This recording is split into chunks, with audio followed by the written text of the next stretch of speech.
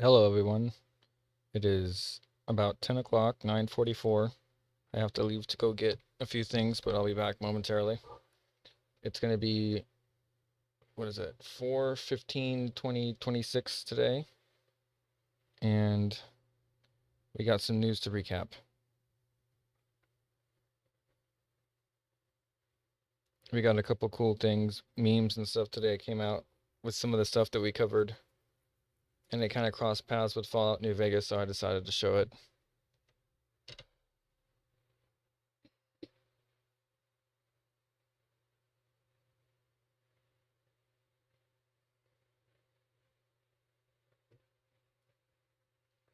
Well, without further ado,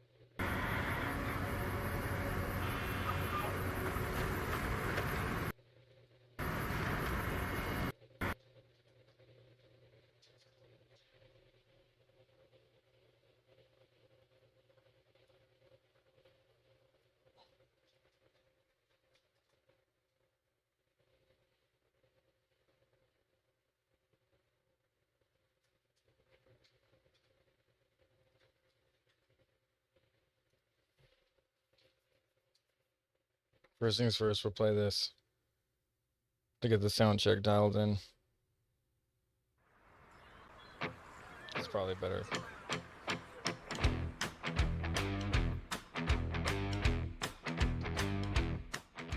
The neon buzz is a hollow tooth, gnawing on the edges of a half-baked truth. I'm a ghost in the corridor, static hum, counting the cracks until the morning comes.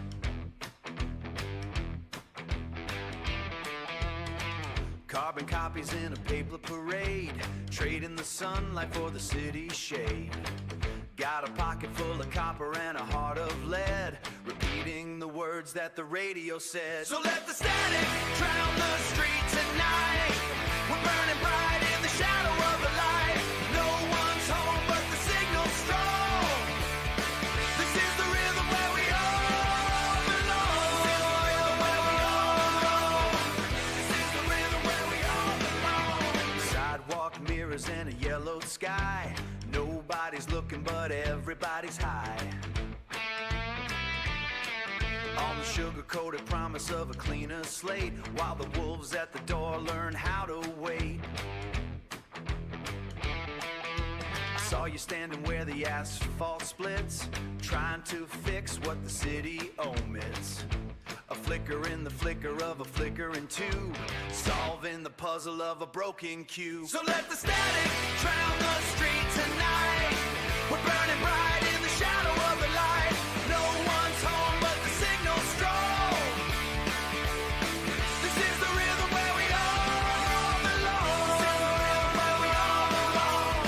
This is the rhythm where we all belong. It's a long way down and the elevator's stuck.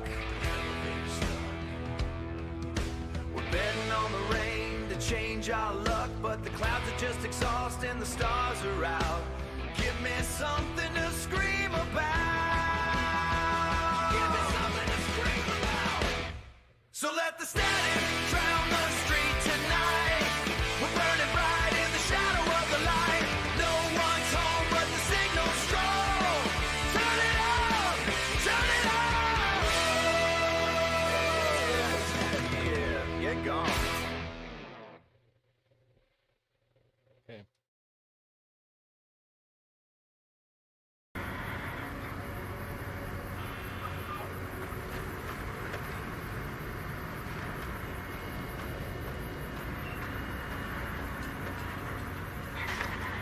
Submit to a credit check or present your passport before proceeding to the gate. Trespassers will be shot.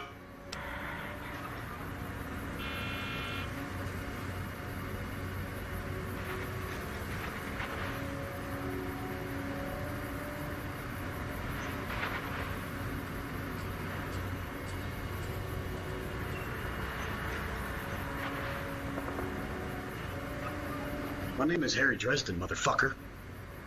Open the door. This is my neighborhood. Open the fucking door.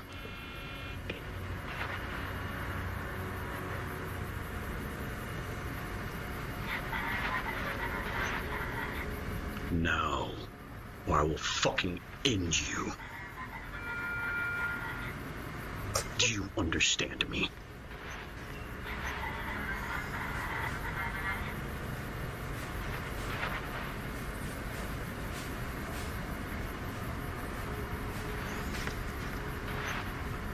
Restricted area. Exterminate.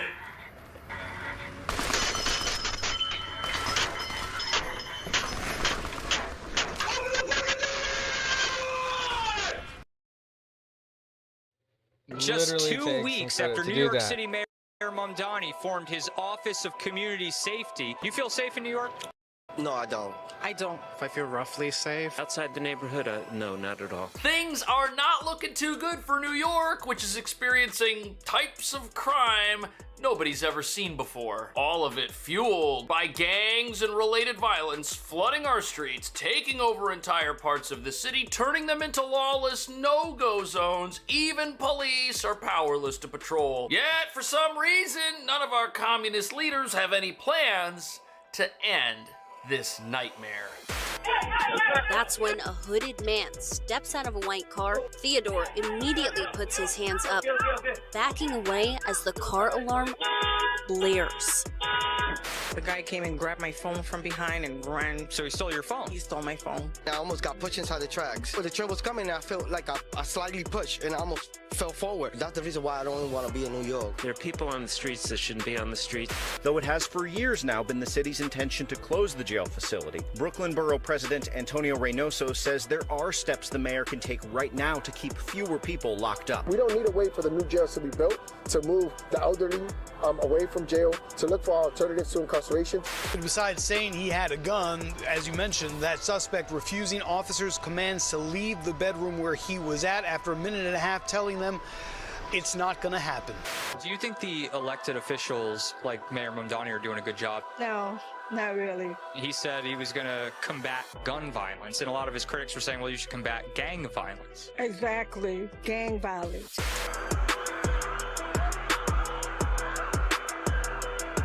So, right on schedule, the powers that be are telling us New York is the safest city it could possibly be. Look at that. But what nobody's talking about is public safety in New York. It's another one of those issues the voters here say they've got a massive problem with, but won't stop voting to maintain. Just like our housing market disaster with rents that now top $5,000 a month because we don't have enough apartments. Yet the voters here are so concerned with taxing and punishing millionaires and confiscating homes from landlords that the idea of solving our housing crisis by letting someone who might have the millions needed to build more apartments never comes up. And public safety is the same thing. We voted for a mayor who said they want to offload the work police do that keeps everybody here safe to some public safety department. Yet at the exact same time, voters are telling us how dangerous the streets are and how there's gangs everywhere and how they need to be protected while their children are chased down the streets and parks are taken over by hooligans. Yet for some reason, the idea of building more jails and filling them up with the violent isn't something here people are at all interested in, as they keep putting politicians into office that want to empty our jails and shut them down in the name of justice. And that brings us to the real reason public safety here isn't just trending in the wrong direction, it's about to fall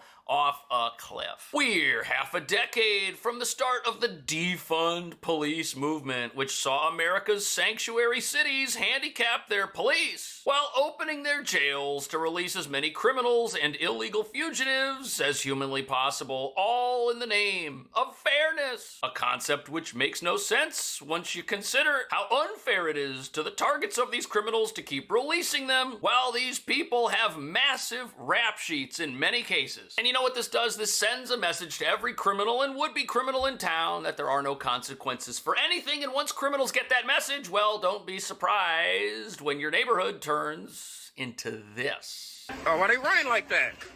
Why they running like that? Why they running like that? What's going on? What's going on?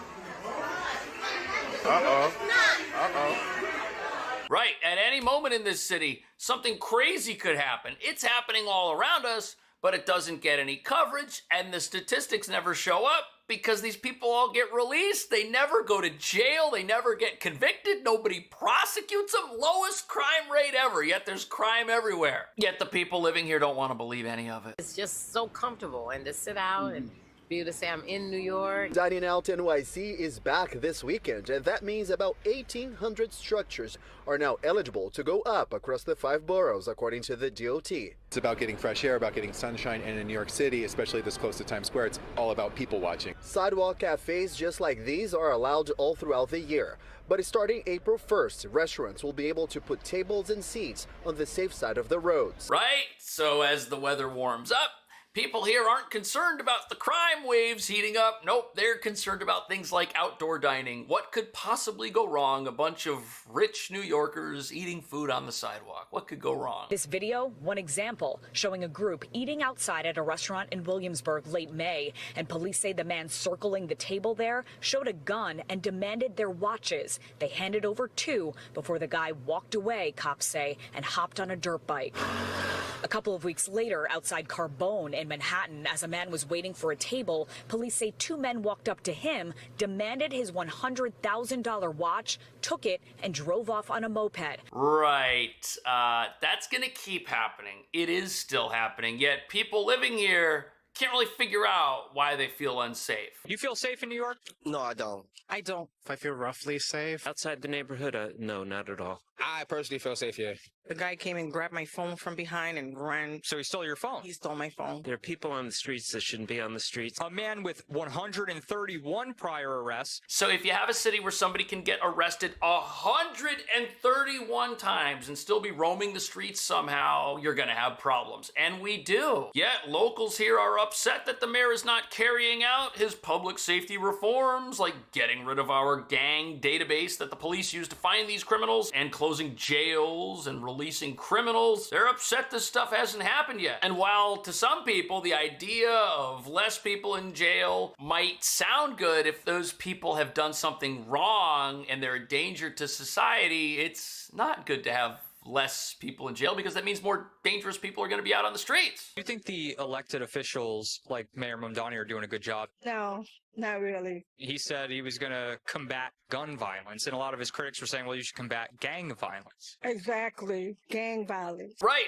Of course the city should be focused on going after gangs and going after dangerous criminals, but that just doesn't seem to happen for some reason. It's almost as if we see dangerous criminals on our streets and we're the law enforcement apparatus of the city. We're supposed to do something about it, and we tell all those criminals, hey guys, get down, get down. We're looking for the root cause of crime. Get out of the way so we can find it. Yes, that's right. Our backwards policies that excuse the actions of the dangerous are what makes our streets so dangerous. These are policies that are forcing out the law-abiding while trying to recruit their children, and if their children won't join up in some gang, well, they get targeted. But if the mayor's not doing anything about crime, what is he doing? And I know that in this moment, for many New Yorkers, that freedom feels out of reach.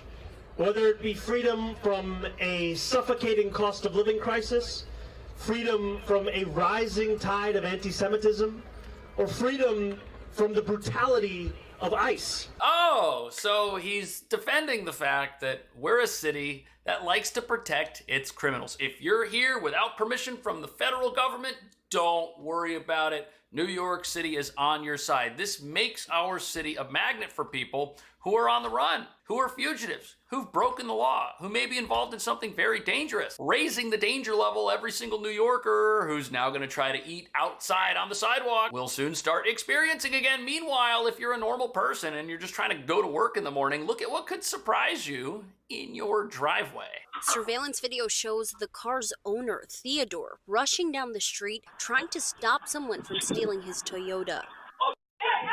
That's when a hooded man steps out of a white car. Theodore immediately puts his hands up, backing away as the car alarm blares.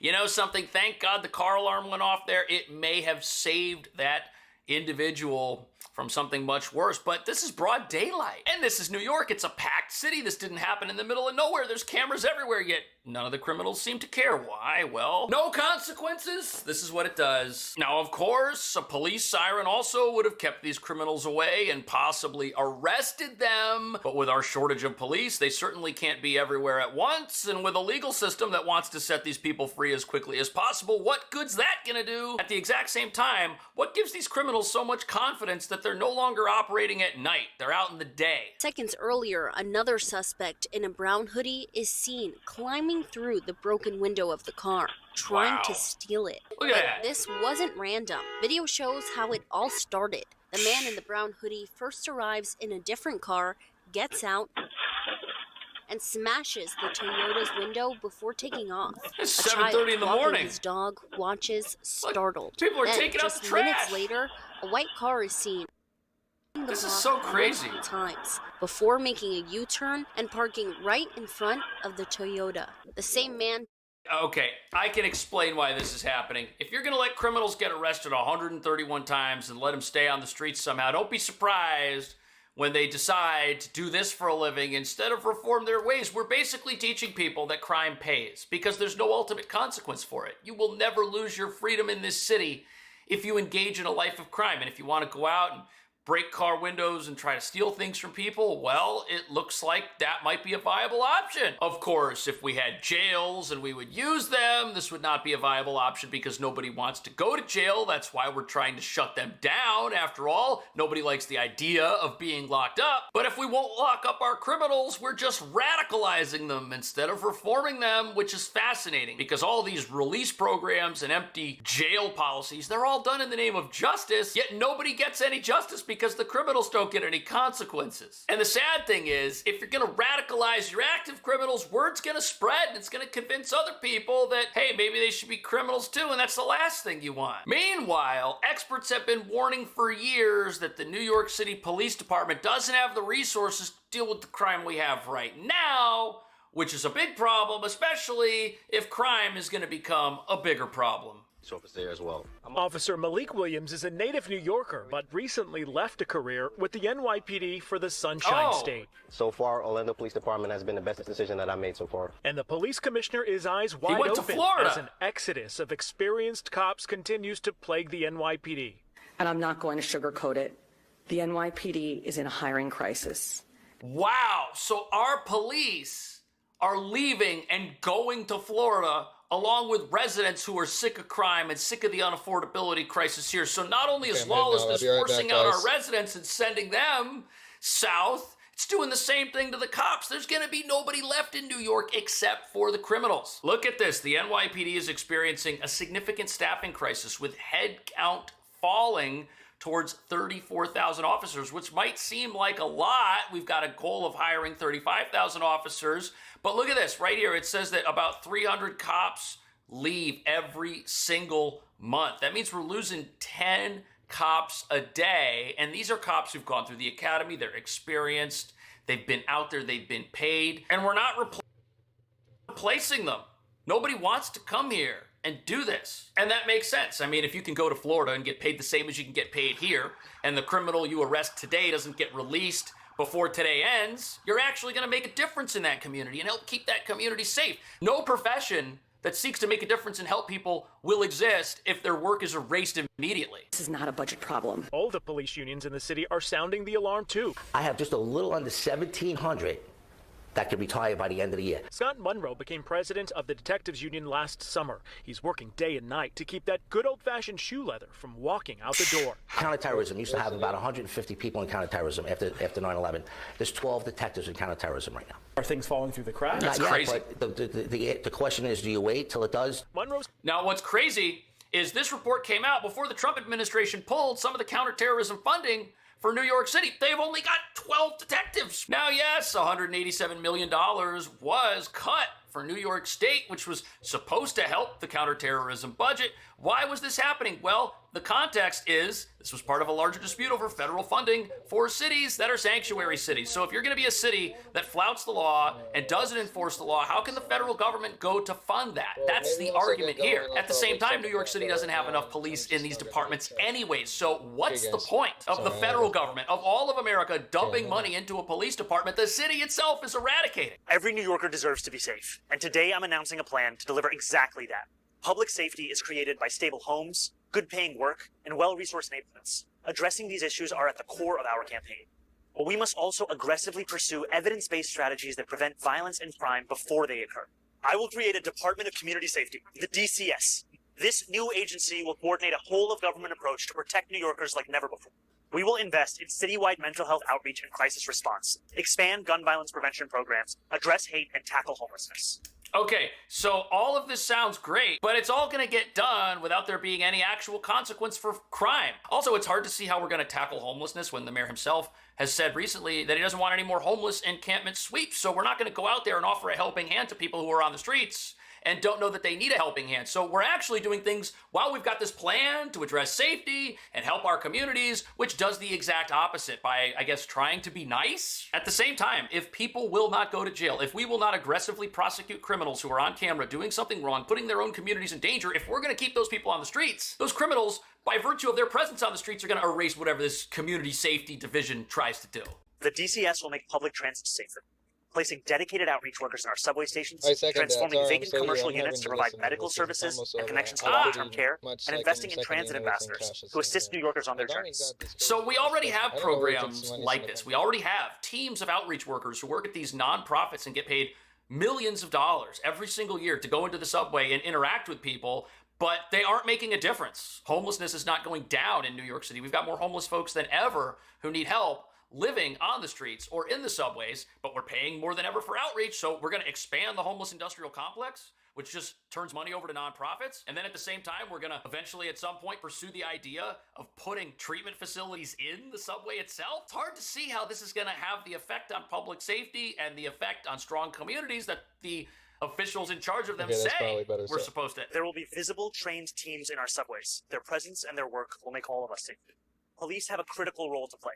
But right now, we're relying on them to deal with the failures of our social safety net, which is preventing them from doing their actual jobs. It's one of the reasons so many crimes are left unresolved.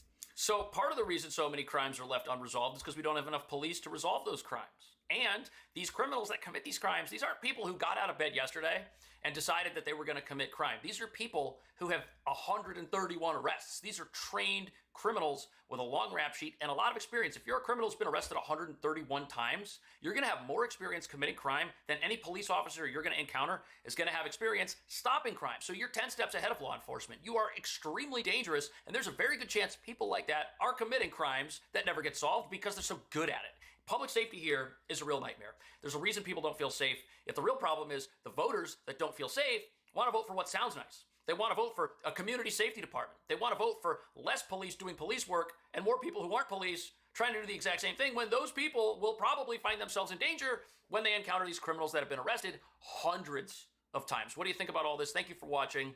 I'll see you in the next video.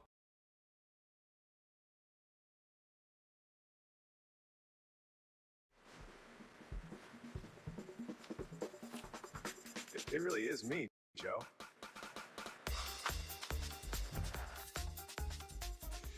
I want to start by giving a tacit apology to Joe Biden. I just was unfamiliar with your game. Over there. Joe Biden was, in fact, one of the single most honest politicians in American history. And what do I mean by that? He was clearly somebody who stole an election from Donald Trump. He would lie all the time to the press. But because of his spiraling dementia and senility, there were just moments where Joe Biden blurted out the truth, a truth that probably is deeply politically incorrect, but he just told stories like this one. This is the famous corn pop story, where the story goes like this. Joe Biden was a white lifeguard at a black pool. A young black man named Corn Pop had too much pomade in his hair. Joe Biden called him a slur, called him Esther, pissed him off, and they nearly fought to the death. Joe Biden acquired a razor blade and a rusty chain and tried to kill Corn Pop. That's the point of the story. And that's not even a story that I'm not sure that Donald Trump would get away with telling. But Joe Biden did. You can call it Democrat privilege, you can call it whatever you want.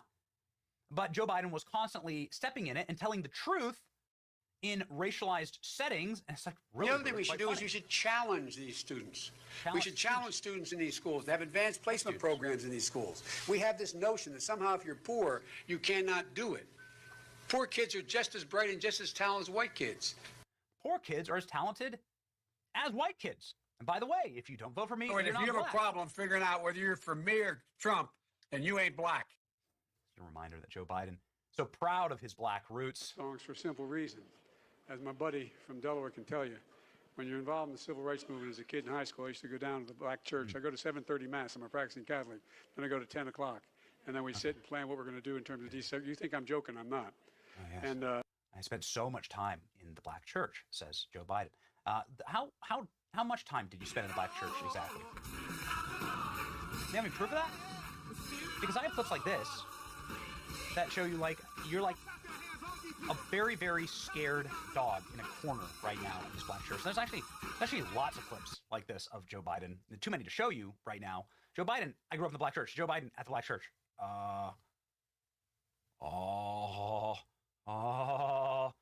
Please, nobody rob me. Nobody remember what I said about LL Cool Great J? artist of our time representing the groundbreaking legacy of hip-hop in America, LLJ Cool J. LLJ By the way, Cool J. That man's got biceps bigger than my thighs. I think he's spent an MC Light. Oh. Biceps bigger than my thighs. And Joe Biden, he is observant, if anything. Like, remember that time that he talked about the guy in his administration, the Secretary of Defense, the black guy? Because I named the Secretary of Defense the black man. Oh, man. You know, you kind of miss it. At the time, black commentators were saying, I miss Trump. Man, where's Trump? Yeah. Get this motherfucker out here. Motherfuckers, they feel like they would rather get it raw. Okay. We've lived through a lot. It's been exciting. And it remains exciting. Very interesting timeline. What are you doing? Excruciating moment as Joe Biden summons black man and calls him Barack on stage. Well, it kind of looks like Barack. But again, not a thing you're allowed to do. Here we go. What are you doing? I want to turn around to one guy and say, Barack, what are you doing? Barack, what are you doing? He points to the black guy. Come here. Come here. I feel like he should be standing on the right and I should be standing on the left. Hey, you done this look at Barack? Anyway, as I say, you done good, fella. Well, you know, I tried. Doesn't he look like Barack? Oh. And what does Barack look like? You know, there's a Joe Biden clip for everything. People are like, oh, there's a Trump tweet for everything. And there is. And there's a Joe Biden clip for everything. Here's how Joe Biden described it. Got the first sort of mainstream African American who is articulate and bright and clean and a nice looking guy. I mean, that's a storybook, man. He's clean. Is this what Joe Biden meant here when he says this guy looks like Barack? Did he call him clean and nice looking? It's storybook, man. Oh. Brennan Carr saying, oh no. Another Biden banger. He's running. Joe Biden could run again for president. Just a reminder. Not term limited. Neither is Hillary. Funniest thing Biden has ever done this decade. I don't know. It's a pretty long list. It's pretty good. This guy looks like perfect level Obama for this to be not funny, not a dead ringer or anything like that. But when you look at him for a second, you go, oh, yeah, I actually see it. People defending Joe Biden here. The replies. He does kind of look like Obama. Joe Biden is dimension-ridden racist. Thinks all black guys look the same. It's funny. Yeah, he does kind of look like Obama. Somebody put him side by side. He does look like, he has the Obama vibes. Okay. Well, he does kind of. The media's our problem. Joe Biden under fire for saying university trustee looks like Barack Obama. So who was this guy? Biden pulls the Syracuse University Board of Trustee Chairman Jeffrey Scruggs to the spotlight, saying he looks like Barack Obama. This was during the unveiling of the 46th president portrait at the law school. They were honoring Joe Biden. Joe Biden brings a black guy on stage and says he looks like Barack Obama and says, hey, you done good, fella. Biden I was after my first year in law school. Let's listen. Even when I got married in Scandalous after my first year in law school, with a huge reception thrown by the Hunter family. And countless Bidens kind of miss it? made the trip up from Delaware and Scranton to celebrate us on that day. Don't you just like kind they of had miss today. it? You miss it just a little bit. Even when I got married in Scandalous after my first year in law. True. All right, ladies and gentlemen. Maybe this is why black voters decided to vote against Joe Biden in the 2024 election. I mean, voting more of a shift toward Trump than you've seen in a very, very large era, especially men under 50. Men backed Trump by wide margin. Black voters moved to Trump. They remained overwhelmingly Democrat, but they still moved to Trump. 15%. Trump doubled his vote with the black vote. There you go. I can't believe that this didn't win. I can't believe that this message didn't win. Even when I got married in Scandalous after my first year in law school. Why wouldn't that attract the black vote? I don't know. It's one of the world's greatest mysteries. Hit your boy Benny, like, share, and subscribe.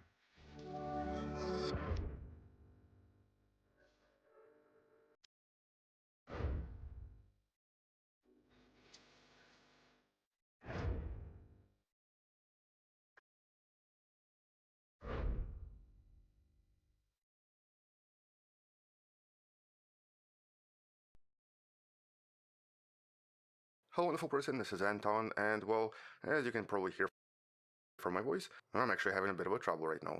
And because of this, in the next few days, I'm probably going to take a break just to recover, which means that this week, you're going to be seeing a lot of older videos, and the videos I didn't really get to post until recently.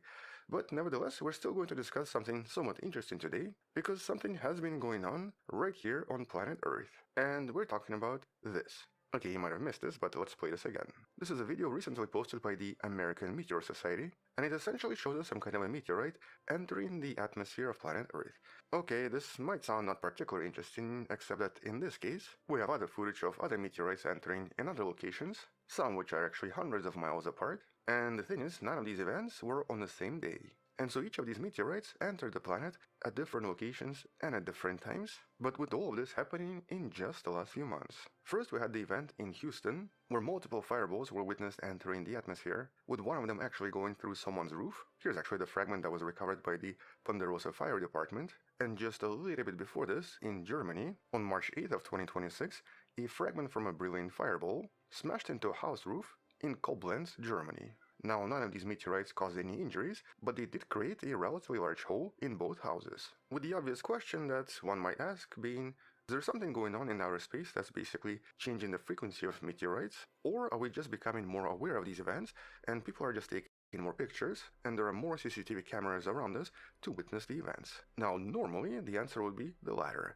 Because of the advances in technology and because everybody today has a cell phone, it's just much easier to capture these events. But despite of this, extremely recently, in March of 2026, the American Meteor Society released this very intriguing analysis suggesting that actually the math and the statistics show us that something has changed, and in just the last few months. And so in this video, we're going to discuss what has been discovered so far, and what scientists believe might have happened or think might have happened, and what all of this means for us right here on planet Earth. Although, just so that we're clear, we're not talking about a huge increase in numbers, because meteorites striking roofs and meteorites being filmed by someone is something that's been happening for many years. You can learn about some of the more famous events in some of the videos in the description. But as of March 2026, we have now been witnessing what appears to be a significant surge in large fireball events across the entire planet.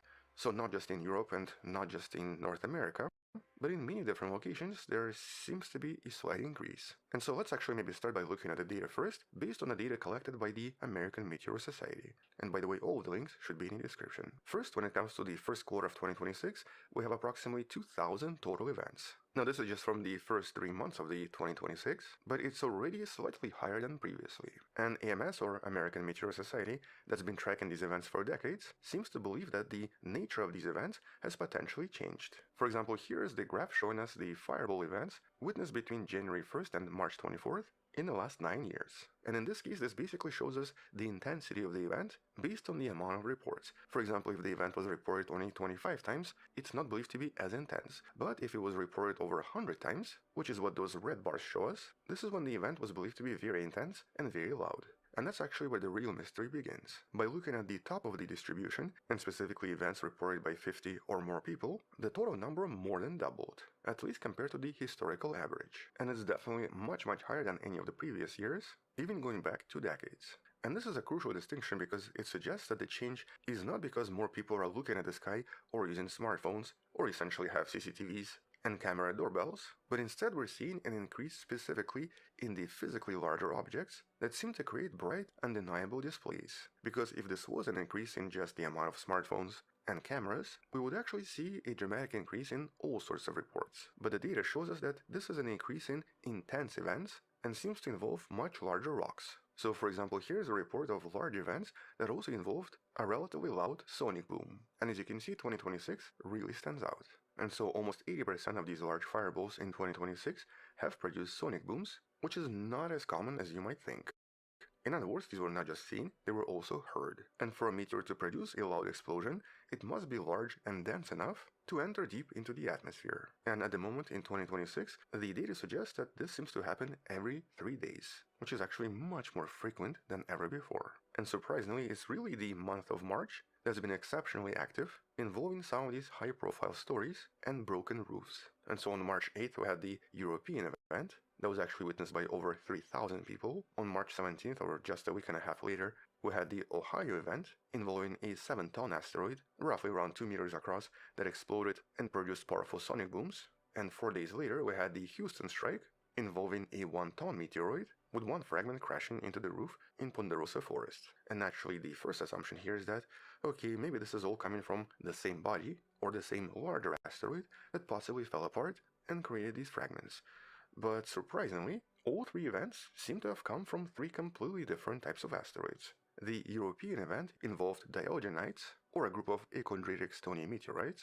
The Ohio event involved eucrites, which usually consist of basaltic rock and are different in terms of chemical and physical composition. And the Houston strike involved the very common chondrites, which are the most common type of stony meteorites. Which of course is really surprising because here it confirms all 3 came from entirely different sources. And the discovery of both eucrites and diogenites within just 9 days of each other is scientifically remarkable, mostly because these are extremely rare types of achondrite meteorites, meaning that they don't contain very small round beads that we usually find in more primitive space rocks. And instead these are much more similar to volcanic rocks right here on planet Earth, and are thus extremely important for scientific research. And most scientists believe that these HED meteorites, or howardites, eucrites, and diogenites, most likely come from the asteroid 4 Vesta, the second largest object in the asteroid belt, and the object that potentially has somewhat similar composition in certain locations. Now this is an object that NASA actually has visited over a decade ago, and so we know quite a lot about it.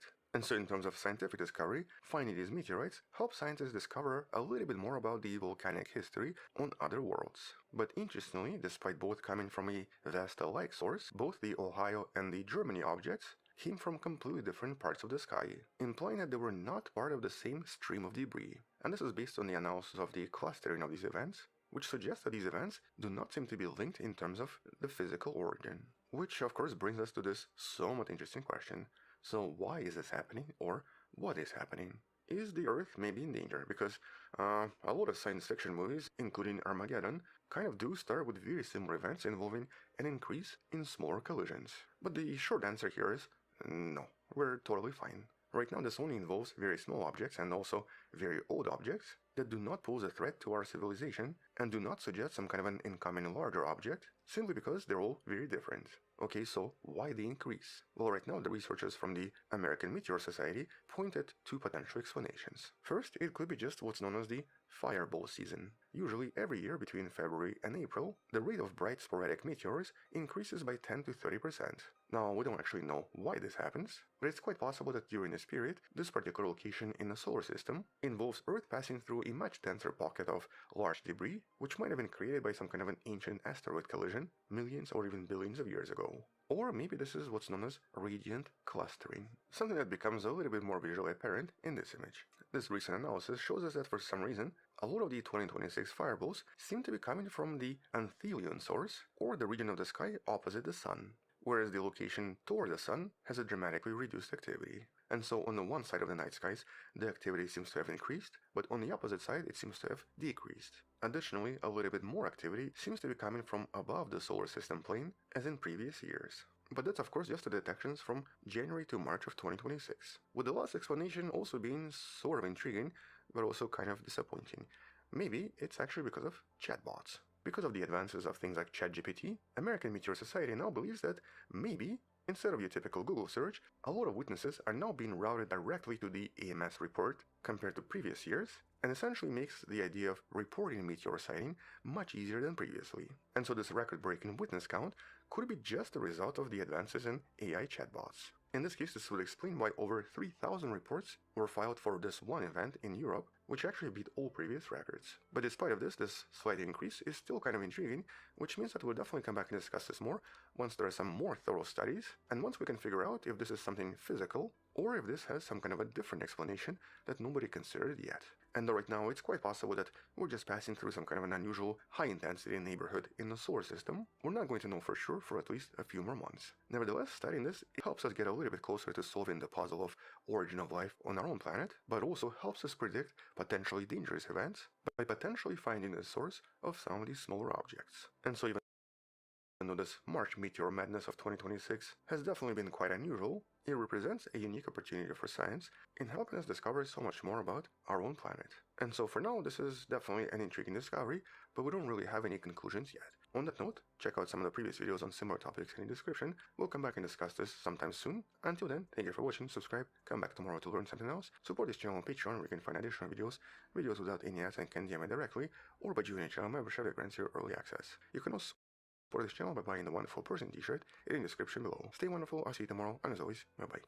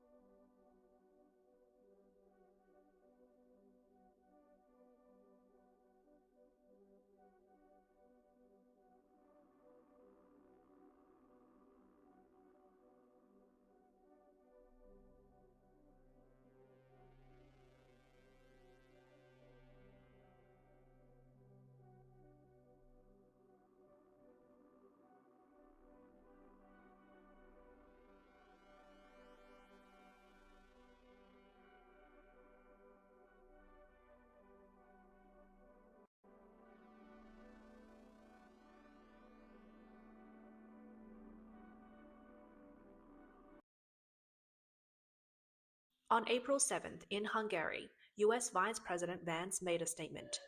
We've got tools in our toolkit that we so far haven't decided to use, which immediately sparked a frenzy online, with people speculating that it could be nuclear bombs or the rumored EMP. The White House quickly stepped in to clarify the US military will not use nuclear weapons against Iran. Alright, that rules out the nuclear bomb. The answer is now clear. Large-scale electromagnetic pulse strike, EMP. Don't underestimate this, it's even worse than a nuclear bomb. We all know what a nuclear bomb does. A single blast creates a mushroom cloud and cities are flattened. Buildings disappear, people vanish, everything is gone. EMP is different. After it hits, you walk outside, you see the building still standing, the roads intact, cars parked where they were, and people still on the streets. Nothing seems to have changed, but you pick up your phone, no signal. Turn on the TV, it's black. Go to the gas station, the pumps aren't working. Go to the hospital, all the equipment is down. Go to the bank, the system is down. Your money is still in your account, but you can't withdraw it. Go to the supermarket, the cold chain is broken. Logistics stopped. Turn on the faucet. The pump station has no power and the water pressure drops until it's gone. The people aren't dead, but the backbone of society has collapsed. This is why EMP is called the civilization ender. It lets you stay alive, seeing that everything is still in place but nothing works. Over time, you'll find it harder and harder to live. How does it work? It's simple. A nuclear warhead is detonated at an altitude of 30 to 400 kilometers above the target country. Note, it's not dropped to the ground, but detonated at the edge of the atmosphere. The gamma rays from the nuclear explosion strike the atmospheric molecules, instantly releasing a huge amount of high-speed electrons. Under the influence of the Earth's magnetic field, this forms a super strong electromagnetic field that covers thousands of kilometers. This field comes down from the sky, destroying all electronic devices without military-grade shielding, from a missile-guided ship to household appliances. EMP has a more sinister side. It's clean in the eyes of international public opinion. There are no mushroom clouds, no death tolls in the millions, and no panic from nuclear radiation.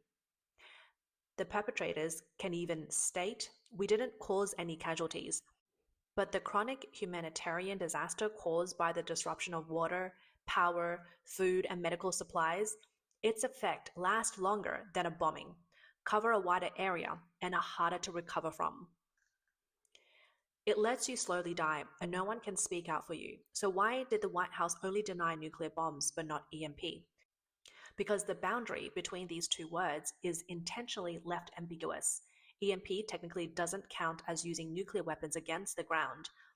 The warhead is detonated at the edge of the atmosphere with no shockwave or radiation reaching the ground.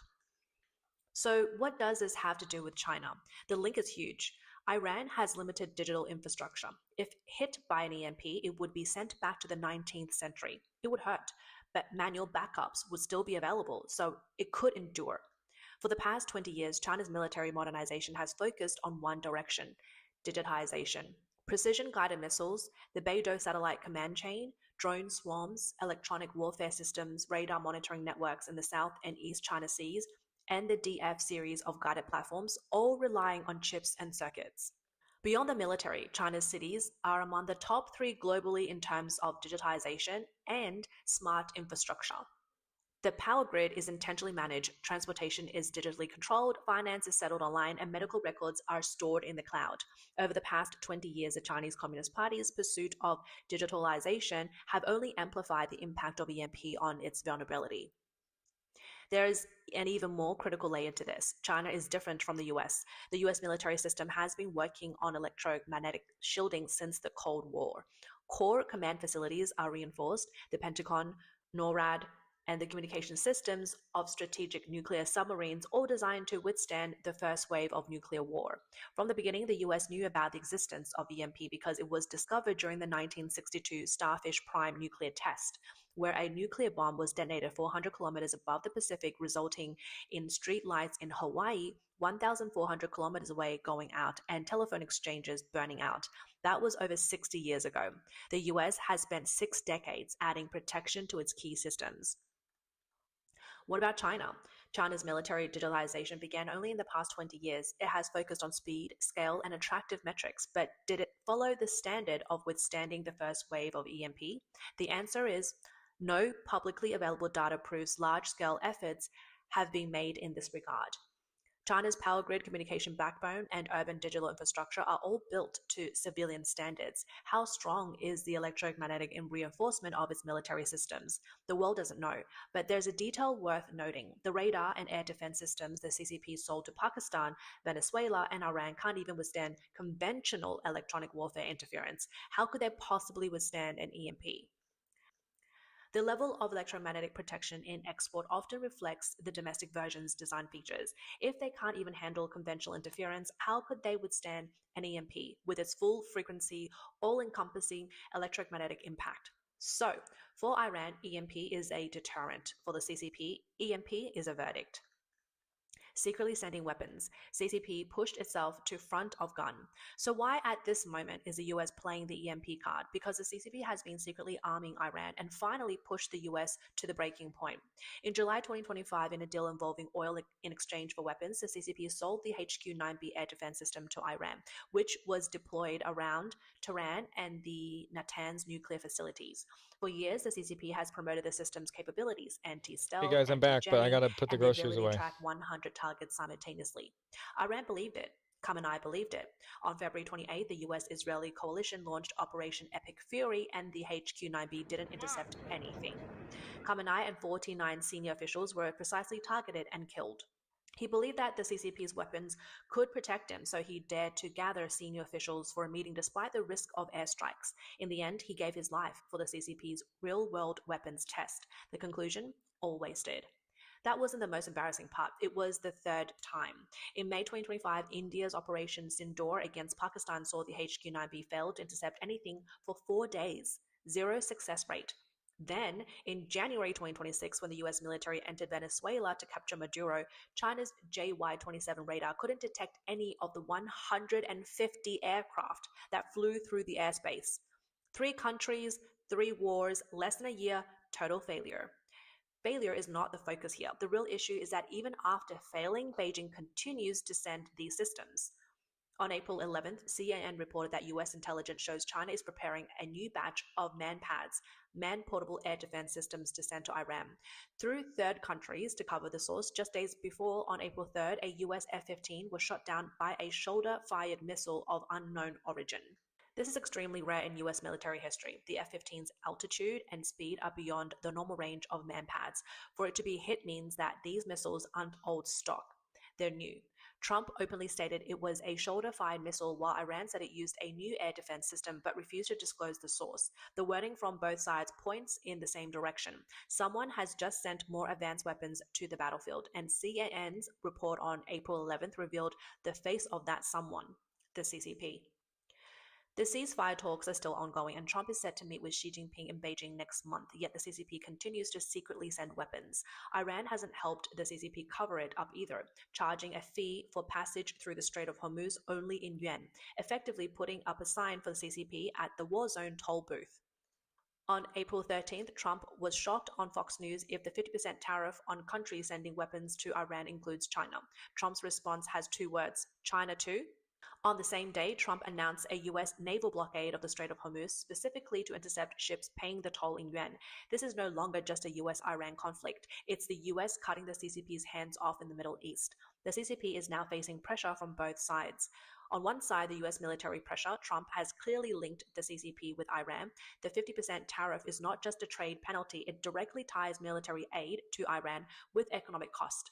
In the past, the CCP secretly sold weapons, moved oil, and sent parts. The US knew, but didn't publicly confront the CCP. Now that confrontation is out in the open, Trump named it on camera, while the White House made the statement and CNN headlines the story. The CCP's strategically ambiguity on Iran is now gone. On the other side is a collapse of trust. News about the HQ-9B failing in 3 wars has spread worldwide. China is the world's 3rd largest arms exporter, and the HQ-9B is a flagship product. Now the countries that bought the system are reconsidering, did they really purchase an air defense system or just peace of mind? What's more embarrassing is the CCP's response, blaming Pakistan for not using the system, demanding the destruction of evidence, and having the Ministry of Foreign Affairs claim that China never export weapons to warring countries. The battlefield evidence from 3 countries is there, but the CCP's response is denial and deflection. This tells potential customers worldwide, if something goes wrong, I won't take responsibility. In the past, Chinese weapons were marketed based on being cheap, with prices only 30 to 50% of Western counterparts. But now, behind the cheap comes one more word: ineffective. What's worse, the HQ-9B the CCP sold is the exact same system deployed in Beijing, Tibet, and the South China Sea. If the export fails in 3 wars, can the domestic version really withstand the test? Taiwan has calculated this more than anyone. Taiwan's Han Quan exercises in recent years have repeatedly practiced a scenario: how the surviving troops will counterattack after the first wave of a saturation strike. Taiwan's imagined enemy has never been how many missiles the PLA has, but whether the air defense system can protect the follow-up operations after those missiles are launched.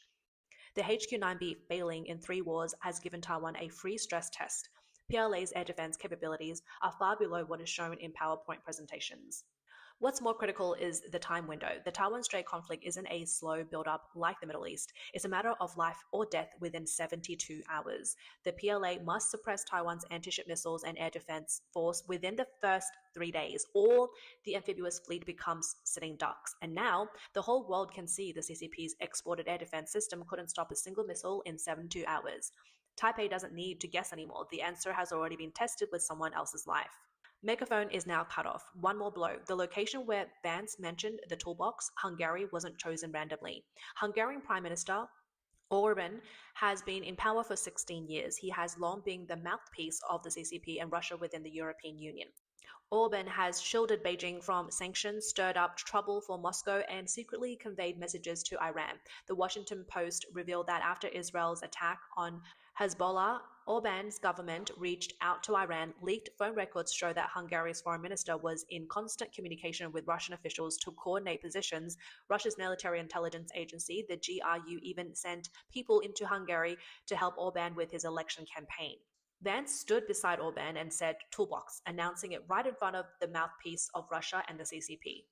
What happened next? 5 days later, on April 12th, Hungary held elections. The opposition party, Tisza, won 138 seats. Orban was left with only 55 seats. A crushing defeat. The voter turnout was 76.5%, the highest in Hungary's democratic history. The newly elected Prime Minister, Peter Magyar's first words were, "We've taken our country back." EU Commission President Ursula von der Leyen said, "Hungary has chosen Europe."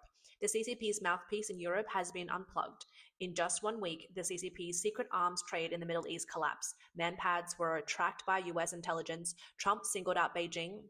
The Navy blockaded the Strait of Hormuz, and the 50% tariff was looming over its neck. Its political influence in Europe was also severed. Orban was ousted from his 16-year-old hold on power. Hungary pivoted towards the European Union. The weapons trade collapsed, the political influence was cut off, and the deepest part of the US toolbox, the one meant for the CCP, has been opened. What will the CCP do now? Continue secretly sending weapons to Iran? The US is already watching. Intelligence is tracking, Trump has named it, and tariffs are set. If it continues, it's no longer a covert operation. It's openly defying the US.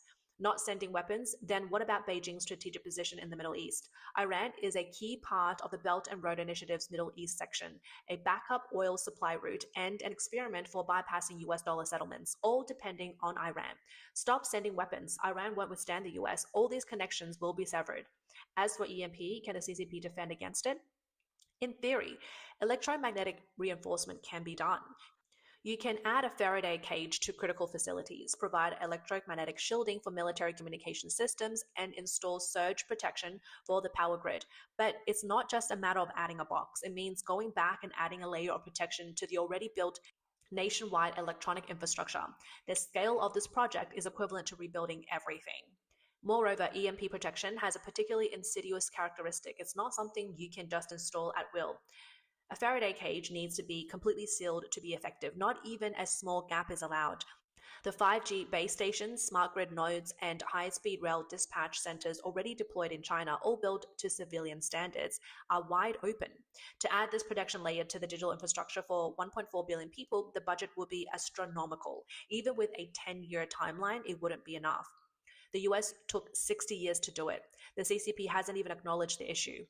And the CCP faces a paradox. The more publicly it works on EMP protection, the more it admits to the world, "I'm afraid of this." Acknowledging fear in itself exposes a strategic weakness. So Beijing's choice isn't reflection, but denial. They pretend EMP doesn't exist, continue to promote the idea of electronic military, and keep boasting about the HQ series' world-class capabilities. But reality doesn't disappear because you deny it. Vance's mention of the toolbox has already been made. The world heard it, and the CCP heard it too. There's only one person making all the decisions, and electronic military and intelligent warfare. This is the direction Xi Jinping personally wrote into the report at the 20th National Congress. The Belt and Road Initiative's Middle East section, in oil in Yuan, the secret arming of Iran, all these steps went across his desk. With one hand, he pushed China to become the world's most digitally advanced military force, and with the other hand, he pushed the US to open the final layer of its toolbox. The CCP has spent 20 years chasing this goal, only to become the country's most afraid of EMP in the world. This may be the largest boomerang of Xi's move. He personally bet on electronic military, approved the secret arming of Iran, and made China the most vulnerable to EMP. And he didn't leave any room for himself to escape.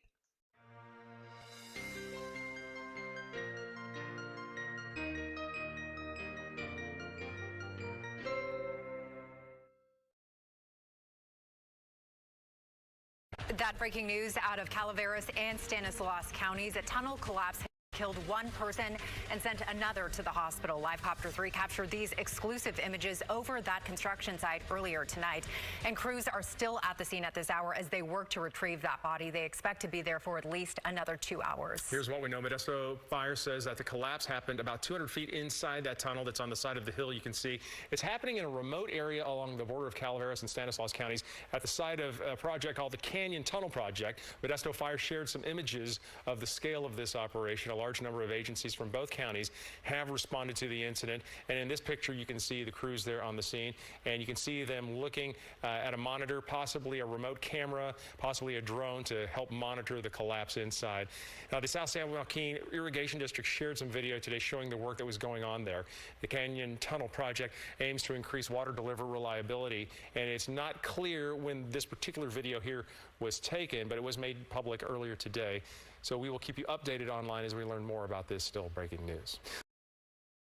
At least 121 empty oil tankers are making their way to the U.S. as of right now. There was that kind of wild conspiracy theory looking video about maybe Trump is losing the war on purpose so we can make the entire planet more dependent on American resources, and it almost seems like that's exactly what happened. I'm not saying he was prophetic or he did this on purpose, but it really seems like this is what's happening. A ship tracking firm reports 121 empty oil tankers are making their way to the United States of America.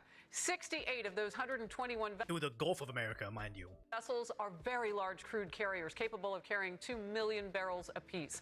President Trump has urged countries squeezed by Iran's disruption of the Strait of Hormuz to turn to American energy supplies. Because we've also said that we're going to start blocking the Strait of Hormuz. The funny part is, Iran can do it all the time. Everybody's going to say, oh, you know, this is a wartime, like, you can't, we're going to try to negotiate. America says, hey, we're going to block the Strait of Hormuz, and all of a sudden it's a problem.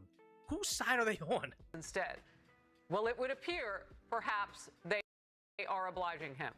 They are listening to Trump. The president told Fox, quote, China can send their ships to the U.S., China can send their ships to Venezuela, while also saying that empty oil-carrying ships from many nations are all headed to the U.S. to load up. That from the president of the United States. It's happening, but everybody's all asking, well, why aren't they reopening the Strait of Hormuz? They had a ceasefire agreement. It almost immediately melted down. We sent J.D. Vance to go talk to them over in, I think, Pakistan, I believe. In 24 hours, they weren't able to actually get a deal done. Why are they still blocking it? Well, one, it's advantageous for America.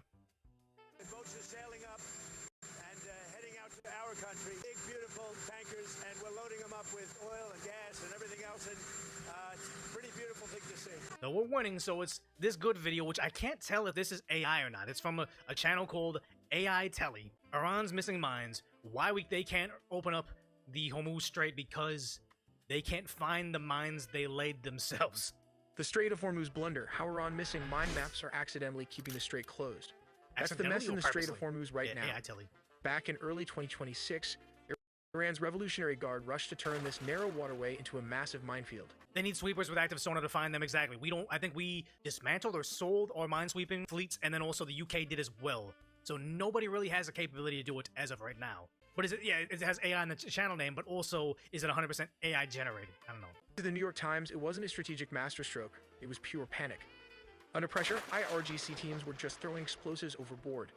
They were so focused on blocking Western warships that they didn't bother to record GPS coordinates or lay them in any kind of traceable pattern. Which makes me wonder, was this operation done by Iranian leaders that have since passed away in this war? They saw the last 40 of them getting blown up, and then they knew, okay, the next 50 of us are getting blown up now, so if we can't have it, we're just going to make certain that nobody can use the Strait of Hormuz, which is yet another, and I'm not saying I believe in WMDs existing again, but I'm saying this is yet another reason why we wouldn't necessarily want them to have a nuke. They didn't just lock the door, they welded it shut and tossed the blueprints.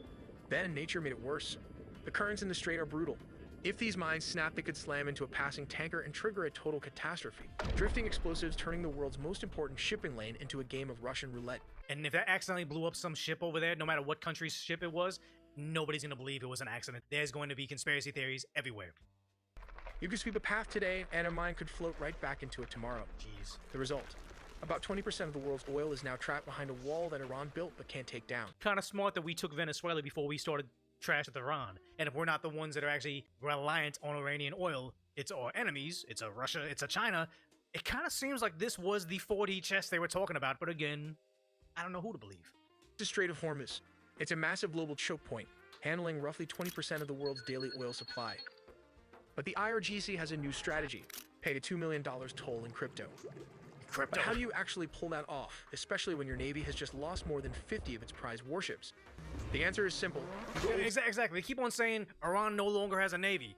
We bombed all of Iranians' naval ships. Iran now doesn't have a Navy. It's like, I thought they were all gone like the day one. How come they keep on finding new ships? School, you bring back World War II style tactics. Enter the Mosquito Fleet. Instead of relying on massive, easy-to-target destroyers, the IRGC Navy uses a swarm of fast inshore attack craft. We're talking about incredibly quick, small fiberglass boats, classes like the Ashura, the Turek, and heavily modified Boghammer speedboats. But how do these speedboat attack U.S. warship? The Islamic Revolutionary Guard Corps Navy operates hundreds of small, fast attack craft armed with heavy machine guns, rockets, and anti-ship missiles. The tactic here is simple, but deadly. Instead of trying to fight a U.S. destroyer one-on-one, which they would lose, they deploy dozens of small boats simultaneously from every direction. You say, what is it, IRGC has no strategy, they're just flailing and finished dead men walking. I don't really know if there's a strategy right now. It's just desperation mode, like rat in the corner. I don't think there's a strategy. I think it's just, they still have a religious fundamental leadership group, so it's just fanaticism at this point in time. They're gonna go until the very end, I think. The goal is to overwhelm the U.S. ship's defensive systems, like the Phalanx, by presenting more targets than the ship can track and destroy at once. And they don't stop at military hardware. They actively deploy dual-use craft. To the untrained eye, these look like everyday fishing dhows or commercial trawlers, So like but terrorism. They're secretly outfitted for covered military ops. It's a trap. So how If we exactly bomb do these them, it tiny looks like we boats bombed a deploy fishing heavy boat. naval mines? Since they are dedicated, large-scale mine layers, you won't find any high-tech, automated track systems here. Their methods are incredibly low-tech. He said Iran had a bigger navy than Britain, who only had 60 ships compared to the 300 for the U.S. Let that sink in. The U.S. are the only defense for the Western world. Exactly. I'm no fan of this war, but I am like that all of our leadership, top to bottom, is like, wait, we're fighting in a war in Iran. We want NATO's assistance, and you're saying we can't use your landing strips. You can't fly over our country. Why are we paying for your safety? Why are we supplementing it? And why are we giving NATO all this stuff if you're not going to help us get our missions done? Why would we defend you? If we pull out of NATO, none of these European countries are going to be able to have all their socialist ideals. They're not going to be able to have free healthcare, whatever they feign to provide. They're going to need to defend themselves from these Russia, your Middle Eastern countries. The American taxpayer, should not be on the hook just to protect them. And I'm a fan of this newfound knowledge that everybody knew for a long time. But in a tight bottleneck like the Strait of Hormuz, they are lethally effective. It usually comes down to the stern drop method. The mines are simply strapped to the back deck of a small boat. Once they get their target coordinates, the crew literally just rolls or pushes these massive explosives right off the stern and into the water. So there was no off-ramp Some to of the this slightly larger style boats attack. might have basic metal rails to help slide them off, but really that's about it. This bare-bones setup is absolutely perfect for hit-and-run tactics. Guerrilla The whole warfare strategy in relies on the ocean. speed and stealth. A small speedboat can dart right into the busy shipping lanes, hide under the cover of darkness, or just blend in with regular civilian traffic. They drop 2 or 3 mines in a matter of seconds and then floor it back to the safety of the Iranian coastline, long before heavy U.S. warships can even get a lock on them. And correct me if I'm wrong, guys, are we starting to realize that super carriers are outdated in modern warfare with drones, with those tiny little fiberglass ships? I kind of feel like, yeah, we have the most super carriers, but if it comes to something like Haiti's hit with a massive earthquake or Japan has a tsunami, yeah, you want a super carrier over there to provide that much aid, like a state's worth of aid in one week. But are they obsolete? Kind of, right? We need them for air superiority, but if we can't, like they keep on talking about the Korg Island, we take it, we have air superiority, but it's like we can't stop a billion drones from coming over there and attacking if we don't have some sort of, I guess the anti-drone technology would be like an EMP, but wouldn't it shut off the aircraft carrier as well? Okay, I don't know. It seems like unless your carrier has massive amounts of 88 drones, it's obsolete. And that's what I think, where China can park a whole bunch of cargo ships off the coast of Los Angeles by Long Beach. One of them has a billion drones in it. Why would you build an aircraft carrier that is obviously carrying all that? We have laser weapons. Fiber optics are not vulnerable to EMP, so there has to be something else then. And the weapons themselves. These little boats are tapping into an estimated Iranian stockpile of anywhere from 2,000 to 6,000 devices. They drop everything from simple contact mines, which float near the surface and explode on impact, to advanced bottom mines. Those sink to the shallow seafloor and just wait, patiently listening to detonate the second they detect the acoustic signature of a passing supertanker. How the U.S. is using the preemptive capability destruction to strike the 16 mine-laying ships. This is strategy 1. Instead of waiting for the mines to hit the water, which would force dangerous mine clearance operations right under enemy fire, the U.S. took action first. They struck the vessels before they could even deploy. It's a textbook preemptive denial strategy: destroy the enemy's means of attack before they ever get the chance to use it. Here comes strategy number 2, intelligence coup precision targeting. This strike wasn't a guess. It was the direct result of highly actionable intelligence on Iran's operational plans. The U.S. layered signals intelligence from RC-135, maritime surveillance from P-8 Poseidons, and human intelligence. This allowed them to pinpoint It sounds good, but then we didn't stop those tiny fiberglass ships from dropping all those mines, so it almost seems like they kind of won this one, right? But I guess if we wanted them to block the Strait of Hormuz, 40 chests, they blocked the Strait of Hormuz, we blocked the Strait of Hormuz, buy oil from America or Venezuelan crude that we can process, and that we can provide some freedom to Cuba so we have our strait open too. I mean, I'd like to think this was a game of 40 chess to allow this to occur, but it kind of seems like we tried, but we failed. Exactly which vessels were the mine layers where they were parked and exactly when they were most vulnerable. That brings us to strategy number 3, striking vessels while moored. Most of these targets were actually docked at the time of the attack. Hitting a stationary ship is infinitely easier, safer, and more precise than hunting down a moving target out on the open ocean. Plus, it completely eliminates the risk of a missed shot causing an unintended international incident in a heavily trafficked strait. Strategy number 4 is the dual target doctrine. By hitting both the mine-laying vessels and the mine storage facilities at the exact same time, the operation guaranteed that even if replacement boats were available, there wouldn't be any ordnance left to arm them. It's a layered approach designed to maximize the strategic impact of a single coordinated operation. The US didn't just use one weapon, they threw the entire playbook at the Mosquito fleet. They used Hellfire missiles fired from drones against small boats, and launched long-range cruise missiles from Navy destroyers right off the coast. And to finish the job, heavy strategic command bombers dropped massive 2,000-pound GPS-guided bunker busters to completely wipe out the boats while they were still sitting in their storage facilities. I guess they didn't win, but then the strait is still closed, so it's almost like a stalemate. This is the U.S. Central Command comeback footage where a Hellfire missile engaging enemy mine-laying vessels. Pausing on this still image confirms its identity as a Hellfire, a munition frequently deployed from this MQ-9 Reaper drone. This vessel is one of 16 destroyed by this type of munition. It underscores a crucial point. Understanding how these small missiles operate is key to understanding how they turn the tide of a conflict and destroy a small navy with a small drone, allowing the missile's guidance to predict where the boat will be and adjust its flight path to hit the target. Speed and maneuverability matching. Hellfire missiles travel at speeds greater than Mach 1, over 760 miles per hour, 1,225 kilometers. You said, didn't we train dolphins for this? I unironically was thinking the same thing. I'm like, wait, where are the mine-sweeping dolphins? Was that a lie? Kilometers per hour, which far outpaces the speed of the boat. This allows the missile to quickly close the distance and make fine adjustments during its flight to strike a moving target. The missile's guidance system is designed to compensate for evasive maneuvers by tracking the kamikaze dolphins. No, I think they could not. They wouldn't set it off because they said the mines are detecting the acoustic signature of a boat coming nearby. A dolphin is just, they're just cutting through the water. How come they can't deploy these guys? Or is it a lie? Or is it just more USAID omnibus spending bill nonsense? I was like, yeah, we're gonna train dolphins. We're gonna get them real high, and we're gonna give them mine defusal kits like the Ninja Turtles on the Nintendo 1. It's gonna be great. It's gonna cost us $500 million, but it's gonna be worth it, guys. Oh, where are those mine-sweeping dolphins? Oh no, we were high. We didn't actually make those things. Continuously adjust for changes in direction and speed as it hones in on the target. Paired with the MQ-9 Reaper drone's continuous real-time tracking, enabled the missile to accurately follow, anticipate, and destroy a fast-moving boat traveling at speeds up to 69 miles per hour. When you add it all up, the U.S. has taken out over 60 warships and submarines in a span of just 10 days. First up is the Jushin.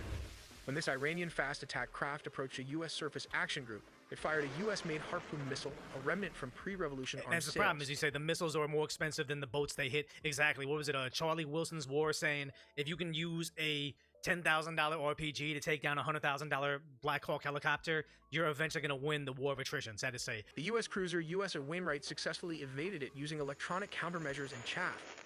The U.S. ships instantly returned fire, sinking the Jushin in what became the world's first ever missile duel between warships. Then came the Sahand. This Iranian frigate sailed out to challenge the U.S. fleet and fired at passing aircraft. The response was immediate. Navy attack jets and the destroyer USS Joseph Strauss swarmed the vessel, pummeling the Sahand with missiles and heavy bombs until it caught fire and ultimately sank after its own munitions detonated. Later that same afternoon, a third ship, the Savolan, tried its luck.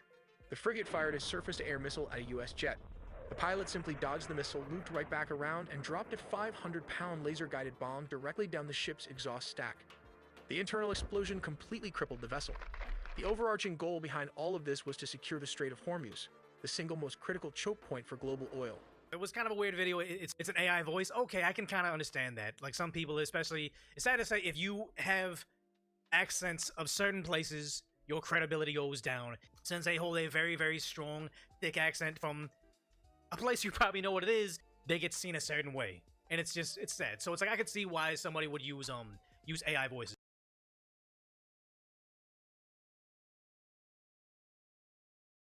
Name 3 names for your lady parts. Mini Moose, a JJ, and a pizza.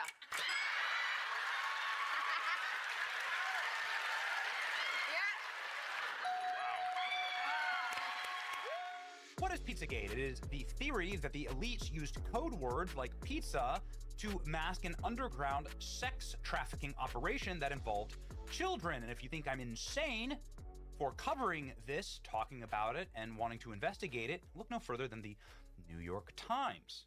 Libs would say that I'm a conspiracy theorist, but what about the New York Times saying here that underscoring how mundane stretched into the potentially conspiratorial, frequent references to pizza in the Epstein files give fresh life to the discredited Pizzagate conspiracy theory, in which prominent Democrats were said to be torturing and raping children in the basement of a Washington restaurant. In an email exchange, Epstein, with his urologist, kept talking about getting refills available for pizza and grape soda.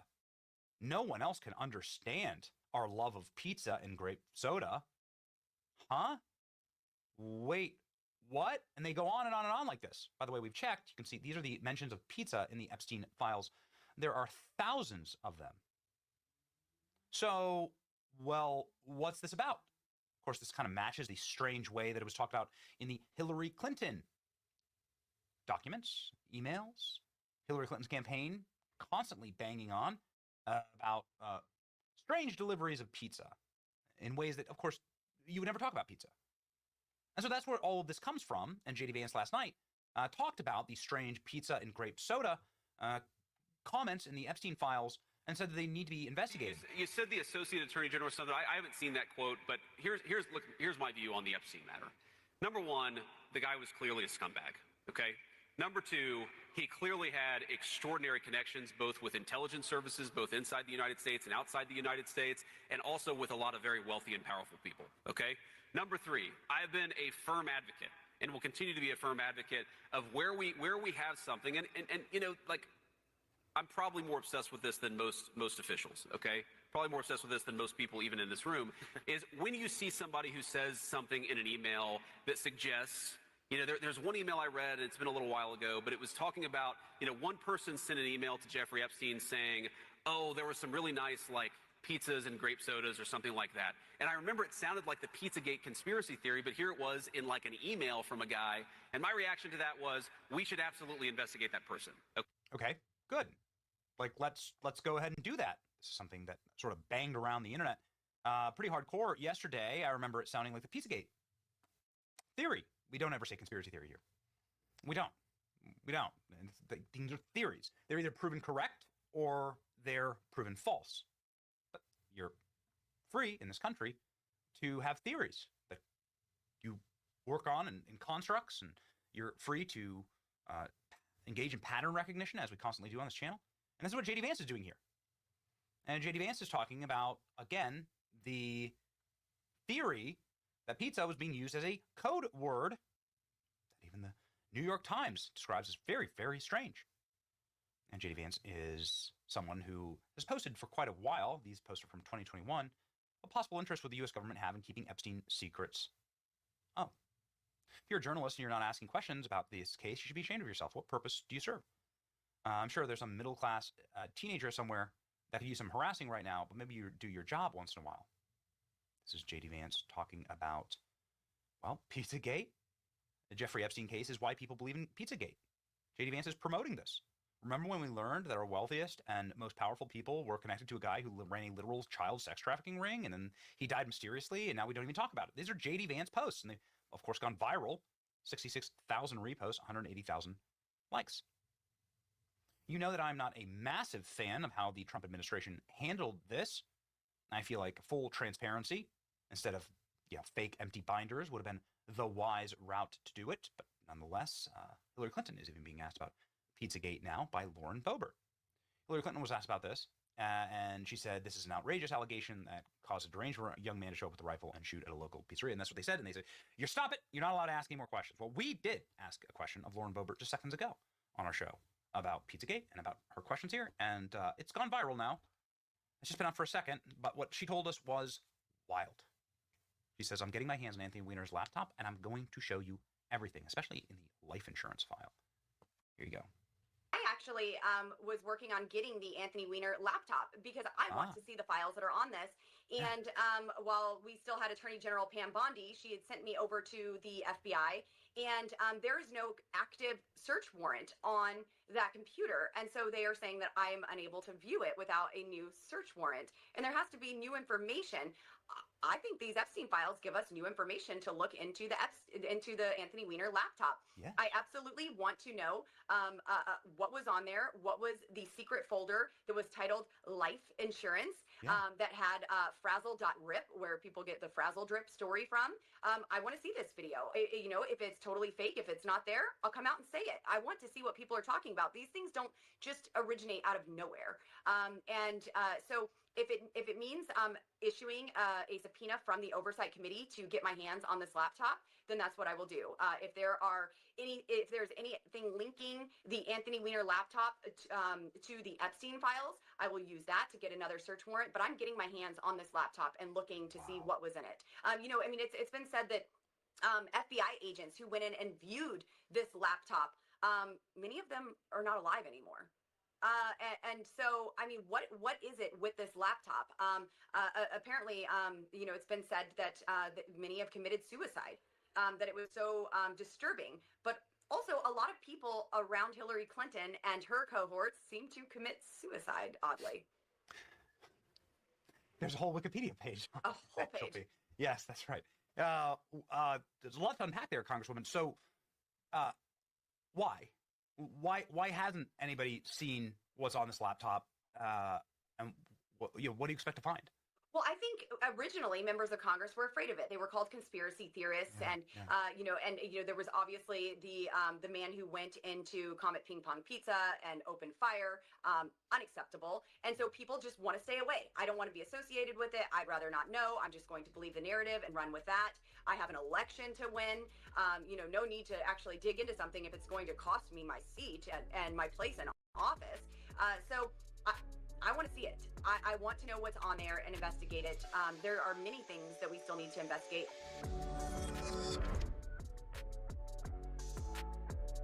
Had to put the pizza in the oven, folks. Bear with me here.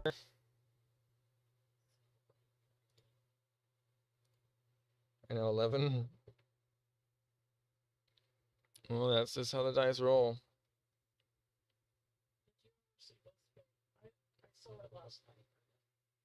We're going to pause this one, and I'm going to, because it's already sped up, I'm going to take it off of high speed, because it messes with the whole illusion of what they're trying to do here.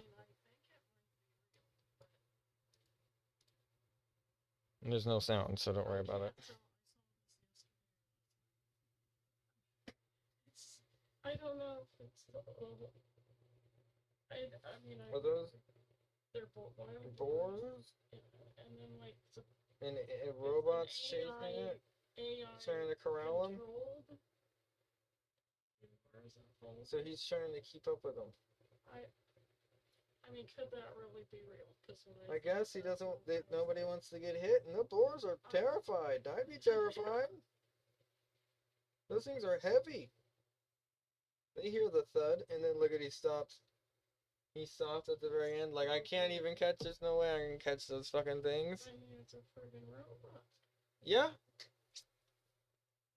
And I was wondering why is there a backpack and somebody commented. That's where the batteries are. So weird.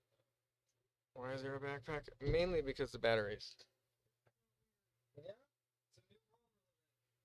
It's just too strange. Ukraine just took over and even captured real Russian troops with an army of only robots. Yeah. Like, Wait, what? Where? Ukraine war. Just that first time. Yeah, like bring it up. Just all robot army. Yeah, all synthetic, all drones, all different types of ATV drones, like a fucking bomb-proof and shit. It's crazy. Well, I like that because then not as many people get killed. Yeah. Yeah. Oh, I love it, but Russia hates it. That's why they're surrendering. I mean, I don't like if that killed people, but I like that it like the Civil War. For defense, you can't fucking beat it. You can't beat it.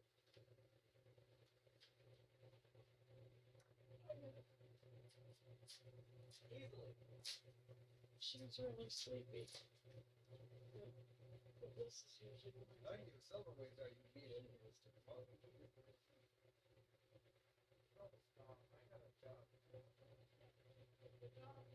No! You moved into the studio and I am having to do this shit. Yeah. You see this one? I'm moving into here. Give me a show. Why can't we get a show? Why can't we get some $10 with the wood? I'll put it together myself. Remember the other problem is the people they put out through the doors. So we can either get woken up in there or woken up in here, and we have to get it. If you do, that's no game. That's not fair. Might as well take you back into the RV.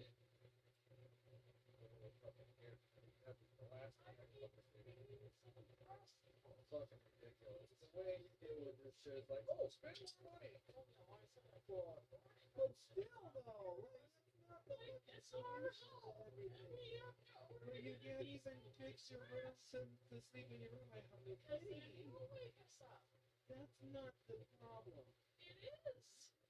You can sleep like fucking hell. I'm saying it's part of the problem.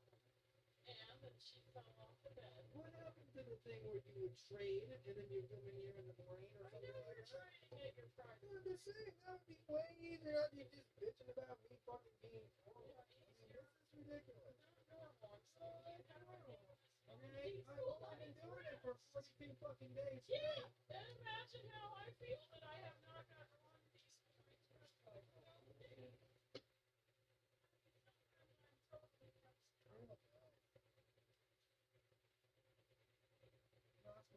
Because you don't pay attention!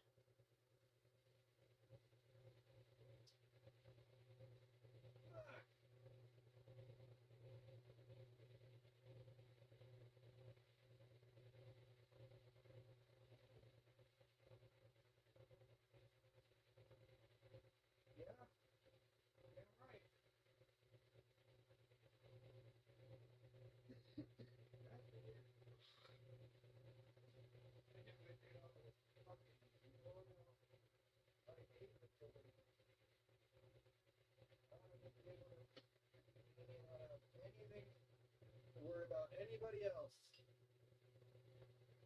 Something around me, I don't have to worry about that no more. I'm okay. You're about fucking, I don't care. Now, oh shit, I need to get the fuck away from you.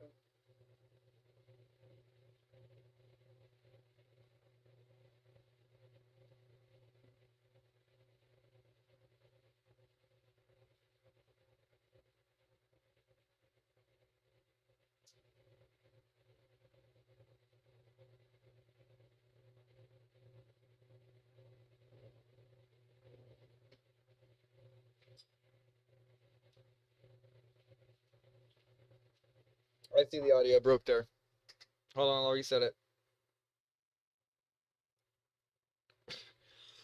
I'm gonna go back an episode and see. So no, that's just the flood. Yeah, no, you're good. There's no sound on that one, but I had it turned down to speak to you. But now I'm turning it back up. Okay, sorry. Don't hate me. You make sure you subscribe to that channel. It's called Metro. By the way, they only got 10,000 subscribers. Like, they really got some high quality instances, and it's like really not even. It's before even AI. So like, this person was taking a lot of time to like Well, Eric manipulate Swalwell it, done. as in The like man who spent years speed it accusing up, President Trump of put the every crime timestamps, do all imaginable, that, make it just look resigned good. from Congress in absolute You disgrace. know, give It's him official now. some love, man. But here's what the mainstream media won't tell you. His own party knew. Same thing They with all this knew. guy. This guy, I Kevin don't McCarthy understand if just admitted on that's. camera that every I member can't of tell Congress if he's knew in to a keep young room where that's a staffers away projected from image Swalwell. behind Nancy him, Pelosi knew, or if those Adam are Schiff independent knew, OLED and they screens. said nothing. Why? Because this goes deeper than just one sick Because the individual. bottom two This is seem to about be how the tuned a Democrat little machine differently than the top operates. two, or The answer I'm not sure if will that's just shock you. because Now think about of what the this means for camera. you and your family. You see, for years, this man sat on the House Intelligence Committee with access to America's most sensitive secrets. This same guy who had a relationship But with we a will Chinese speed this spy up a named little bit Fang because Fang, it is and 20 Democrats minutes protected long, and him. we're gonna, Now run we're into learning overtime here, that so we women gotta came forward, filed police reports, and the party want to try to establishment get looked playing the on the other way. games relatively soon. Your daughters, your granddaughters, they could have been next. We're on It's not just about a 13 already. congressman from Okay, whatever. California. That's It's about a two. system that enables Basically, predators, as two long as they're AI useful to the reviews party. because I've been busy, but it's Campaign okay. We'll finance come records now back show strong that with the Swalwell AI used reviews on the third taxpayer review dollars to on fund the the very 18th hell video where one with of these all alleged 3 of assaults them, took place. and then we'll July 2018, we'll see what time it is there, Montrose and then Hotel in West Hollywood. if we need to cap this off a little early because I started so late, then That's your so money. be it. And But while this we'll see monster roamed the what's halls of going on. Congress, Democrats were too busy impeaching President Trump to protect innocent women. Because I wanted to play video games, so I gotta end the stream and put it Speaking on a of different one. exposing I noticed corruption, it sits a little bit America's better in the leaders, I need to algorithm tell you about a major if I development separate from my the news Trump White out, House. This is news breaking and news. The White House politics or just whatever announced out, over $30 billion to secure and then America's critical have mineral my supply second chain. stream And they named a just specific with the Alaskan 76 project as a key or strategic whatever asset games, for U.S. mineral independence. just I've been so to the it's like Vizsla it's copper reaching the drilling right site people myself in and Wonderland, like. Canada. I've I seen it with my mean, own eyes. I And what's like to happening be able right to now do in both at Alaska the same is bigger time, than but most it people was realize. just getting lost in game land, President and Trump I don't just think unveiled Project anybody Wall, was getting to a the $12 right billion algorithm. strategic minerals reserve designed to Anyway, stockpile sorry essential talking over resources his and ad keep here, America but from depending on China for the copper for supporting this work. Now back to the complete meltdown happening inside the Adam Schiff, the same guy who pushed the Russia hoax for years, is now claiming he had no idea about his buddy Swalwell. But wait, his own colleague, Senator Ruben Gallego, says, quote, either you're lying now or you're covered for a predator. And it gets even worse. Kevin McCarthy just admitted on camera that every member of Congress knew not to let young staffers anywhere near Swalwell. They all knew, and they protected him anyway. So let's go to that moment when Swalwell was officially read out of Congress, his resignation letter read on the floor, but he's continuing to deny the allegations, calling himself the victim. Listen to this. The Honorable, the Speaker, House of Representatives, sir. I am deeply sorry to my family, staff, and constituents for mistakes and judgment I've made in my past. I will fight the serious false allegations made against me. However, I must take responsibility and ownership for the mistakes I did make. I am aware of efforts to bring an immediate expulsion vote against me and other members. Expelling anyone in Congress without due process within days of an allegation being made is wrong. But it's also wrong for my constituents to have me distracted from my duties. Therefore, I plan to resign my seat in Congress effective at 2 p.m. Eastern Time on April 14th, 2026.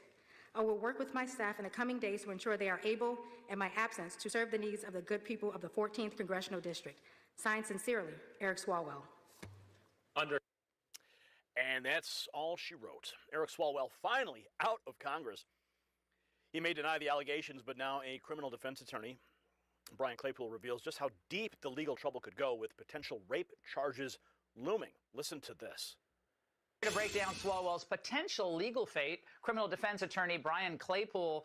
Brian, we'll tackle the politics in a moment, but the latest accuser, we played some of her clips, Lana Drews, filed a police report today in Los Angeles.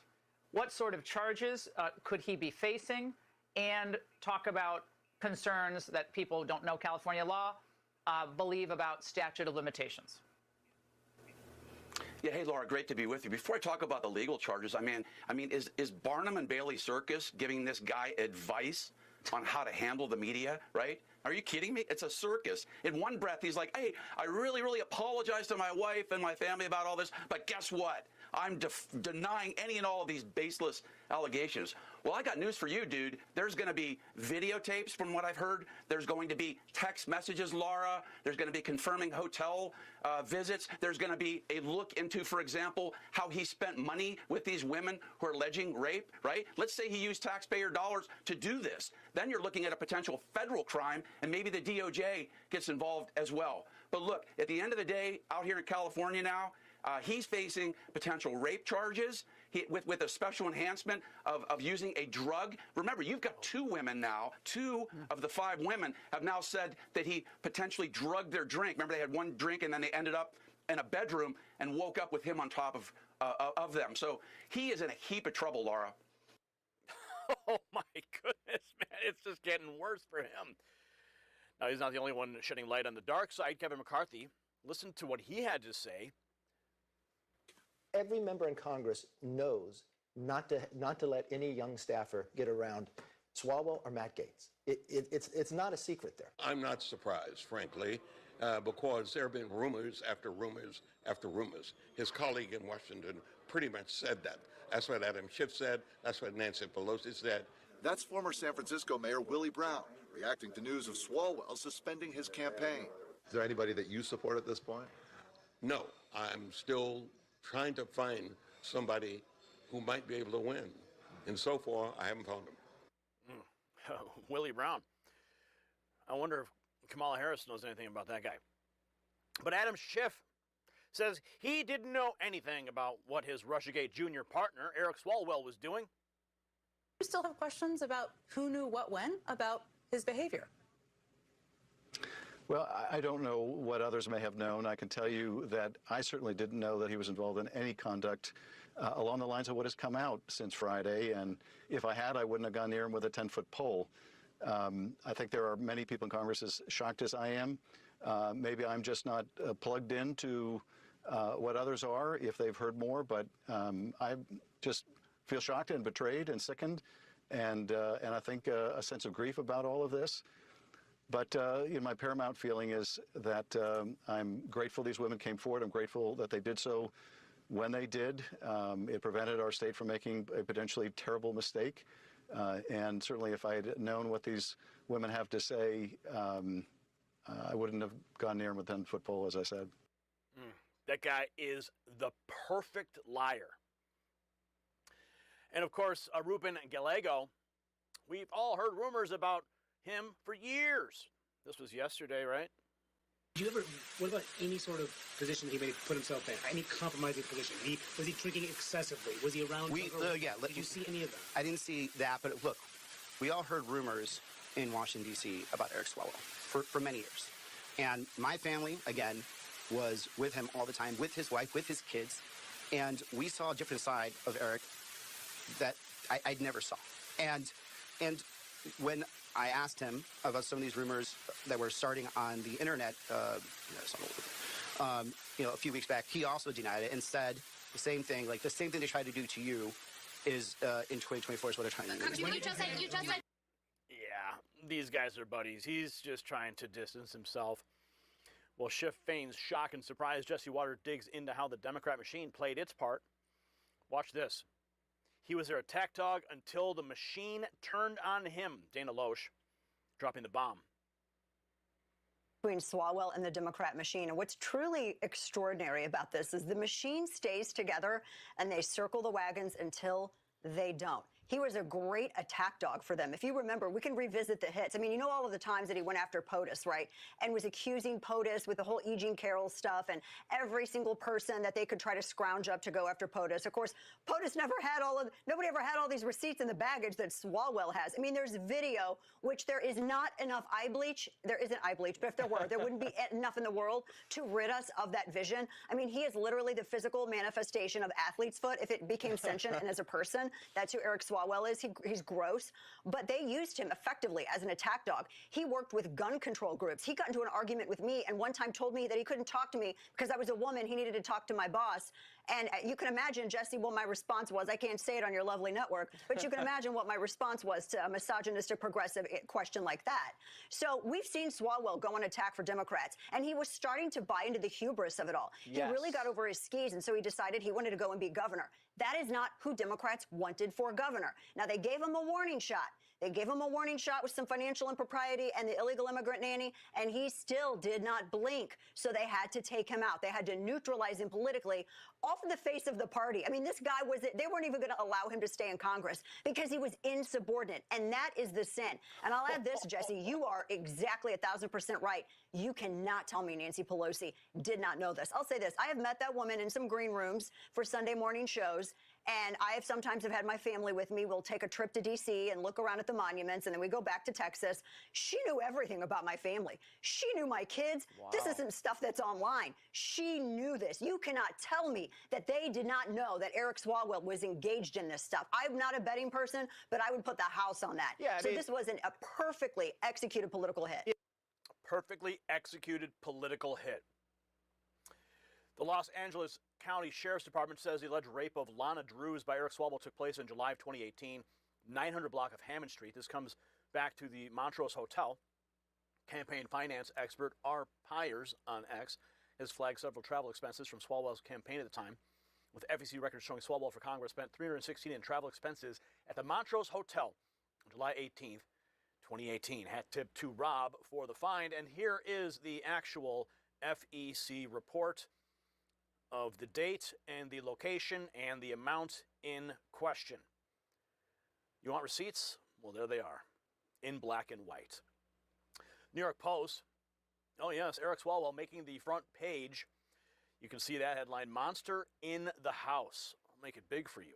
Look at that. More women accuse Representative Swalwell of rape, drugging, and assault. Democrats ignored warnings about him for years. Rumors of mistreating women dogged Representative Swalwell for years, but Democrats ignored them. As his star rose, now the floodgates have opened, including from Lana Drews below, who claims he drugged, choked, and raped her. Yeah, her testimony at that press briefing was absolutely atrocious. Now, Stephen Miller, our favorite attack dog from the White House, could hardly keep it together when Jesse Waters asked if President Trump had been following the Swalwell saga. And Stephen Miller not holding back, but revealing something very, very important about Washington, D.C. and how it operates. Has the president said anything about Swalwell? I don't know if he said anything. Has he been following that? Why, has he had a bad week, Jesse? I haven't been watching. You might be busy with bigger matters of war and peace. Couldn't have happened to a better person. But look, here's the most important thing if we have 10 seconds on this, and I'm sure you would agree with this. The most important part about this story, and look, Swalwell is a scumbag. He is a terrible person, the worst of the worst, the lowest of the low, the most dishonest of the most dishonest. But the real story here is how the Democrat Party controls its members through blackmail. It's got a blackmail file on all of its politicians, and it uses them to leverage and control them until it's time to release it. That is how sick and twisted the Democrat Party is. That's the next thread we've got to pull out here, Jesse.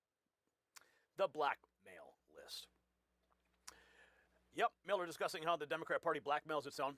The campaign finance records link Swalwell's expenditures directly to the alleged assault. When I arrived at his hotel room, I was already incapacitated and I couldn't move my arm. Sorry about that. Audio glitch. Anyway, pizza's almost done, folks. Here you go. As you were. He raped me. And he choked me. Yeah. That's just too much. And of course, Democrats, D.C. Drano writes, Democrats weren't staying silent about Eric Swalwell's deviance because they didn't care. They knew he was political poison, but they wanted to blackmail and control his votes on powerful House committees. It's all about power, no matter how many innocent people it impacts. You're mad. I mean, Mad? Yeah. I am no longer a Democrat. I'm now a libertarian Republican because that's what a blue dog Democrat used to be. Okay? It's called executing, being accountable, enforcing, respect, responsibility, and results. That is the billionaire Democrat donor, Stephen Klobuchar, who donated over $1 million to Swalwell's campaign, leaving the Democrat Party. So Dana Loesch said it perfectly. This was a perfectly executed political hit. Swalwell was their attack dog until he became a liability. Stephen Miller dropped the real bombshell on Jesse Waters. He said the most important part of the story isn't that Swalwell is a scumbag, it's how the Democrat Party controls its members through blackmail. They got files on all their politicians. They use leverage and control until it's time to release it. And that's how sick and twisted the Democrat Party is. They didn't stay silent because they didn't know. They stayed silent because they wanted to control him. Power over protection every single time. So let me be clear about what just happened. The Democrat Party enabled an alleged predator for years because he was useful. He attacked President Trump, he pushed gun control, he did their dirty work, and they looked the other way while women suffered. This is who they are. They lecture us about protecting women while covering for monsters in their own ranks. President Trump's Republican majority is cleaning up Washington, and the cockroaches are scattering. So share this video with everyone you know because the truth about the Democrat machine must get out. Let me know in the comments, do you think more Democrats knew about Swalwell and stayed silent, yes or no? Drop it below, and since you made it this far in the video, text raw feed to 844-8404-963 so you're the first to know when news breaks, when the YouTube algorithm fails you, when the notifications never arrive. I will not fail you. Make sure. Great way to describe it. Cockroaches are scattering. Geophysicist Stefan Burns here. A chaotic energy Not even storm gonna deal is with this about guy to right now. unfold We're just gonna on let our AI planet synthesize in this just 30-minute a few snippet, days. bro. I am so sorry. We're in the third day of the U.S. What is blockade this on one? Iranian ports. Ooh, the Trump this is administration actually says what the we action need is working so far. on our channel Of here. Good particular stuff. interest is its effect on China. Here's Chief National Security Correspondent Jennifer Griffin. I'm gonna try to mix my mic up and give it better audio here in a bit, folks. Just bear with me. U.S. Central Command broadcasting this warning, announcing that 10 vessels, including 9 oil tankers, have been turned around since the U.S. blockade began Monday. Vessels will be boarded for interdiction and seizure, transiting to or from an Iranian port. Turn around and prepare to be boarded. If you do not comply with this blockade, we will use force. The White House believes the pressure campaign is beginning to work, with one analyst saying Iran may have just 2 weeks of oil storage capacity left. I think in a matter of 2 months, we're going to see regime really reaching the point of not being able to pay salaries and riots and defections within the regime. The blockade also sends a message to Beijing that we have the means and ability to impose cost if countries like China decide to take actions that are destabilizing or would be threatening to our national security interests. China buys over 1 million barrels per day in crude oil from Iran, 90% of Iran's total oil exports, and is aware that the U.S. Navy could effectively halt Chinese commerce in the South China Sea if it were to enforce a similar choke point strategy there. The Strait of Malacca, the busiest shipping lane on Earth and the primary energy route for China, is often called the Hormuz of Asia. Wedged between Malaysia, Singapore, and Indonesia, it links the Indian Ocean to the South China Sea, handling twice the global trade each day as the Strait of Hormuz. 25% of the world's oil passes through Malacca each day. It is just 2 miles wide at its narrowest point. Fox has confirmed exclusive reporting from the Financial Times that Iran used a Chinese spy satellite to target U.S. bases in the Middle East last month. The IRGC obtained access to the Chinese satellite shortly after its launch in late 2024 and apparently tasked it with monitoring U.S. military sites before and after drone and missile strikes on the U.S. bases. Brett. All right, Jennifer, thank you. Be sure to like and subscribe for all the Fox News latest on YouTube and catch full shows streaming now on Fox One.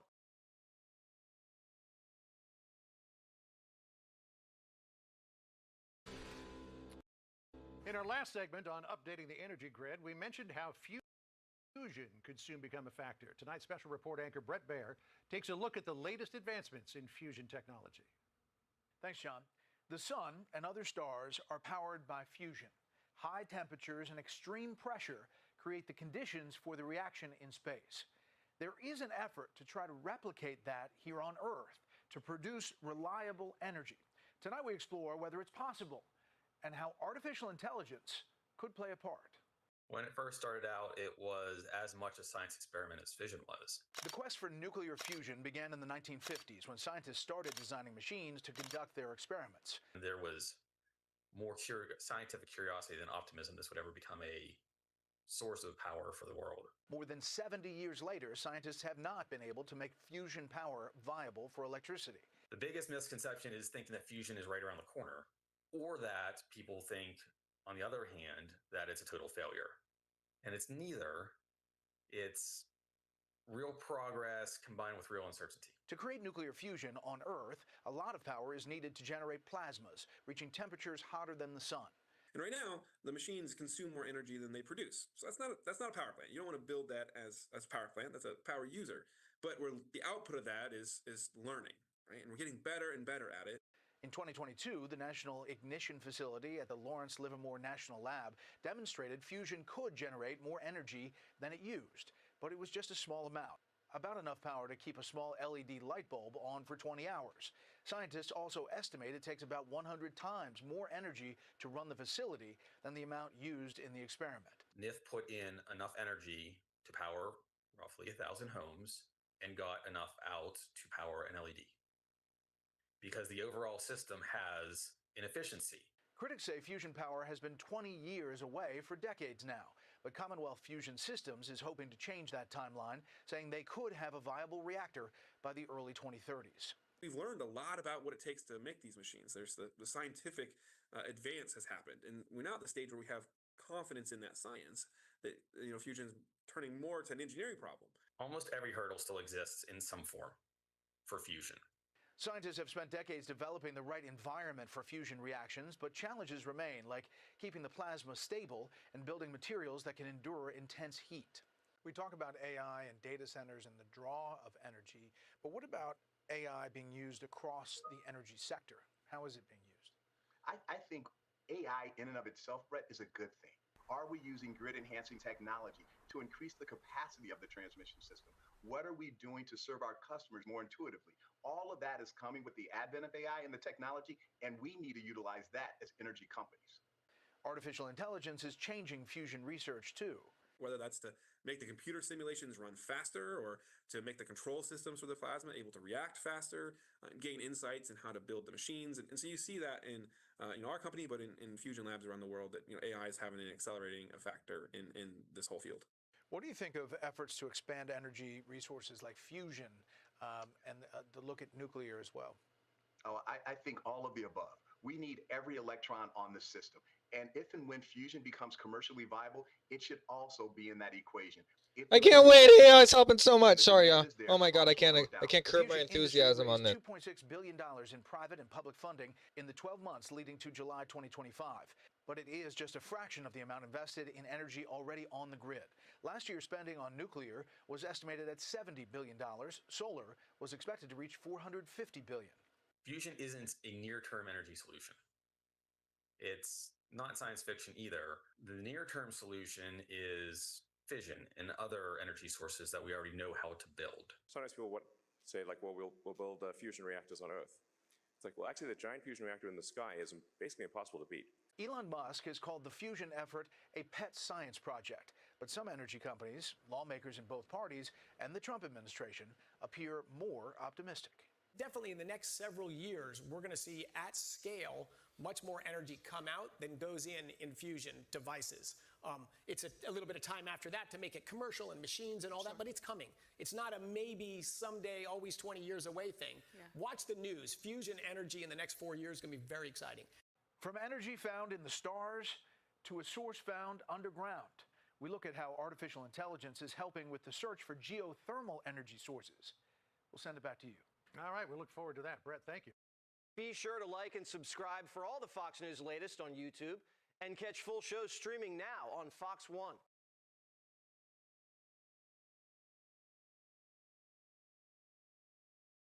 The Trump administration has cut into the flow of deadly fentanyl, but cartels are adapting fast and are now creating supercharged fentanyl by mixing drugs to keep users hooked. Our senior national correspondent William Lajeunesse reports live in Los Angeles, as if they needed anything more powerful than fentanyl, William. Yeah, it's wild. So EMTs and ER docs, John, say they have never seen anything like metamidine. It's highly addictive, it's debilitating, and used by veterinarians to put large animals to sleep. Now, traffickers are mixing it with fentanyl, and users almost instantly black out, but the worst is waking up. First came heroin, cocaine, and meth. Later, fentanyl and street drugs laced with xylazine, an animal tranquilizer. All that happens down here is you get robbed, people take your stuff. But today, users like Samantha are plagued by a drug 100 times more powerful, metamidine. We saw metamidine at higher levels than we've seen before, especially in the Northeast. And now we're seeing it across the country. Known as Rhinotrank, metamidine first appeared in Philly. Now it's found in almost 75% of street drugs in the Northeast and more than half in the Midwest. It is not approved for human use. It's an animal tranquilizer. They're not really getting high off of this. They're just going unconscious for several hours. Authorities say metamidine is mixed with fentanyl in illegal labs. It's coming internationally and then often being mixed within the United States. Little hubs within the region. Withdrawal symptoms are severe. Uncontrollable vomiting and then a spike in blood pressure. After taking drugs laced with even small amounts of metamidine, users black out for hours. Then comes a violent withdrawal, seizures, patients defecate everywhere, and then their breathing stops altogether. Often the person doesn't know what they're getting unless they can test for it. Addicts say they don't want Rhinotrank, but with the crackdown on fentanyl, cartels are turning to other additives. And when drugs are bought over the internet or social media, it's like Russian roulette. When I talk to those longtime users, this is what they tell me. Can we just go back to the days of organic drugs, of heroin and cocaine? So this is I'm sorry, that's kind of funny, John, but this is a danger, right? Not just to addicts, but recreational users who think they're buying like a black market Percocet or Xanax. The victims need lengthy, expensive hospitalization if they live. 1 week last year, Chicago saw 140 overdoses involving this drug. John? Right. Yeah, I mean, this idea, can we just go back to good old-fashioned heroin? I mean, these synthetic drugs are just out of control. William, thank you for bringing that to us. Appreciate it. Be sure to like and subscribe for all the Fox News latest on YouTube and catch full shows streaming now on Fox 1.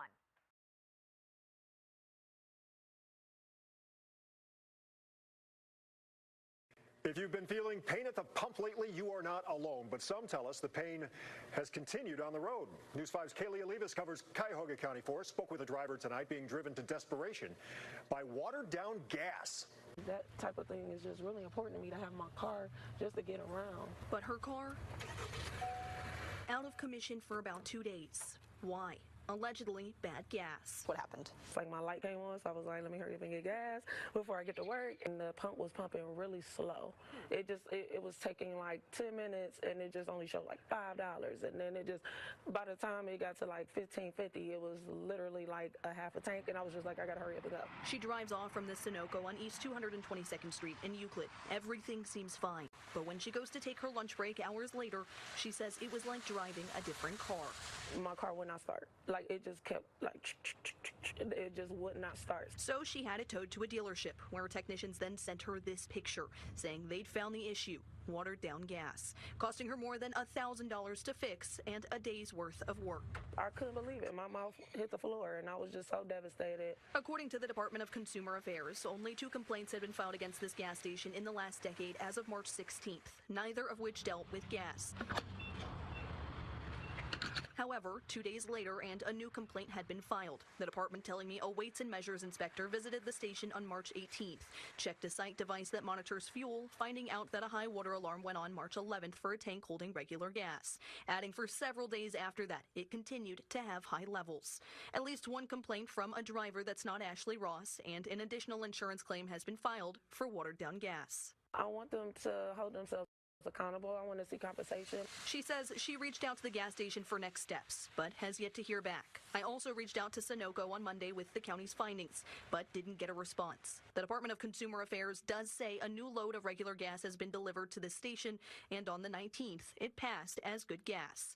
Regardless, Ross says this situation makes her nervous for the next time she needs to fill up her tank. It makes me paranoid, like to go to a gas station, because I don't know if something, I'm going to get water in my gas again, and it's just a scary thing. For News 5, I'm your Cuyahoga County reporter, Kaylee Olivas. Okay, we know this can be a stressful situation, so here are some tips, tricks for you if you do find yourself with watered-down gas. First, keep your gas receipts for at least 1 week after you buy gasoline. You'll also want to keep receipts for towing and repairs. Be sure to file a complaint with Weights and Measures if you do experience unusual car trouble right after you fill up. We have all of this and the link on our website.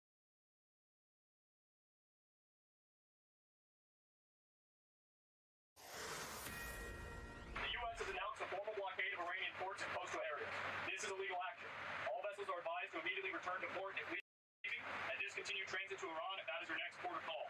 Do not attempt to breach the blockade. Vessels will be boarded for interdiction and seizure transiting to or from an Iranian port. Turn around and prepare to be boarded. If you do not comply with this blockade, we will use force.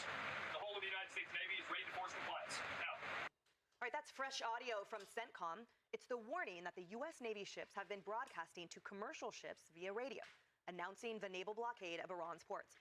CENTCOM says that 9 vessels have complied with turnaround orders, while none have crossed the restricted area within the first 48 hours of the closure. American forces are using advanced military assets to enforce the blockade, including aircraft carriers, guided missile destroyers, and intelligence aircrafts. Matt Finn is live in Dubai on the Persian Gulf. Matt. Hey, Emily, we're on day 3 of this American blockade, and so far no reports of any major incidents on the Gulf behind me. And right now, Kepler says 4 vessels are sitting idle in the Gulf of Oman because their cargo or perhaps interactions with Iran are being questioned.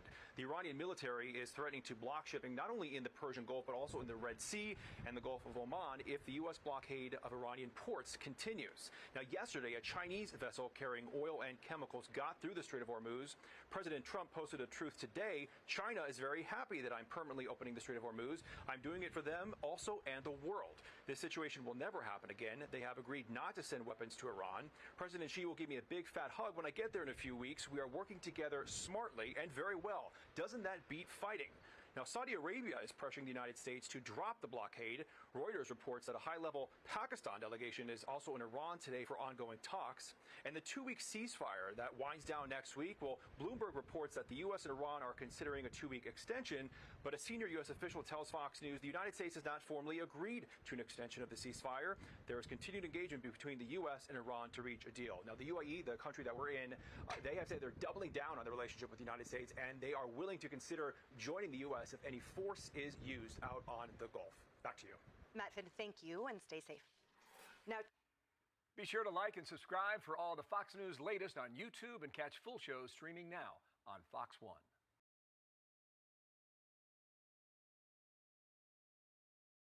Peter. Thank you. I have one for you and then one for Secretary Besson.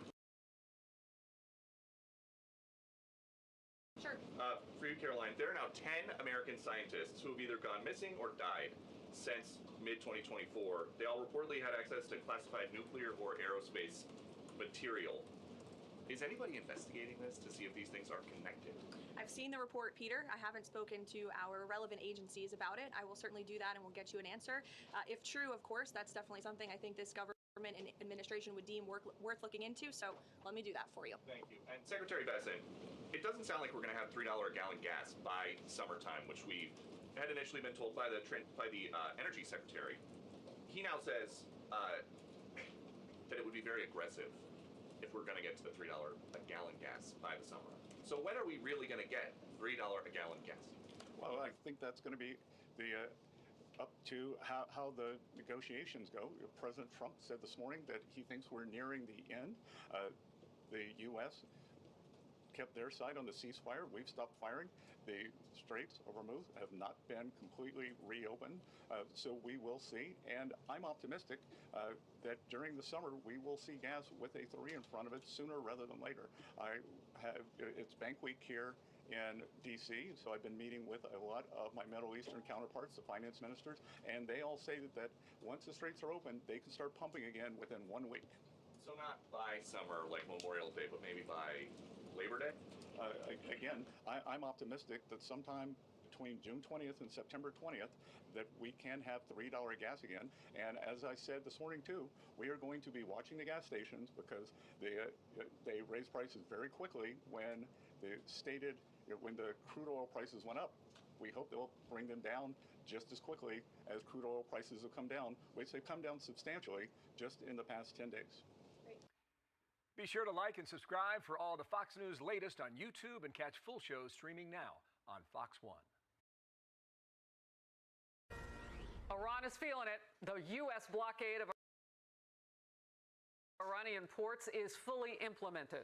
Central Command announcing 0 ships have made it into or out of those Iranian ports in the Strait of Hormuz.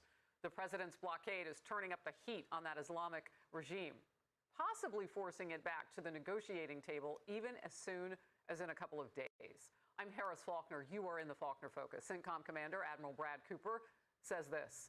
In less than 36 hours since the blockade was implemented, U.S. forces have completely halted economic trade going into and out of Iran by sea. The blockade is a military operation. According to CENTCOM, more than 10,000 service members, more than a dozen U.S. warships, and dozens of aircraft are involved in this. And this picture gives us a very clear look at how the blockade in the Gulf of Oman is being enforced.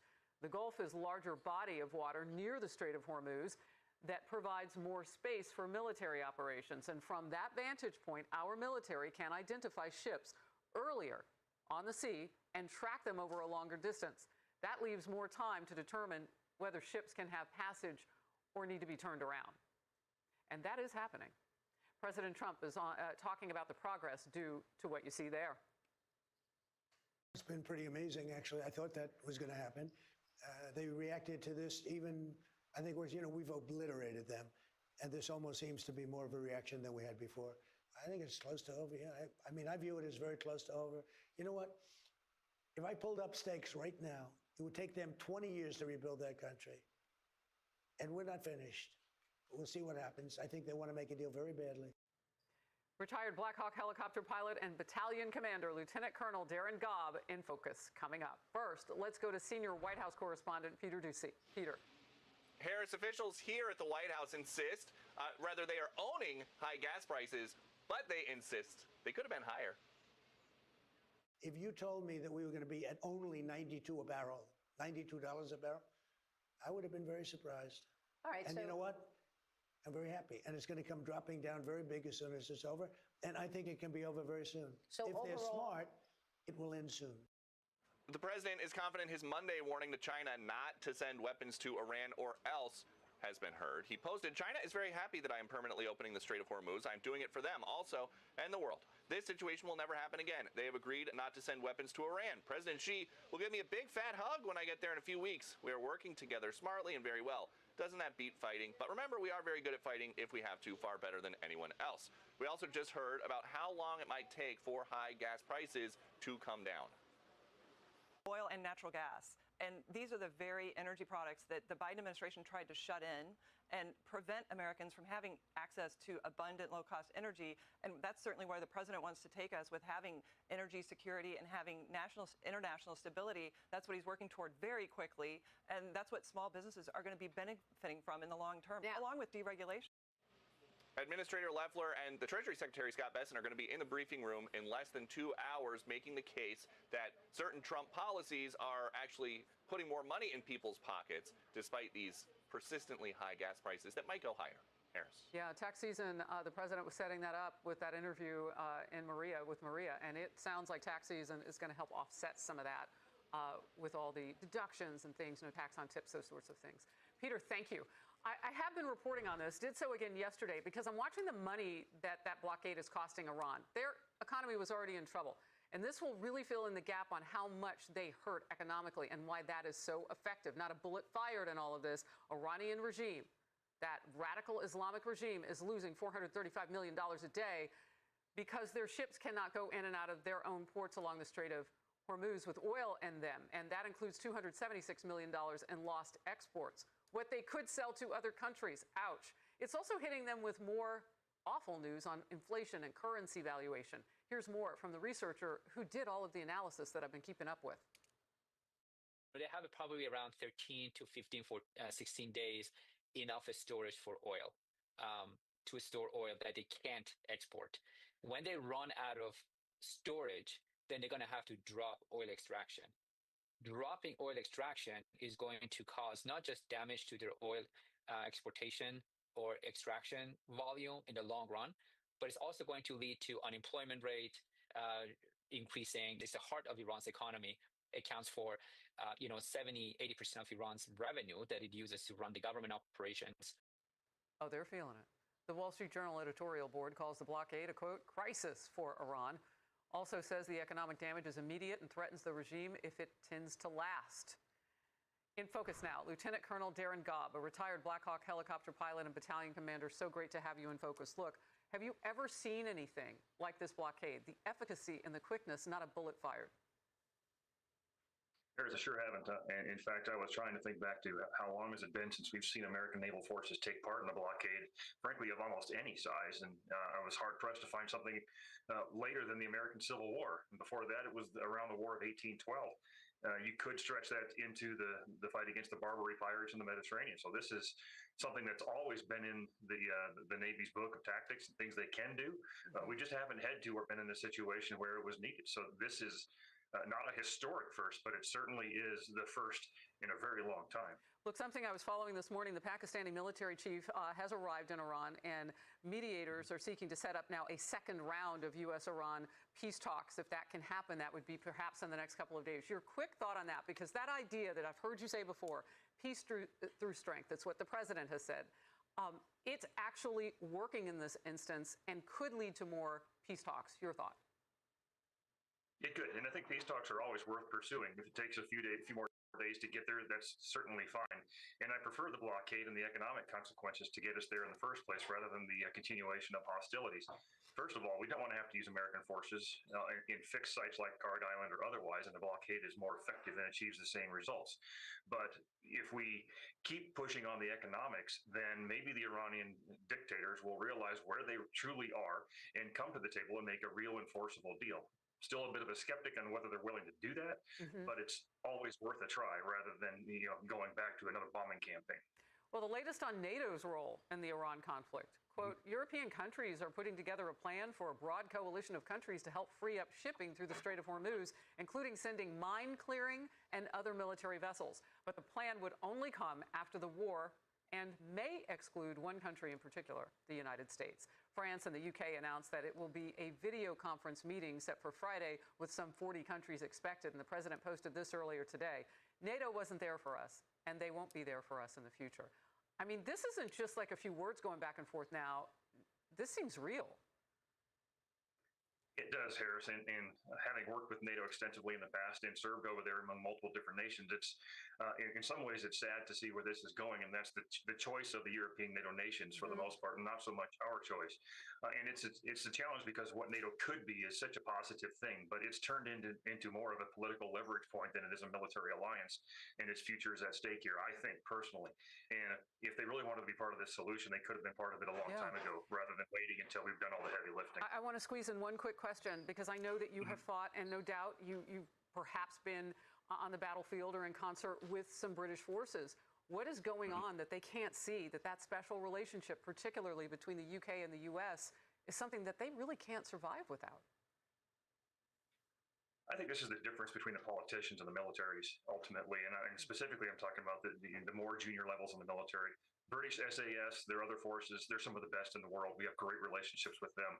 But I think, as often happens, the politicians get in the way, and the relationship is built around them rather than those of us who served together proudly in the past and would do so again if called upon. I hope they can come around and realize the relationship needs to stick and can be positive into the future if they just want it to. All right. Colonel Gobb, thank you very much for being in focus. Be sure to like and subscribe for all the Fox News latest on YouTube, and catch full shows streaming now on Fox 1.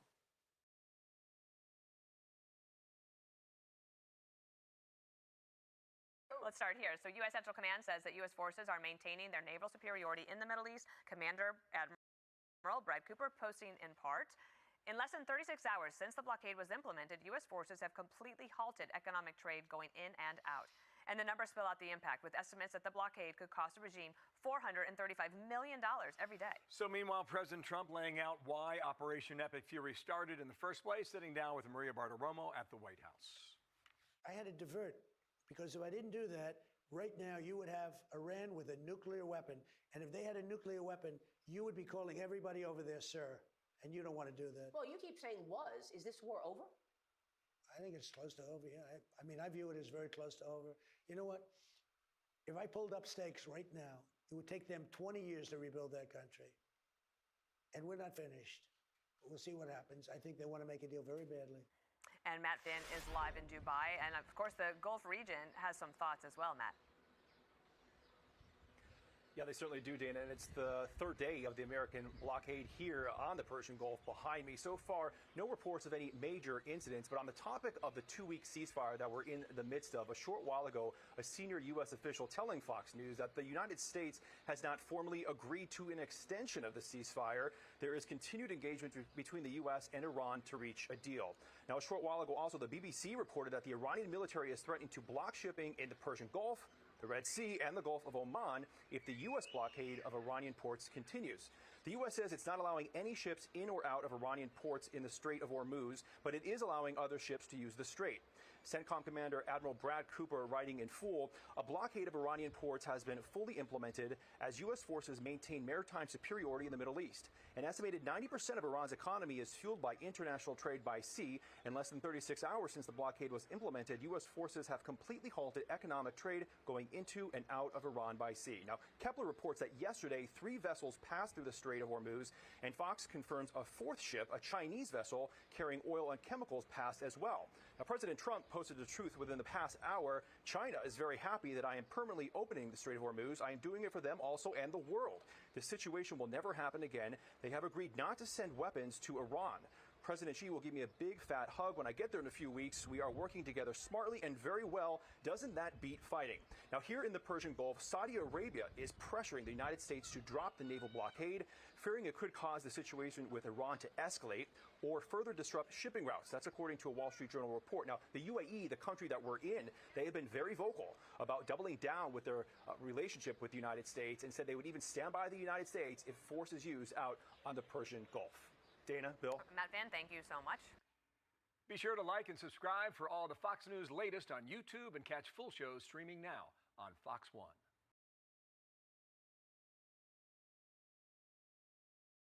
On April 12th at 9:05 a.m., a major accident took place at the Qingyangdong hydropower station in Chongqing. The pressure steel pipe suddenly burst. High-pressure water rushed out with great force. It destroyed nearby facilities right away. The strong current swept up debris and mud. It carried several workers away with it. By 6:50 p.m. that day, officials had identified 2 dead workers. Rescue teams also found 2 missing workers who showed no signs of life. This brought the total number of deaths to 4. Local authorities said the accident happened at the Qingyangdong hydropower station. It is a state-owned 4th-level hydropower station with a capacity of 15,000 kilowatts. The pressure steel pipe forms the core of the station. It turns the energy from upstream water into power for the turbines. The pipe sits exposed outdoors on steep mountain terrain. Its diameter measures about 2 meters. At the time of the accident, the station was in the middle of the water diversion process. The high-pressure water broke the pipeline supports. It also damaged parts of the downstream river area. Emergency teams went to the site at once to carry out rescue work. The power plant has now shut down. An investigation into the cause is underway. While the investigation continues, early reports point to several possible factors behind the accident. The tragic event drew fast attention online. Many netizens left comments with questions. They asked, is the quality of materials used by hydropower stations so poor? The steel pipe exploded. The quality is terrible. Others wrote, what happened? Can we check the pipes in other areas? Some netizens even pointed to management issues. They said, it's all about greed. They use substandard materials. Otherwise, how could they profit? Didn't we just see a bolt-related incident trending a few days ago? Others added, a thorough investigation of the contractors and relevant leaders is needed. Some netizens mentioned that people often walk and barbecue along the downstream river. They hinted at more potential risks. They called for an expanded inspection.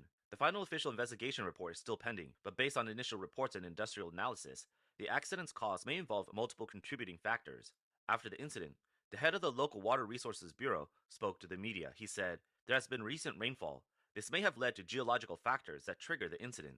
This view directly points to uncontrollable natural forces as a trigger of the accident.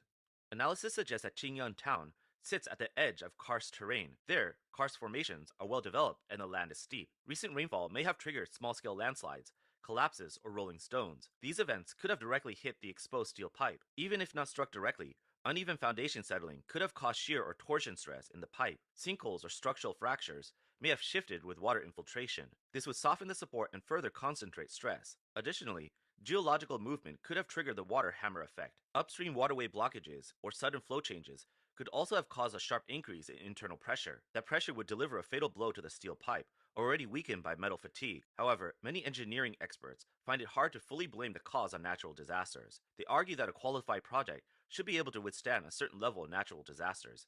The accident is more likely an accumulation of long-term human errors. Equipment aging and metal fatigue played a key role. The hydropower station's pressure steel pipe had been in service for over 50 years. Long-term water flow erosion, internal and external rust, and constant exposure to sun and rain had caused material fatigue. The pipe wall had become thinner over time. Records show that rust removal and anti-corrosion spraying took place in 2020. However, core components were not fully replaced. The aging process remains irreversible. Lack of maintenance and inspection also drew attention. Professionals analyzed on social media that the pressure pipe, as specialized equipment, had not received regular and thorough inspections. It had not received the required maintenance either. This made it a typical case of running with faults. Weld defects, loose supports, and insufficient wall thickness should have been the focus of daily supervision. The water hammer effect could have been another factor. A change in upstream water flow or an irregular start and stop of downstream units can create violent water hammer effects. These effects cause pressure several times higher than normal operating pressure. For an old pipe, this would be a fatal blow. Ironically, in May 2025, the station had just passed its small hydropower station safety production standardization re-evaluation at level 2. Less than a year later, the accident occurred. The Qingyangdong hydropower station was built in the 1960s. It forms a key part of the local hydropower station group in Chongqing. It was part of the energy layout during the Third Front construction period. At the time, the local government used a natural drop of the Qingxi River. They adopted a 4-level development model. They built a dam, water diversion tunnels, and pressure steel pipes. This allowed cascading use of water energy. The 4-level station's pressure steel pipe measures 205 meters long. It has a designed waterhead of about 100 meters. It uses mixed flow turbines suited for medium and low head mountain rivers. The plant began operations in 1970s with 250 kilowatt units. In 1971, the 5-level station was launched. The total installed capacity reached close to 20,000 kilowatts. This made it an important rural hydropower station in eastern Sichuan. In the early stages, due to technical limitations, the pressure steel pipe was made of ordinary carbon steel and lacked modern anti-corrosion coating. In 2013, the 4-level station underwent efficiency upgrades, replacing two 250 kilowatt units with a single 630 kilowatt unit, boosting installed capacity to 1,130 kilowatts, later expanded to 15,000 kilowatts. Meanwhile, the pressure steel pipe was rust-proofed and equipped with an online monitoring system, but the core components were not fully replaced. Currently, the 4-level station is operated by Chongqing Xingfu Power Development, a subsidiary of Fuling Energy Industrial Group. Established in August 2025, the 5-level station is operated by the state grid system. The split management structure has made unified maintenance more difficult. The tragedy of Qingyangdong Hydropower Station is not an isolated case. It serves as a microcosm of the challenges faced by China's tens of thousands of aging small hydropower stations. According to data from the Ministry of Water Resources, China still has about 41,000 small hydropower stations. More than 40% of them have been operating for over 30 or even 40 years. These stations generally face a dual dilemma of inherent limitations and lack of proper maintenance. The inherent limitations stem from historical constraints. These stations were largely products of specific historical periods. They were limited by the technology and economic conditions of the time. The construction reflects the distinctive marks of those eras. First, there is a serious lag in design standards. The design specifications of the time did not account for modern factors such as earthquake resistance and extreme weather. Flood control standards were generally low. More commonly, the 3-in-1 project approach was used. This meant surveying, designing, and constructing all at the same time. It lacked rigorous scientific validation. These factors laid deep-rooted hidden risks for the project's quality. Next, there are concerns about materials and construction quality. Regarding materials, metal structures like pressure steel pipes have long been corroded. Concrete structures commonly suffer from alkali aggregate reaction, known as concrete cancer. This leads to a decrease in structural strength. In terms of construction, unstandardized concrete pouring and curing easily leads to cracks and carbonation. Here's water. These issues severely affect the project's durability. Furthermore, neglect after completion and prioritizing reconstruction over maintenance are widespread. Many local authorities or private owners, after completing hydropower stations, tend to focus all their attention on power generation operations that directly yield benefits. At the same time, investment in safety maintenance and retrofitting receives grossly insufficient funding. These efforts require continuous input but offer no short-term return. Fourth, there is a dual dilemma of regulation and funding. With such a vast number of small hydropower stations scattered across different geographical locations, local water resources departments lack sufficient regulatory power. At the same time, many old stations face a gradual decline in power generation output because of aging equipment and low efficiency. They are unable to afford the high cost of modernization. Under the dual effects of inherent limitations and lack of maintenance, the core hidden risks of these aging hydropower stations are highly concentrated. Water diversion facilities are aging, corroded pressure steel pipes and foundation settlement can easily lead to fractures. The equipment's performance is deteriorating, electrical components are aging, and metal fatigue in the turbines poses operational risks. Flood control and geological risks are prominent. Many stations are located in mountainous areas, which makes them highly susceptible to landslides and mudslides. These aging hydropower stations, scattered across mountains and valleys, collectively form a huge risk pool. The tragedy at Qingyangdong is just one unfortunate but perhaps not accidental event within this massive cluster of risks. Projecting the geological causes mentioned in the Qingyangdong incident onto the giant structure not far from the upper Yangtze River, the Three Gorges Dam, a deeper concern arises. If a small hydropower station's pipeline can rupture due to geological changes, then the Three Gorges Dam, located in a complex geological zone and holding nearly 40 billion cubic meters of water, undoubtedly faces unprecedented geological challenges. Reservoir-induced seismicity, or RIS, is one of the most controversial geological risks of the Three Gorges project. The massive water load changes the stress state of the regional crust. Water infiltration along rock layer fractures can lubricate fault lines. This may potentially trigger earthquakes. Experts from the Chinese Academy of Engineering acknowledge the risks of RIS. They believe through model analysis and monitoring that the magnitude of any induced earthquakes will be low. The intensity will stay well below the dam's design standards. So I have to step away in a bit, but we'll do controllable. a few more. However, Looks like we're already Professor past Wang the Wei fourth Luo, a hydrology expert in Germany, here in holds a a very bit. We'll, different view. in 2 videos, we'll He do has the long warned that 4 multiple activity fault zones exist in recaps. the Three Gorges area. He says the official assessment of its stability is overly optimistic. He believes that pressing such a massive water body onto these already fragile geological structures is like slapping a tiger on its back.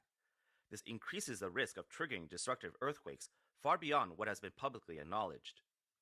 Reservoir shore stability and landslides form the most immediate and frequent geological hazard of the Three Gorges project. The periodic water level fluctuations of 145 to 175 meters cause rapid degradation of the strength of the rock and soil in the drawdown zone. This happens as the zone is repeatedly soaked and dried. According to data from the China Geological Environmental Monitoring Institute, the Three Gorges Reservoir area is classified as a high-risk geological disaster zone. It has thousands of unstable slopes prone to landslides and collapses. Despite the government's massive investment in building the world's largest geological disaster monitoring early warning system, the Qingyangdong accident warns us of something important. Predicting and warning against sudden, small-scale geological disasters remains a geological challenge. To understand the severity of the geological risks in the Three Gorges area, the Zhengjiaping landslide in Fujie County, Chongqing, is an unavoidable case. In June 2025, a massive landslide occurred in the Zhengjiaping area along the Three Gorges Reservoir bank. The volume of the landslide was about 4.6 million cubic meters. The front edge slid into the Daxing River about 30 meters. All houses in the danger zone were destroyed. Fortunately, due to early monitoring and evacuation of residents, no casualties were reported. Experts generally believe that the Zhengjiaping landslide was a result of a combination of sustained heavy rainfall and the high water levels of the Three Gorges Reservoir. It undeniably proves the critics' claim that reservoir operation exacerbates shoreline instability. It's worth noting that of the 5,300 kilometers of shoreline in the reservoir area, 440 kilometers are at risk. Also, 139 kilometers require engineering protection. This incident underscores that, despite tight monitoring, the stability of the reservoir banks is a dynamic and worsening problem. It also shows the potential catastrophic consequences if a large landslide were to rush into the reservoir. Such an event could create waves that might harm the dam itself and disrupt downstream shipping. Carbonate rock is widely distributed in the Three Gorges Reservoir area. There have already been 85 instances of karst-type ground collapse recorded. Water level fluctuations accelerate dissolution and erosion. This further amplifies the risks as a riverbed downstream erodes. Since its completion 18 years ago, at least 2 billion tons of sediment have accumulated in the reservoir. Without proper management, this will threaten water storage, flood control, and the dam's lifespan. Managing this issue requires balancing ecological protection. In addition, there are potential risks such as military threats and ecological impacts, including soil erosion and damage to the habitat of the Chinese sturgeon. However, the government has effectively controlled most of these risks. It has done so through the reservoir's geological disaster monitoring and early warning system, which uses remote sensing and GPS, along with engineering prevention measures. The geological causes of the Qingyangdong accident are highly similar to the hidden risks of the Three Gorges area. Both stem from the interaction of water, rock, and geological structures. Experts warned that if similar geological disasters occurred in the Three Gorges area, the consequences would far exceed the Qingyangdong incident. They could threaten the lives and property of millions of relocated people and the flood control safety of the middle and lower reaches. Facing the warning from the Qingyangdong and the long-term concerns about the Three Gorges, China's hydropower engineering future shows two distinctly different paths. The official-led technological optimism path believes that through modernization and stricter regulation, all risks will eventually be preventable and controllable. However, for critics like Professor Wang Wei-luo, this is nothing more than a fantasy that ignores reality. The true future looks far bleaker. The 41,000 aging hydropower stations scattered across China are like the Damocles' sword hanging over the mountains and rivers. They constantly threaten downstream residents. Professor Wang believes that as long as the fundamental system of reconstruction over maintenance remains unchanged, any so-called safety upgrades and regulatory measures will ultimately become formalities. These disease projects have only one fate. They will be forcibly eliminated by nature through accidents in the future. As for the Three Gorges Dam, Wang's prediction is more pessimistic. He points out that the core issues of the Three Gorges project have far exceeded technical problems. They have evolved into a political issue that cannot be acknowledged as a mistake.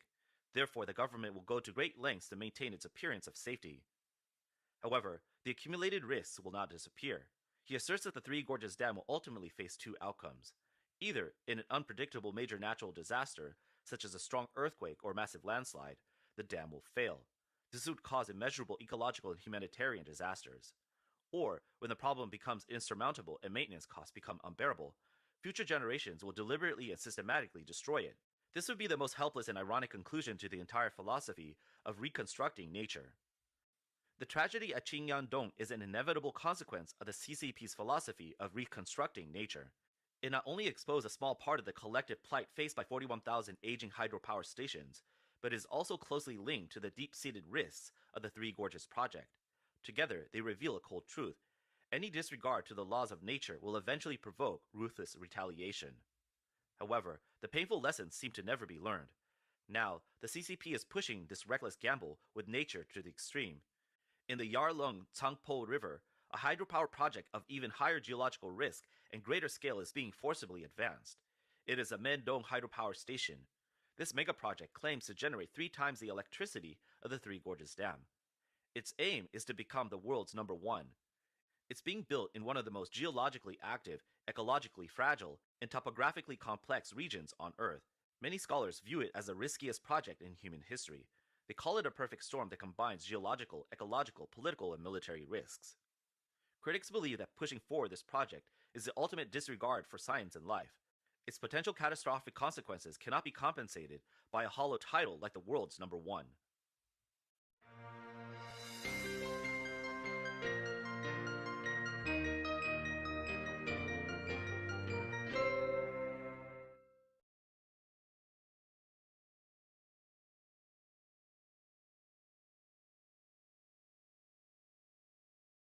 Welcome back. The fraud fallout continues. You might remember viral videos from Nick Shirley, the independent journalist who helped put a spotlight on fraud nationwide, including California's hospice center fraud. Last week, California Attorney General Rob Bonta took a victory lap, bragging about his state cracking down on massive fraud schemes in Los Angeles. Operation Skip Trace uncovered and ended a hospice fraud scheme that defrauded Medi-Cal of $267 million. So just to be clear, $250 million. Over. Funds that are paid for by Californian taxpayers, funds that are meant to provide care to Californians in need. It is unacceptable, it is illegal, and we will not stand for it.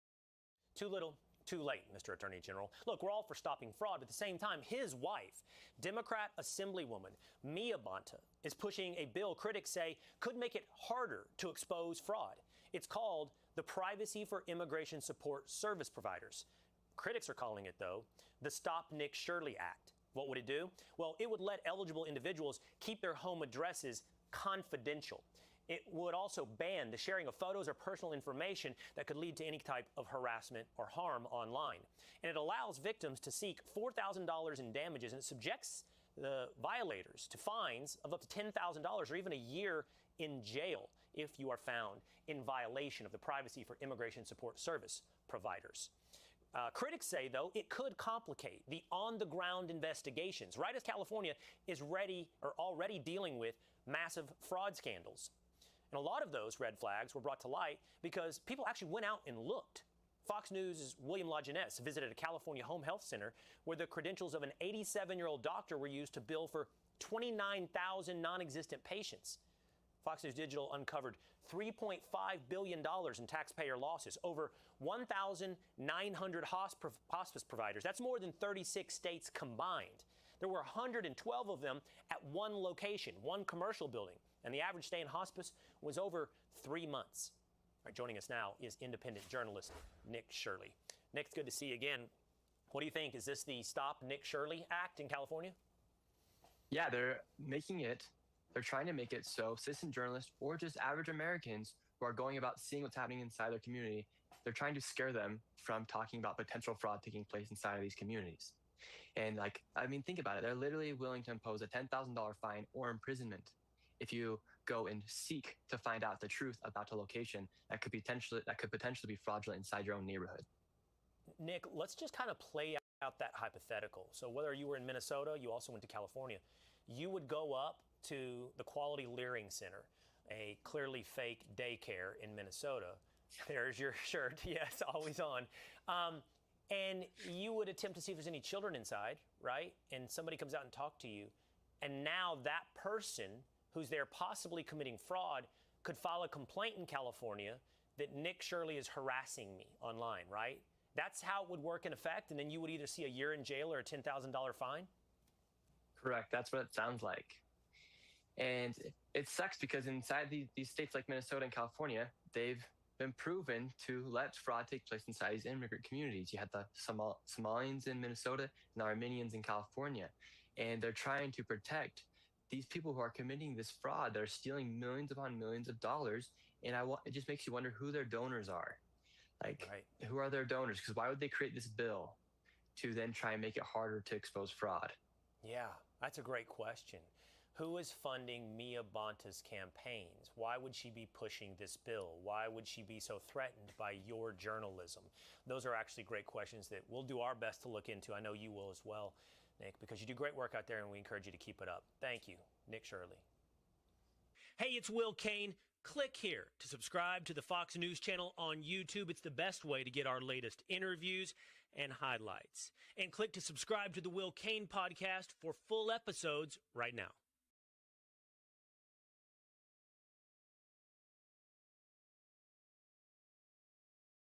Will Smith's wife is going viral humiliating the poor dude again? No. No. Now, mind you, Will and I were not together. We hadn't been together. 2016.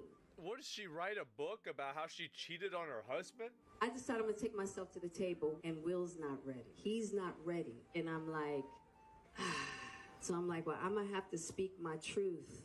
And you know, whatever comes after this is gonna be the most top quality, certified bullshit that you can even imagine. But I'm also gonna protect you. So if I gotta look like the adulterous wife to make sure you're good, I'm gonna do it. What? Yeah. Leave it to somebody like this to cheat on your fucking husband and then to go and write a book about it, go on a book tour, and then talk about how you took accountability for cheating and you were the one that's carrying the cross. Oh, true. I got in my martyrdom bag. You're a martyr? And what that is for me is I hadn't quite learned how to love myself. Right. And not leave myself on the side of the road. And in that moment, dude, this is some whole logic that, this is crazy. We all remember this. Oh! Keep my wife's name out your fucking mouth! Wait, so now she's shitting on him for it. what is going on right keep now? my wife's name out of your Yes. mouth. You became Jesus. the bad guy. Look what Jada made him do. Dude. Jada rolled her Dude. eyes, and look what he did. He ran up there and hit Chris. Yeah. Poor Will. The adulterous wife forced him to go to the table and sit there, you know what I mean? And now look at what she's done. She has the power with an eye roll to make him go up and slap somebody on stage. Isn't it crazy how much one person can totally ruin your life? All the reports would come out that me and Will were getting a divorce. And Chris he thought that we were getting a divorce. So he called me and he was like, hey, basically he was like, I'd love to take you out. And I was like, what do you mean? He was like, well, aren't you and Will getting a divorce? And I was like, no. So let me put this out there, right? Honestly, this makes me understand Will Smith a lot more. This dude is in your wife's DMs on a regular basis. It's like, oh, it's that time of the year. Look who's calling. It's Chris. And he's trying to hook up with your wife constantly. I bet she probably brought that up to him to make him feel insecure. Now I'm in this embarrassing situation. Crazy, bro. Like, Oh, this you guys is seen this? Like, wait, is this 4 nuts. years I ago? just watched. Would you say she has been instrumental in you and I redefining our relationship? I would say don't just start filming me without asking me Oh my goodness. if you could film me. Astaire, come help us again, please.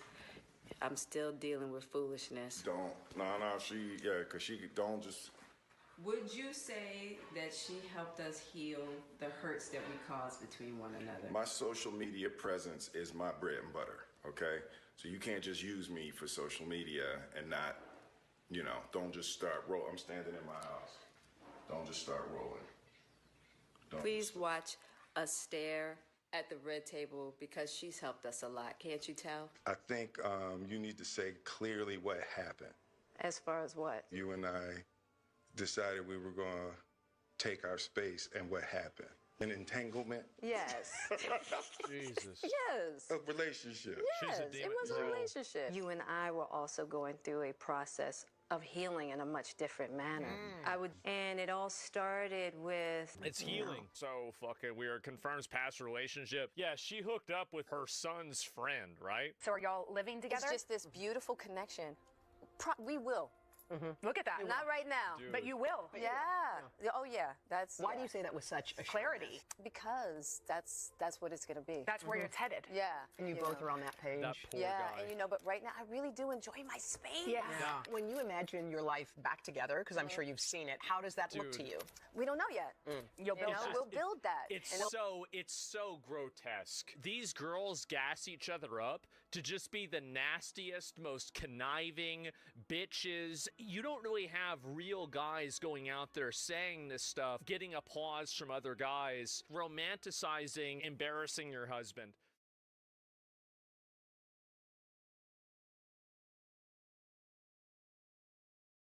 Another individual connected to top secret nuclear research has vanished without a trace. This is now the 10th person. I'm gonna be honest, guys. Whenever there was like 3 of them, I was like, who knows? I'm running out of fingers. There's a story that caught our attention. We're talking about a number of U.S. scientists, some connected to very sensitive research, who have died or disappeared. Carl Grillmar was an astrophysicist at Caltech. He worked on a NASA-supported space telescope project. Now, he was shot and killed at his home just 2 months ago. Then there's Frank Maywald. He was the senior scientist at NASA's Jet Propulsion Lab. Monica Reza also reportedly connected to NASA's Jet Propulsion Lab project. 10 She people. went missing last summer. There's William McCaslin, a retired Air Force general. He's a former head of Air Force Research Lab and oversaw advanced space and surveillance programs. He's been missing since February. He once oversaw funding connected to a project that also included Monica Reza. Melissa Cassis, been missing since last summer. She worked at Los Alamos National Lab, also had security clearances. So too did Anthony Chavez, also connected to Los Alamos, an engineer. He disappeared. No signs, no answers. And then finally, there's Nuno Loureiro. He was the MIT researcher focused on nuclear fusion and was shot and killed in his Massachusetts home last December. The same handful of institutions, NASA, Air Force Research, Los Alamos Laboratory, could they be connected, or is this something else entirely? This video obviously contains only the first 7 missing scientists. Now, we also have Michael David Hicks. No cause of death, no autopsy. NASA never said a word. He worked at the same NASA JPL lab alongside Frank Maywald, Monica Reza, and Carl Grillmair. Stephen Garcia disappeared, nuclear weapons contractor in New Mexico with top-secret clearance, and also worked with the Los Alamos National Lab, walked out of his house with a handgun and nothing else, left his phone, wallet and car behind. And finally, Jason Thomas, research scientist at the Department of Defense, disappeared December 2025, body pulled from a frozen lake 3 months later.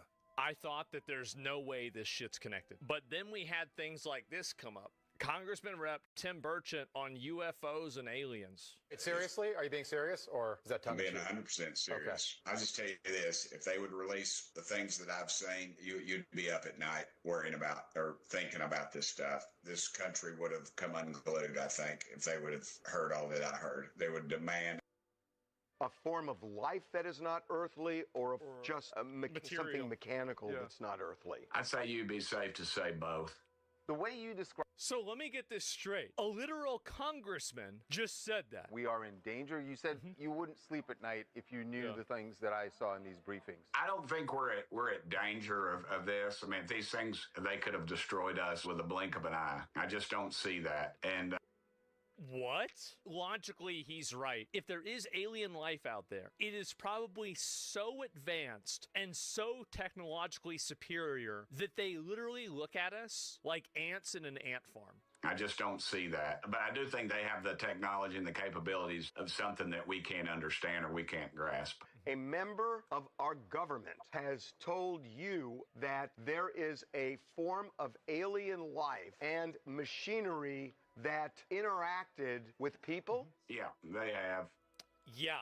What? What do you mean? It's pretty wild. I know.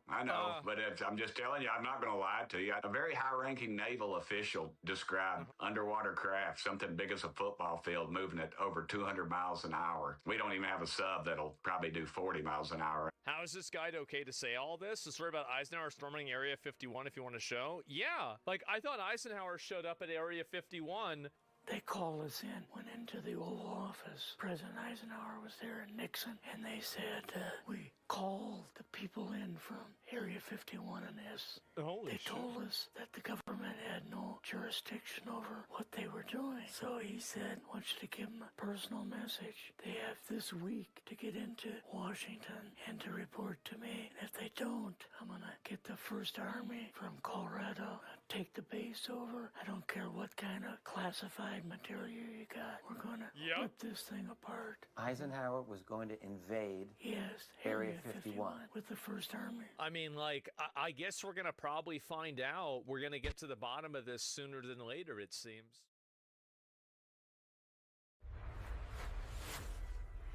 Next news. Breaking news.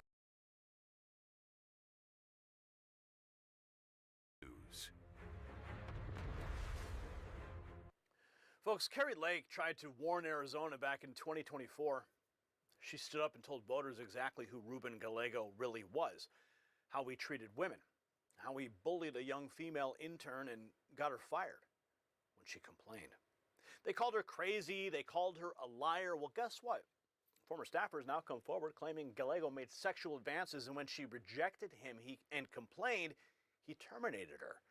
Now there's a viral video circulating that has the internet on fire, and Gallego's in full panic mode. Was Kari Lake right all along? Well, think about this for a moment. This man sits in the United States Senate right now, making decisions that affect your family, your borders, your safety. This is the same Ruben Gallego who called our police officers the bad guys, the same man who told a Hispanic Republican woman she wasn't the real Latina because she was a conservative. The same man who marched in the defund the police rallies and threatened ICE agents. He voted against the SAVE Act, meaning he wants illegals voting in our elections. He called President Trump's border walls dumb and stupid, and now we're learning there may be a pattern of predatory behavior towards young women who worked for him. If the allegations are true, how many other victims are out there? How many young women had their careers destroyed because they wouldn't play along? It's not just about one senator, it's about a system that protects predators while attacking anyone who dares to expose them. Speaking of exposing what the establishment tries to hide, I do need to tell you about something big. It's happening right now, and it ties directly into securing America's future. This is breaking news from the White House. They just announced over $30 billion to secure America's critical mineral supply chains. that names Pacific Alaskan Project as a key strategic asset for U.S. mineral independence. Now, I've been to the Bisla Copper drilling site in Canada myself. I've seen it with my own eyes, and what's happening right now in Alaska is bigger than most people realize. President Trump just unveiled Project Vault, a $12 billion strategic minerals reserve designed to stockpile essential resources and keep America strong. This is exactly what America First looks like in action, securing our resources so we're never dependent on China again. Now, Bisla Copper is positioned right at the center of this movement. You can find them in the United States trading under VCUFF and in Canada as VCU.V. Check the exclusive briefing. It's only for Next News viewers. It's linked below to see why this company could be one of the biggest beneficiaries of Trump's mineral independence push. We thank them for supporting the show. Now let's get back to the Gallego scandal that's rocking Washington because what Stephen Miller revealed and changes everything. Now this is where it gets interesting. Stephen Miller just dropped what might be the mother of all bombshells. He says the Democrat Party has blackmail files on all of its politicians, and they use those files to leverage and control them until it's time to release the information. So think about that. Is that why he's suddenly in the crosshairs? Did he step out of line? Did he refuse to go along with something? The timing of all this is fascinating, and the internet is absolutely exploding with evidence and theories, and of course his relationship to Eric Swalwell, bringing it all the way to the surface. Here's Kari Lake. This is what she said, that Ruben Gallego bullied and terrorized a 20-year-old woman who worked for the Phoenix City Council. When she complained, he got her fired. He told a Hispanic Republican that she wasn't a real Latina because she was conservative. Worst of all, he abandoned his first wife when she was 9 months pregnant to shack up with a D.C. lobbyist. Kari Lake, listen. If you don't mind it, I'm about to lay out some hard truths about my opponent, Ruben Gallego. And I'm not telling you this to be mean. I'm really not. I'm telling you this because the people have got to know before they vote who this guy is. His ads leave out a whole lot of despicable treatment of women. His ads don't tell you that about the time that he harassed and threatened a 20-year-old female intern, and when she complained about it, she was fired. His ads don't tell you about the fact that his fellow Democrats down at the state legislature gave him the nickname the Troll because of how creepy and degrading he was with women. And his ads don't tell you about the time he told a Latina woman that because she was a Republican, she wasn't a real Latina. Can I hear it for our incredible conservative Latina women?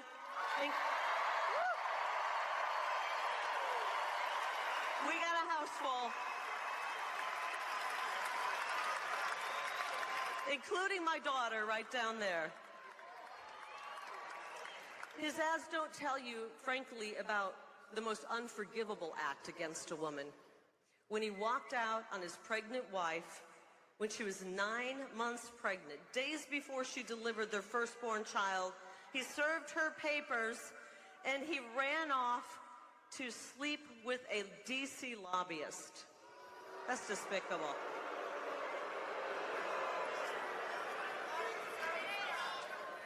I can promise you, if Ruben Gallego will abandon his family to jump in bed with a lobbyist, he will abandon Arizona in favor of D.C. lobbyists every single vote.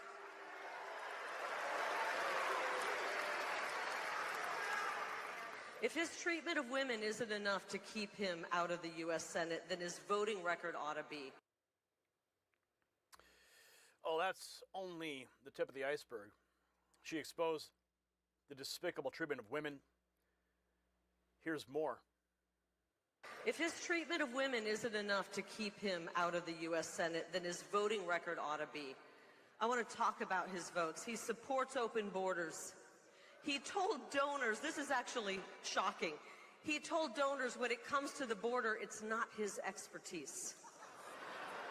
He called the border wall, which is keeping us safe in some areas, dumb and stupid. And he voted against the SAVE Act. That means he wants millions of illegals to vote in this upcoming November election.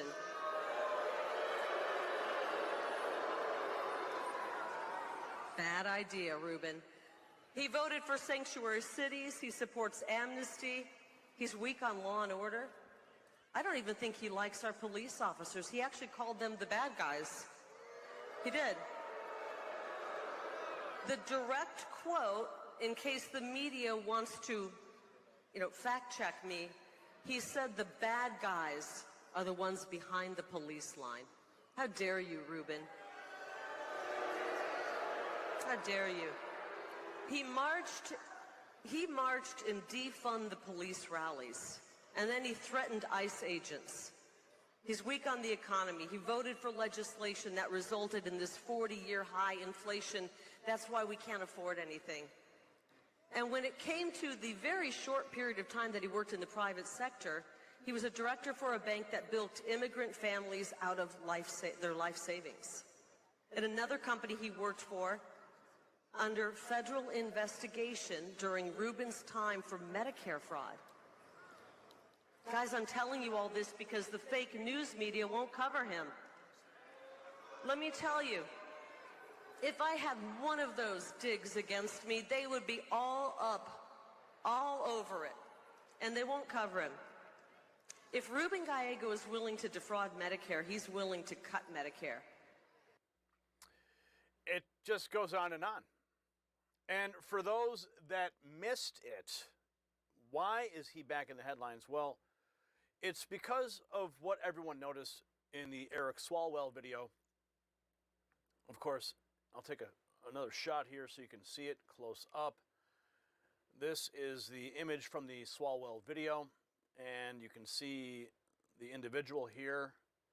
You can see the scars on the head, and then you can see them here again in another image a confirmed image of him. So he's back in the headlines because he is out there making press statements about pretending to know nothing about Eric Swalwell's misdeeds. And of course, Swalwell now out of Congress, resigning in shame. And it looks like the crosshairs are now on Ruben Gallego, clearly lying to people. The post here, Senator Gallego says Swalwell lied to him and manipulated him, and he accuses Kerry Lake and Chris LaCivita of using the same situation to spread smears and BS about him and his family. I messed up. I'm human. I trusted this man. But I think that he may just be the next domino to fall. Now, we did hear from Stephen Miller in a previous report, but the same message applies here. Why, has he had a bad week, Jesse? I haven't been watching. You might be busy has anything gone with bigger matters of war and peace. Couldn't have happened to a better person. But look, here's the most important thing if we have 10 seconds on this, and I'm sure you would agree with this. The most important part about this story, and look, Swalwell is a scumbag. He is a terrible person, the worst of the worst, the lowest of the low, the most dishonest and the most dishonest. But the real story here is how the Democrat Party controls its members through blackmail. It's got a blackmail file on all of its politicians, and it uses them to leverage and control them until it's time to release it. That is how sick and twisted the Democrat Party is. That's the next thread we've got to pull out here, Jesse. All right, it's a dangerous business. We'll see how it shapes. The next thread to pull. Now, Gallego denies being the individual in the viral video sitting next to Swalwell. Gallego once called Swalwell's best friend, responded to a reporter question. This is a great example. Listen. That surfaced of Eric Swalwell making out with a woman sitting next to someone. Was that you sitting next to him? This is an example of the lies. No, I was not sitting next to him. I was not in the room. I was nowhere. I don't even know where it happened. This is exactly what I'm talking about. Chris LaCivita and a bunch of other right-wing political operatives are pushing this narrative that somehow I was in that room with Eric Swalwell, and that is an absolute lie. Congressman, you... Oops. Look at his face. Yeah, an absolute lie. Well, you be the judge. What do you think? Is that him right there in that hotel room? If Ruben Gallego resigns, the voters of Arizona will not choose who replaces him. The fraud sitting in the Arizona governor's office named Katie Hobbs will pick the replacement who will then hold that Senate seat until 2028. Scary. Arizona's corruption is huge. Waiting patiently for Ruben Gallego to resign.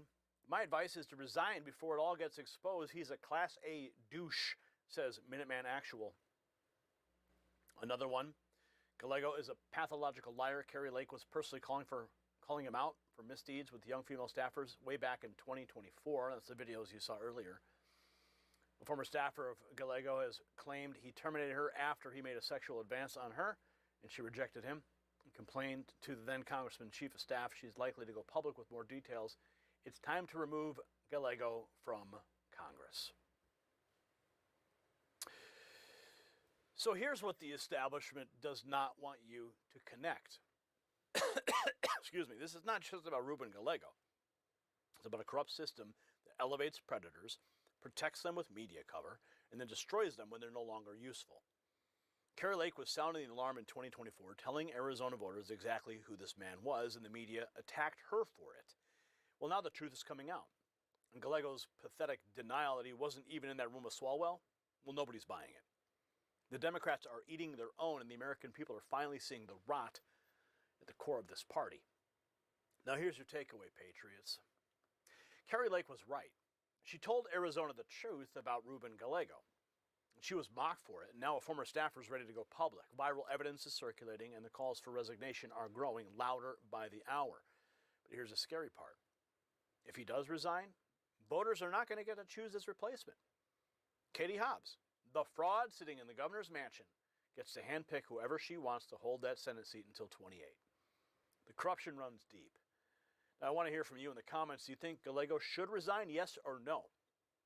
Since you made it to the end of this video, text raw feed to 844-840-4963. That's how you and I stay connected. We maintain our connection when those notifications from YouTube never arrive and when the algorithm buries us under mountains of corporate spin. Oh, yes, we have.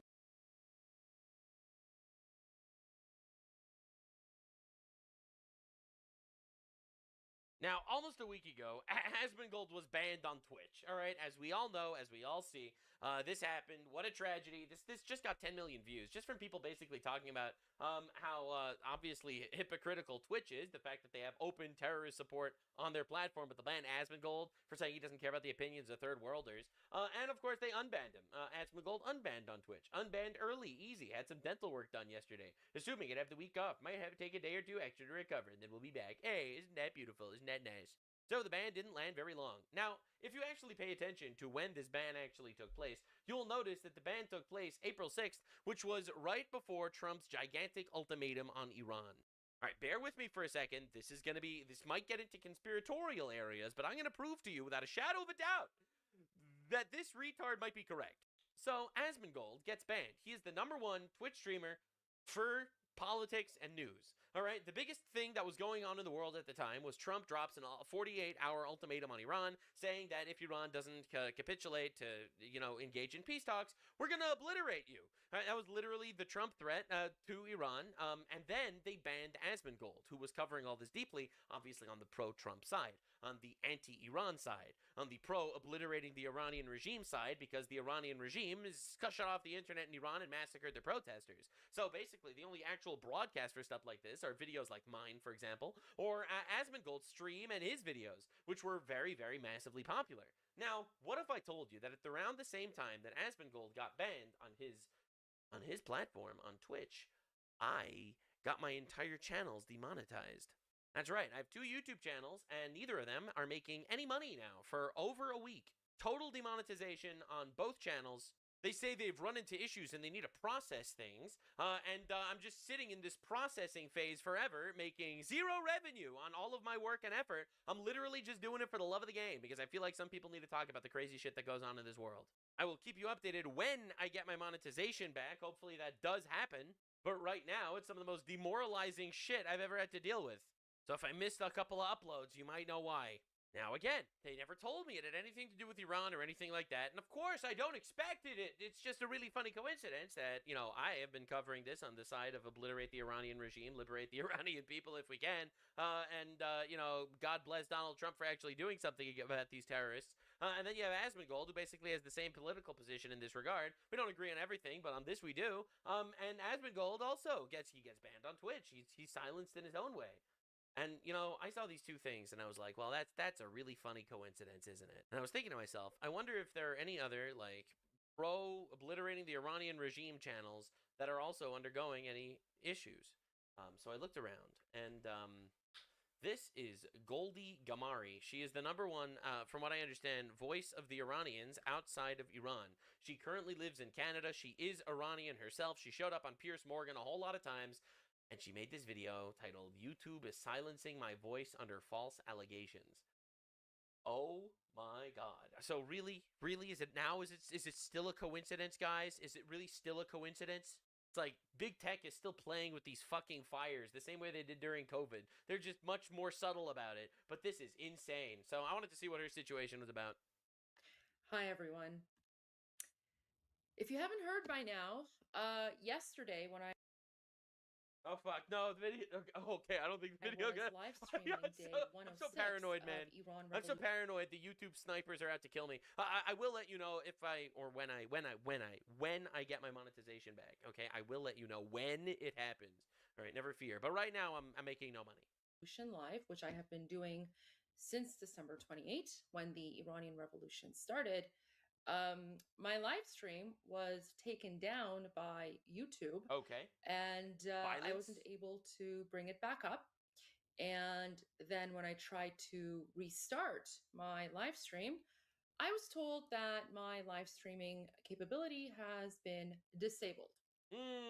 So let's just understand what she does on her live streams. On her live streams, every day, she goes live for like 4 or 5 hours and basically covers the actual geopolitics in Iran because the Iranians themselves have no internet because the terrorist Iranian regime shut off their entire internet and the entire country and massacres them in silence. All right, so she basically took it upon herself every single day. She streams for like 4 or 5 hours, specifically about the ongoings in Iran.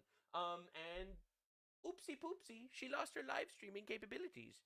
What's even crazier is the reason why YouTube disabled not only my live stream yesterday, but is now preventing me from live streaming on my biggest platform.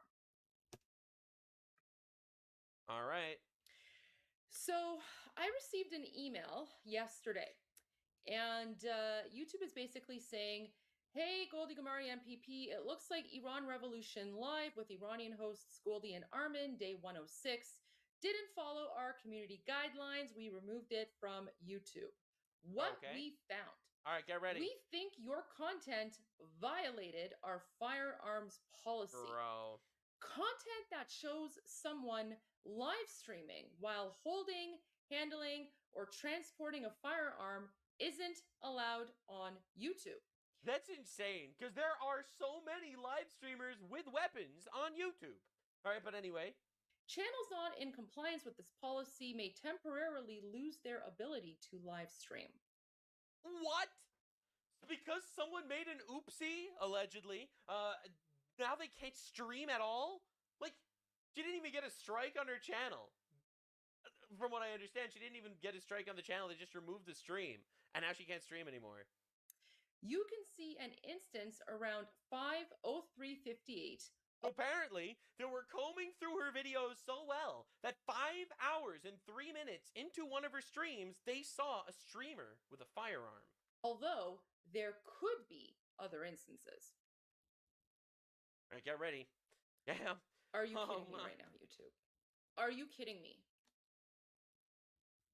Here, guys, look at this. There we go. Here is 5:03:58. You see that? Here, let me make this bigger, guys.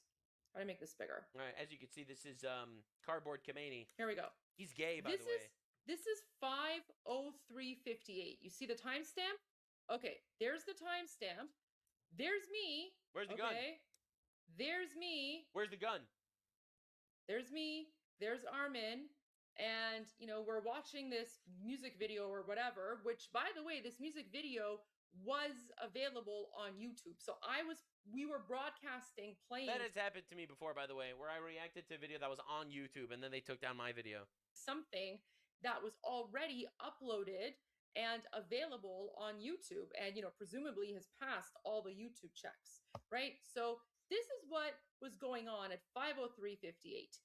Do you see a gun in this screenshot? That doesn't look good. I don't see a gun. Do you see a firearm? No, I don't. You I can't don't even see a firearm. my hands. I mean, unless you're talking about, these guns maybe, but I don't do think you that's what they're actually talking about. see a firearm here? Because I certainly don't. In fact, I don't even own a fire gun, like a firearm or gun or The Canadian be like, I don't even own a fire gun. Many such cases. Whatever. They're too busy with their MMORPG LGBTQQRS plus. I don't even know the proper term for that kind of stuff because I don't own one. I live in Canada.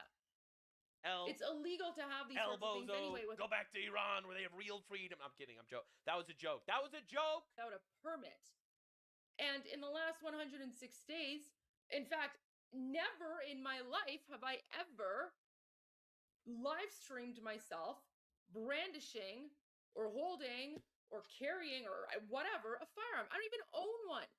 So anyways, Yeah, I really do think this is just because again, it's just so hyper specific. 5:03:58 into a live stream, we saw you with a gun, so therefore we're disabling all streaming on the channel. And then at 5:03:58, there's no gun, and yet they're still disabling streaming on the entire channel. It seems to me like there are way too many instances of this happening at the same time to a lot of streamers, specifically. That's like, well, we really don't like your coverage of the Iranian revolution situation. This happened, and I was like, you know what? This could be just a misunderstanding. Maybe this is just a misunderstanding.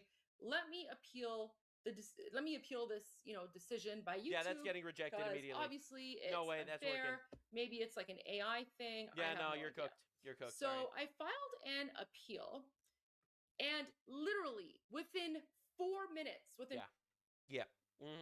4 minutes. And guys, I have the timestamp in the emails. Okay, so when I got the initial notice, like when I got this notice, okay, the time difference between this notice and the appeal, 4 minutes. So I appealed YouTube's obviously erroneous decision to take down my live stream and block me from live streaming. Within 4 minutes, this is the email that I got. Hi, Goldie Gamari MPP. We reviewed Iran Revolution Live with Iranian hosts Goldie and Armin Day 106 again and confirmed it's not allowed under our firearms policy. What firearms policy am I breaking? Bro, you are so cooked. You are so cooked. You can't even argue with the machine overlords, man. It's like, we are terminating your channel for violating the firearms policy. I didn't violate your firearms policy. Must not be like you're just over. Like, what are you gonna do? What are you gonna say to these people? They have all the power. Your video won't be put back on YouTube. We understand this may be frustrating, but we're committed to keeping YouTube a safe place for everyone. Bro. Our goal is to help you succeed on YouTube. Sure. Well, you're certainly not doing that, YouTube. You're certainly not helping me succeed when you are taking down my videos and then you are falsely accusing me of holding a firearm. What is it? Someone live streaming while holding, handling, or transporting a firearm. So how are you actually helping me succeed on YouTube when you are falsely accusing me of live streaming while holding a gun, which I have never done and of course never will do? My entire show, Iran Revolution Live, is about being a voice for the Iranian people. That's what I have been doing. That's what I have been doing for the last, not just 100. Yeah, I think that's why they don't like you. I don't want to be rude here, but I think that's why YouTube has an issue with you. In 6 days, but for the last 10 years of my life. And now when we're getting to the critical point, now when we are getting to the moment where things are escalating and heating up, this is the moment that you choose to block me from live streaming when 90 million Iranians have been shut off from the internet for the last, 45 days now? The internet in occupied Iran has been shut down for the last 45 days. 90 million Iranians do not have a voice. They are unable to speak out because the terrorist Islamic regime that is occupying Iran and occupying them does not want the world to know what they think. That is literally the reason why I have been live streaming day in and day out for the last 106 days. So that at least someone can be a voice for people in occupied Iran. Yeah. I think that, I don't want to be that guy, but I think that is kind of why YouTube has an issue with you. And you'll notice. Are holding a gun. And then that person said to me, well, I don't have the specifics. I don't have access to the specifics, but we trust our internal review team. So obviously there's a disconnect between the support. Oh my God. So you were holding a gun. We took down your channel. Request review because it wasn't holding a gun. Nope, you still violated our gun holding policy. Okay. Get to speak to the actual support team at YouTube. Hey, support team at YouTube. I got my video taken down because they said I was holding a gun, which I wasn't. And the support team was like, well, you were holding a gun. And she was like, no, seriously, look at this timestamp. You'll see I'm not holding a gun. Yeah, I don't have access to the timestamp, but you were holding a gun. Oh my God, dude. This is on brutal. The YouTube this dashboard is just a nightmare. Versus the internal review team. And how is it that the internal review team can just operate with impunity? First time. Right? And no one can challenge their decision. How am I supposed to get in touch with someone? You're not. This is literally a life or death situation. Yeah, and they're on the other side. They support the other side. I know this isn't only happening to me. This is happening to a lot of other YouTube content creators whose videos are being taken down and their ability to live stream is being removed. True. Because of this weird firearms policy. I mean, I heard about someone who was live streaming an active shooter situation, basically sharing the news, and he was taken down. I'm sharing news videos and content about the conflict in Iran. Of course, there's going to be people holding firearms.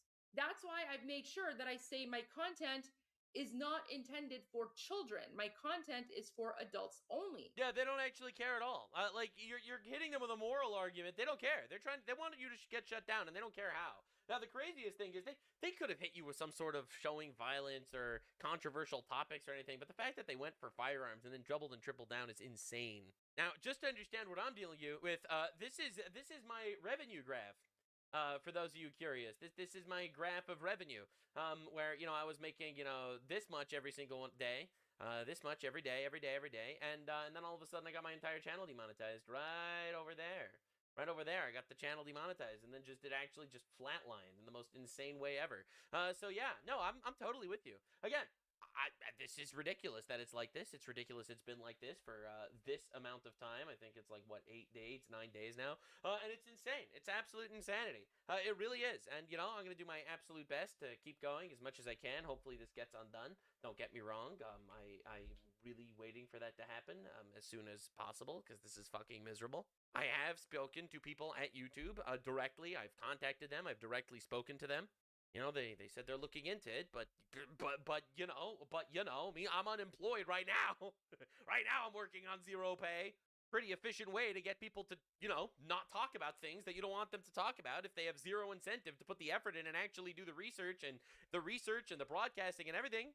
So I'm just saying, if it would have just happened to me, I would have been like, well, that's just a funny coincidence. And Asmongold got banned. Yeah, but that's on Twitch. That's not even on YouTube. That's just a funny coincidence. And then you see this Goldie Gamari character over here getting her entire stream not only taken down, but blocked from future streaming for like obvious bullshit. And it's like, well, this does remind me of when I got a strike on my channel for talking about COVID a couple of years ago. Mark Zuckerberg literally admitted that under the Biden administration, he was shutting shit down and he was actually censoring things. Who knows? Who knows what operatives of the old guard are still fucking in place? I know that the propaganda warfare online is insane. You see all the AI fake posts with bajillion likes from retards in Pakistan. Illiterate goat herders dropping likes on fucking tweets of AI American battleships getting blown up by flying magical donkeys But there's something really suspicious going on, and I urge you all, do not fall for the fucking psyop.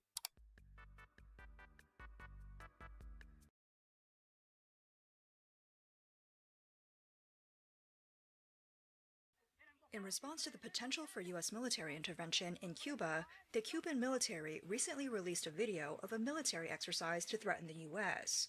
The video shows an anti-aircraft artillery unit controlled by a bull, claiming it can handle fuel shortages. The video sparked ridicule online. Really impressive. Does this two-wheeled vehicle even have a stable chassis? I thought it was North Korea. Communist equipment is so outdated. Countries like this have one thing in common. They block the free flow of information. Their rule must be built on lies and maintained by force. If people could freely access information, they'd know the strength of the enemy and wouldn't be doing such foolish performances.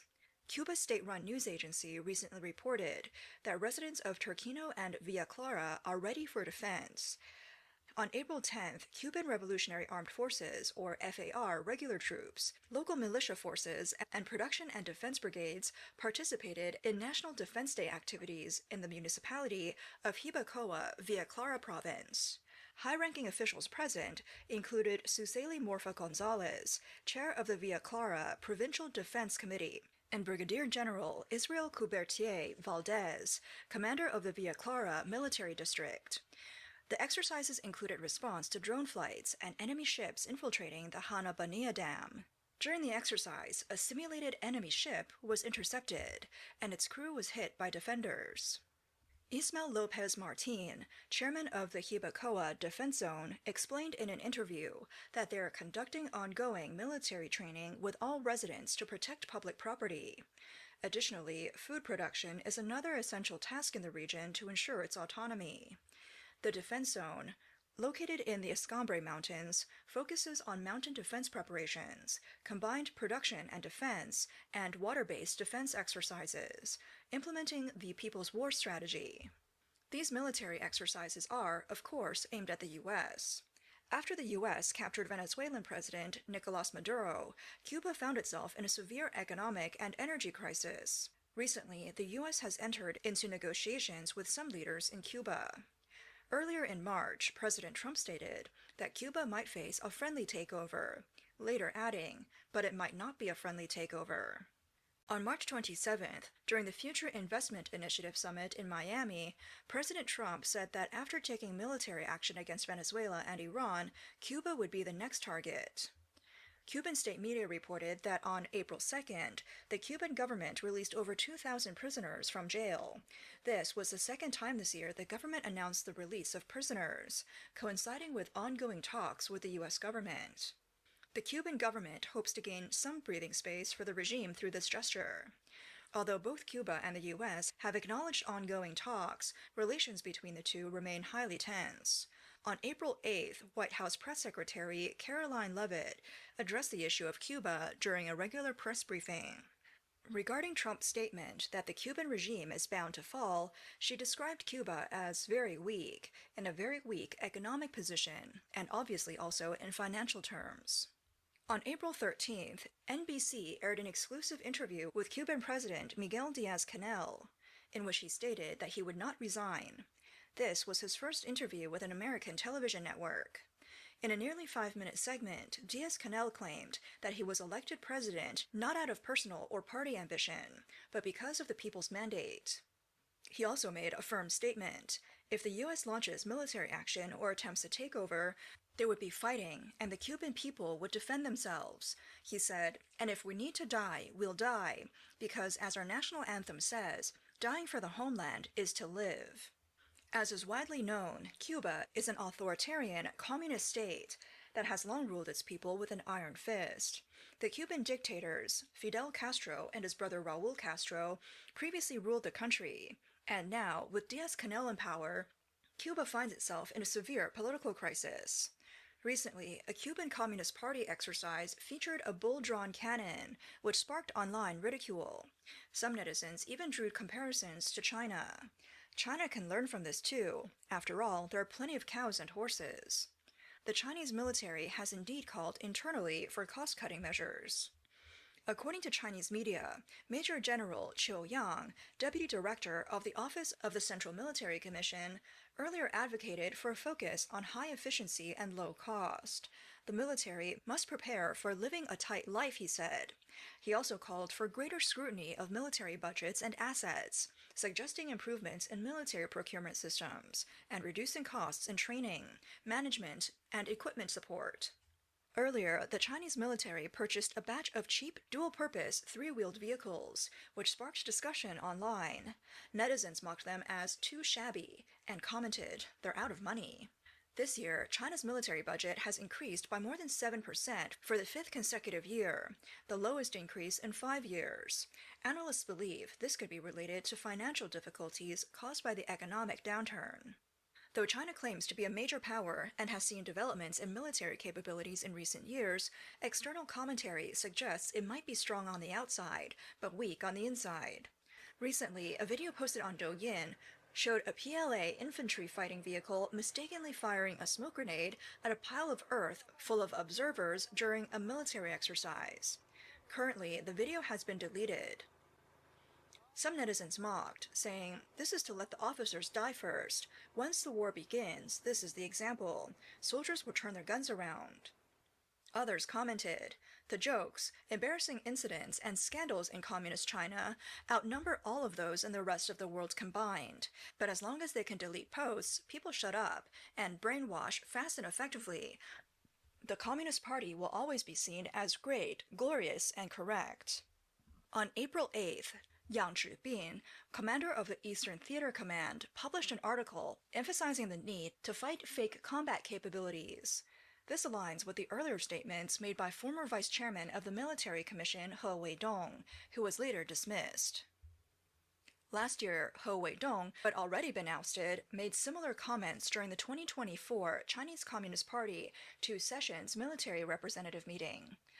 Independent commentator Du Zheng wrote in Taiwan's Shangbao, pointing out that He Weidong's criticisms was actually aimed at another vice chairman of the Military Commission, Zhang Youxia, accusing him of procuring defective equipment and faking training exercises.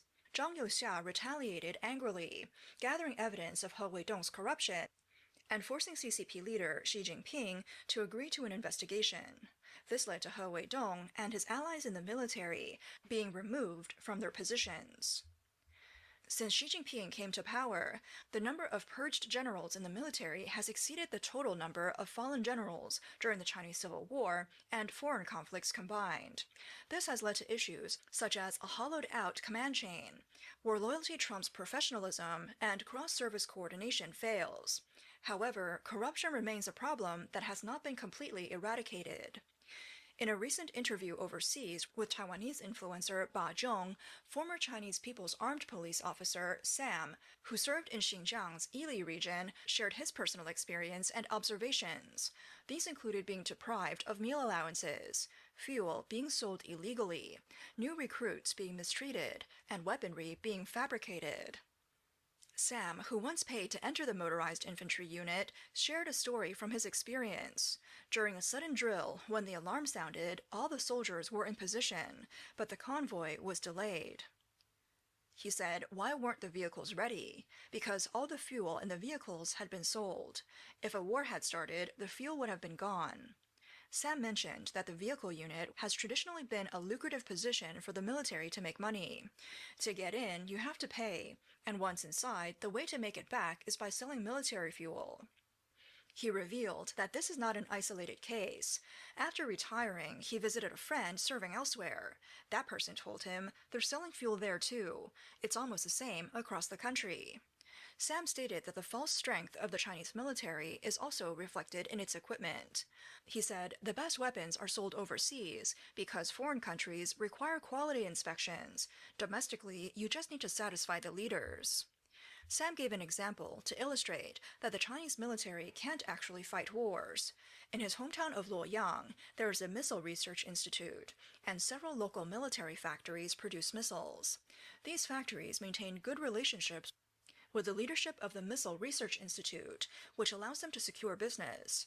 Each factory makes 500,000 yuan per piece of equipment, And for each unit, let's say they earn 100 yuan, the leadership takes 50 yuan, and this is passed down through the layers.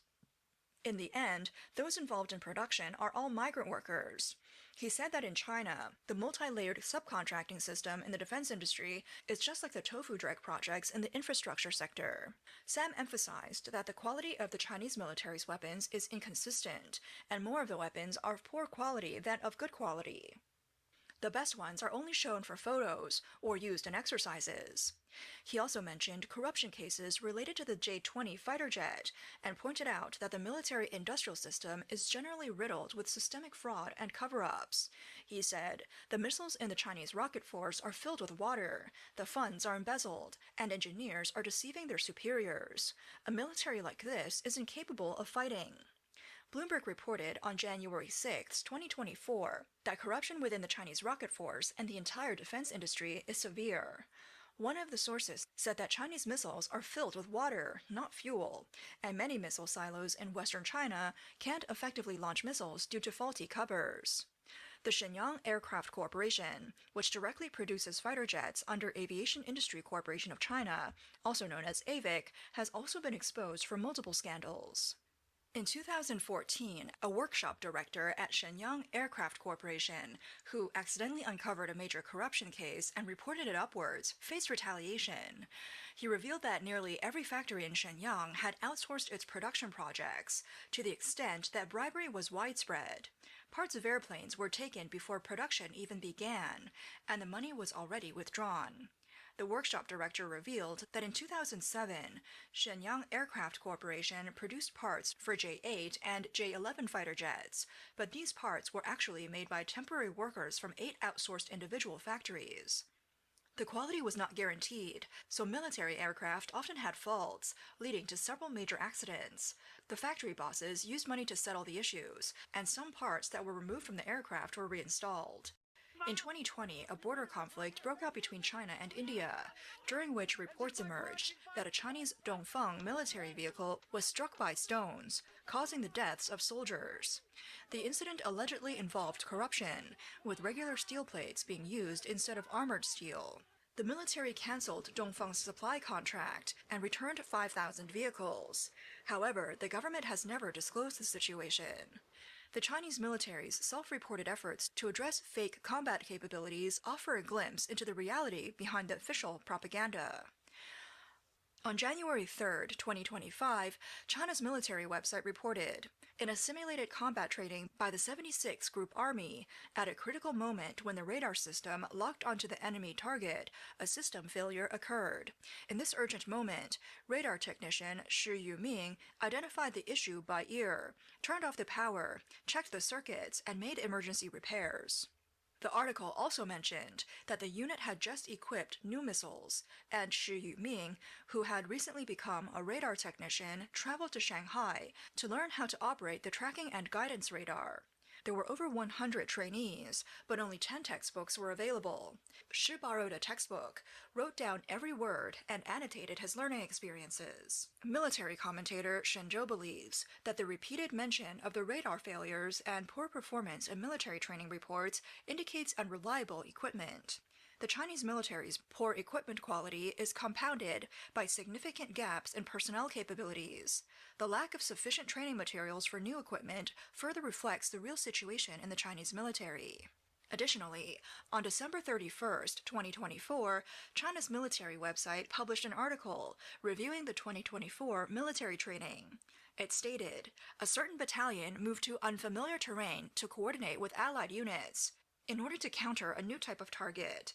However, after the radar locked onto the target, the operator failed to act in time due to the target speed and altitude exceeding expectations, missing the shooting window. The review found that the existing combat process was not well matched with allied units, resulting in delayed communications and slow data sharing. It still takes time to adapt to the fast-paced battlefield system. Shen Zhou believes that the Chinese military's admission of being unable to adapt to the fast-paced battlefield system reflects the internal corruption, subpar equipment, and the lack of focus on training amidst the power struggles and ongoing purges within the military. On March 26, 2024, China's military website reported that the Air Force Engineering University's Aviation Maintenance Officer School had moved its classes to the front lines for training. The article described that Huang Shi, a student recruited directly from university as a military sergeant, completed theoretical training in new aircraft maintenance and then went to the unit for hands-on training. 3 months later, the students would be assigned to their respective units. Shenzhou analyzed that after the large-scale introduction of new aircraft into service, ground maintenance personnel have struggled to adapt and are in short supply. The military is now recruiting a large number of college graduates to fill technical positions. After just 1 month of theoretical training, they're sent to the units for internship and are expected to be on the job in 3 months, showing the urgent need for aircraft maintenance personnel. Furthermore, an article published by Jiefang Junbao on December 26, 2023, reported that Wang Yubing, the deputy captain of a naval frigate in the Northern Theater Command, finally passed the qualification exam and became the captain after multiple failed attempts. The article mentioned that with the continuous addition of new ships in the fleet and the decommissioning of older vessels, the issue of equipment and talent has gradually emerged. Due to an imbalance in training resources, the training of some commanders and the key operators has been poorly organized, making it difficult to conduct full training assessments as scheduled. This was a significant reason why Wang had struggled to pass his assessments. Li Zhengxiu, a deputy researcher at the Taiwan National Policy Foundation, stated that many Chinese military officers, from the vice chairman of the Central Military Commission to the commanders in various military regions, have not received adequate training in modern technological equipment. They are unable to effectively operate increasingly sophisticated weapons, let alone teach lower-ranking officers or soldiers how to use them. This has led to a gap in talent within the military. Li also believes that the talent shortage in the Chinese military could be linked to recruitment issues. Rural youths, those from poor families, or those with lower academic performance may choose to enlist. With soldiers lacking sufficient background, it is difficult for them to master the operation of new precision equipment within a limited time frame. Li further explained that the majority of China's weapons are based on technologies learned from the US or Russia, and then pieced together. In this context, the developers may not even fully understand the equipment's performance, and certainly cannot explain it to the military. Su Ziyun, director of the Institute of Defense Strategy and Resources in Taiwan, stated that China lacks talent in joint operations. While China has rapidly increased the number of new weapons in recent years, its talent training has not kept pace. He said, in the next decade, China will likely not be able to match the U.S. military. China is making progress, but the U.S. is progressing faster. And for every step China takes, the U.S. may take too.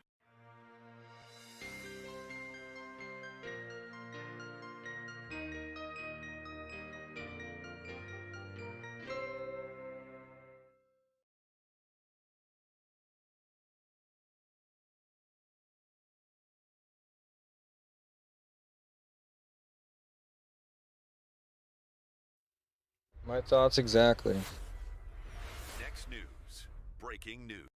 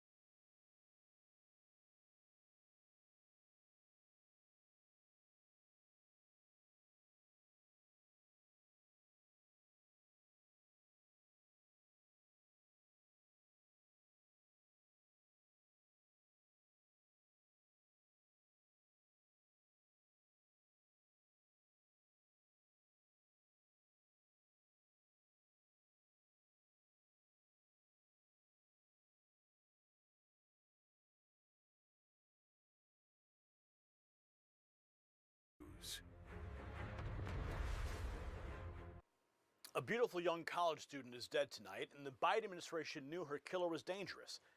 They knew he would run. They released him anyway. Her name was Sheridan Gorman, and the documents just released by House Judiciary Republicans expose a cover-up so grotesque, so deliberately reckless, Every American needs to see what their government did. This illegal alien had no ID, had no address, no legitimate asylum claim, and border officials literally wrote that he was likely to abscond. 2 weeks later, they let him walk free into America. Now Sheridan Gorman is gone. But here's what the media will not tell you. President Trump is ending this nightmare, and the numbers prove it. So think about what this moment means. This could be your daughter, your sister, your neighbor.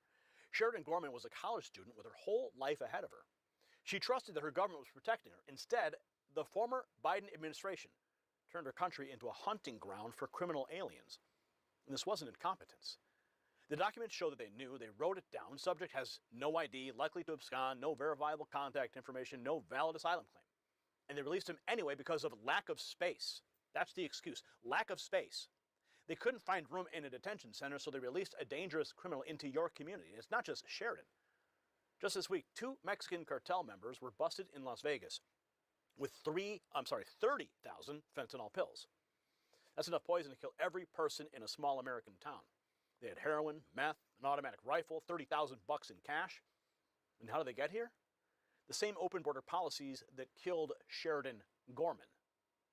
And speaking of protecting America, I need to tell you about a critical development that's coming straight from the Trump White House.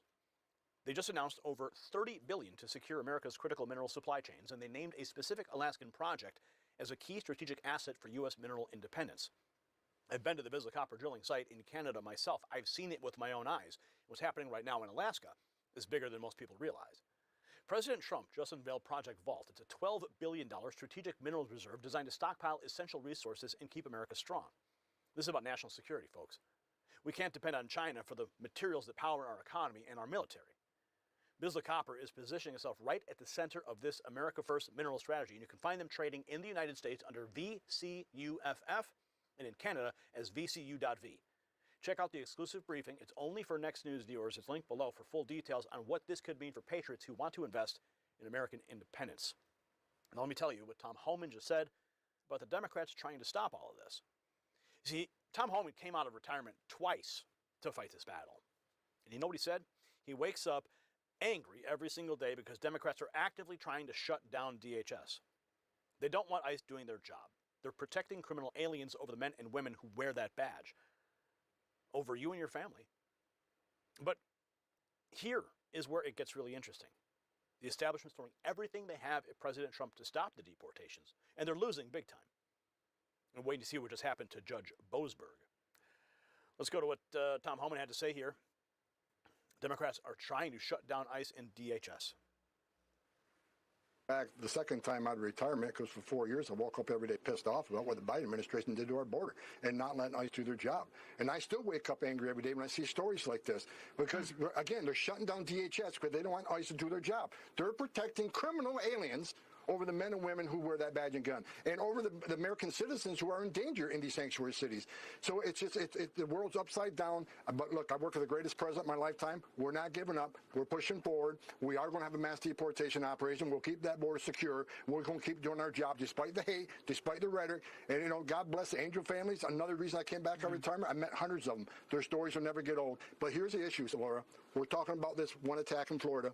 We'll be talking about something else next week and something else the following week. Every member of Congress, it should be not a partisan issue.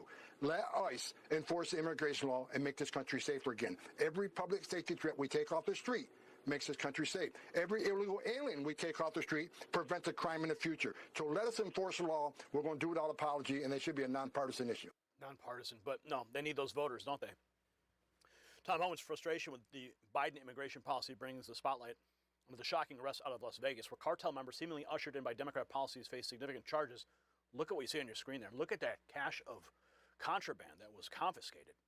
Here's the local report on it. Men have been arrested in Las Vegas after a massive drug seizure by federal agents. The Department of Justice released this photo of all that was seized as part of the investigation. Officials say federal law enforcement officers executed multiple warrants and about 30,000 fentanyl pills, more than 2 kilograms each of fentanyl, powder, and heroin, a pound of methamphetamine, a semi-automatic rifle, and more than $30,000.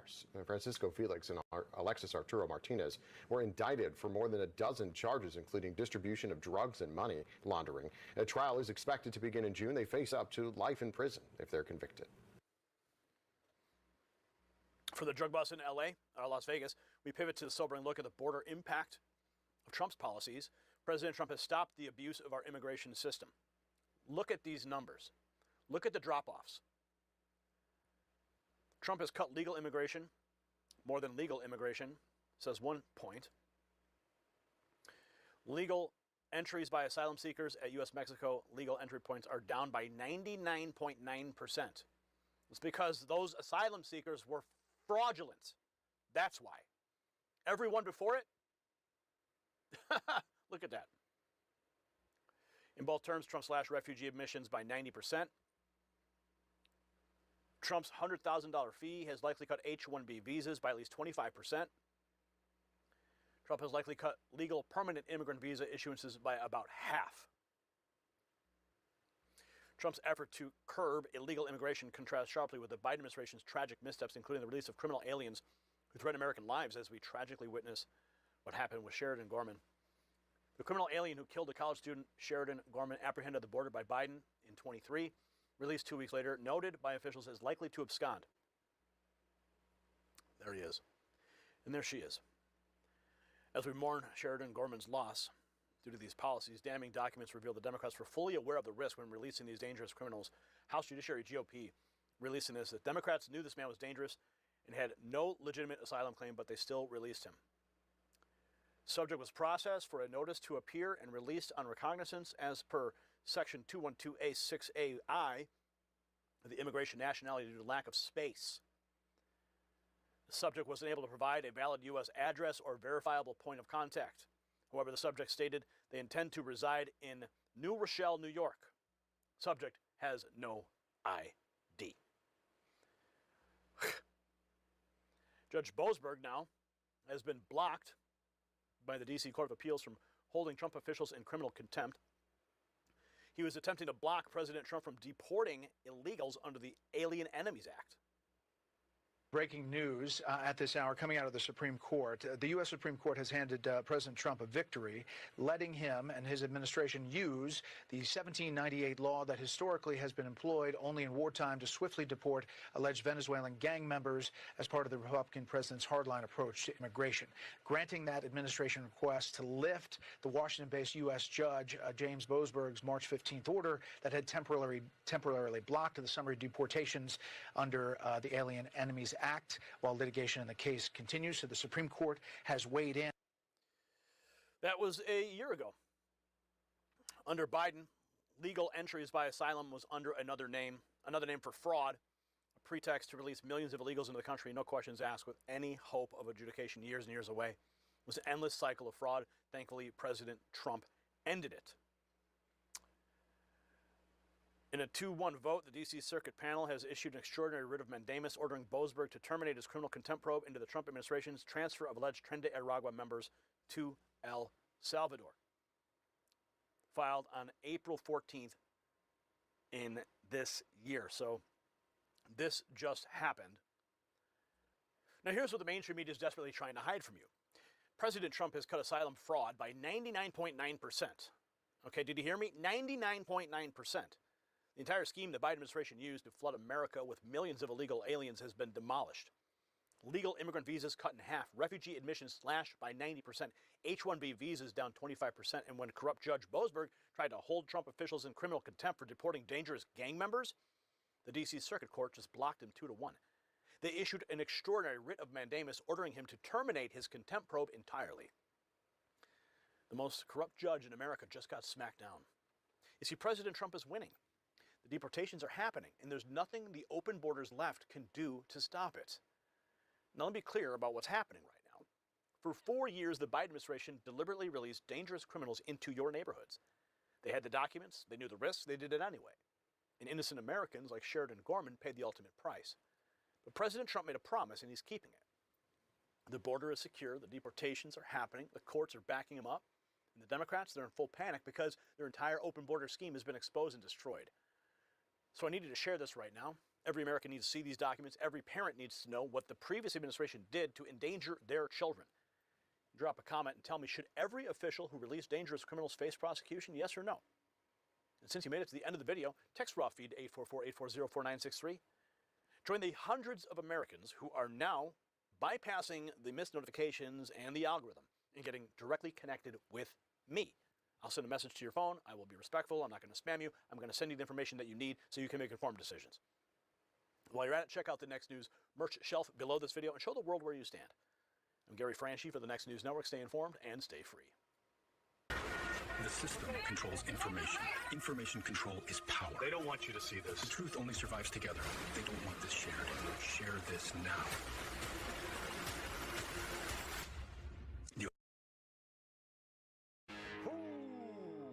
Tax day, baby. Pay your bill because millions on welfare depend on it. We got fraud to pay for, sexual misconduct in Congress to cover up, billions of money going to other countries that give us absolutely nothing in return. Oh, and don't forget the $40 million a week that we're still giving to the Taliban as of today. But the good news is it's less bad this year than it was over the last 4 years. Thanks to promises made, promises kept, through the working families tax cuts, the president has delivered the record refunds to the American people. The average refund this filing season is over $3,400.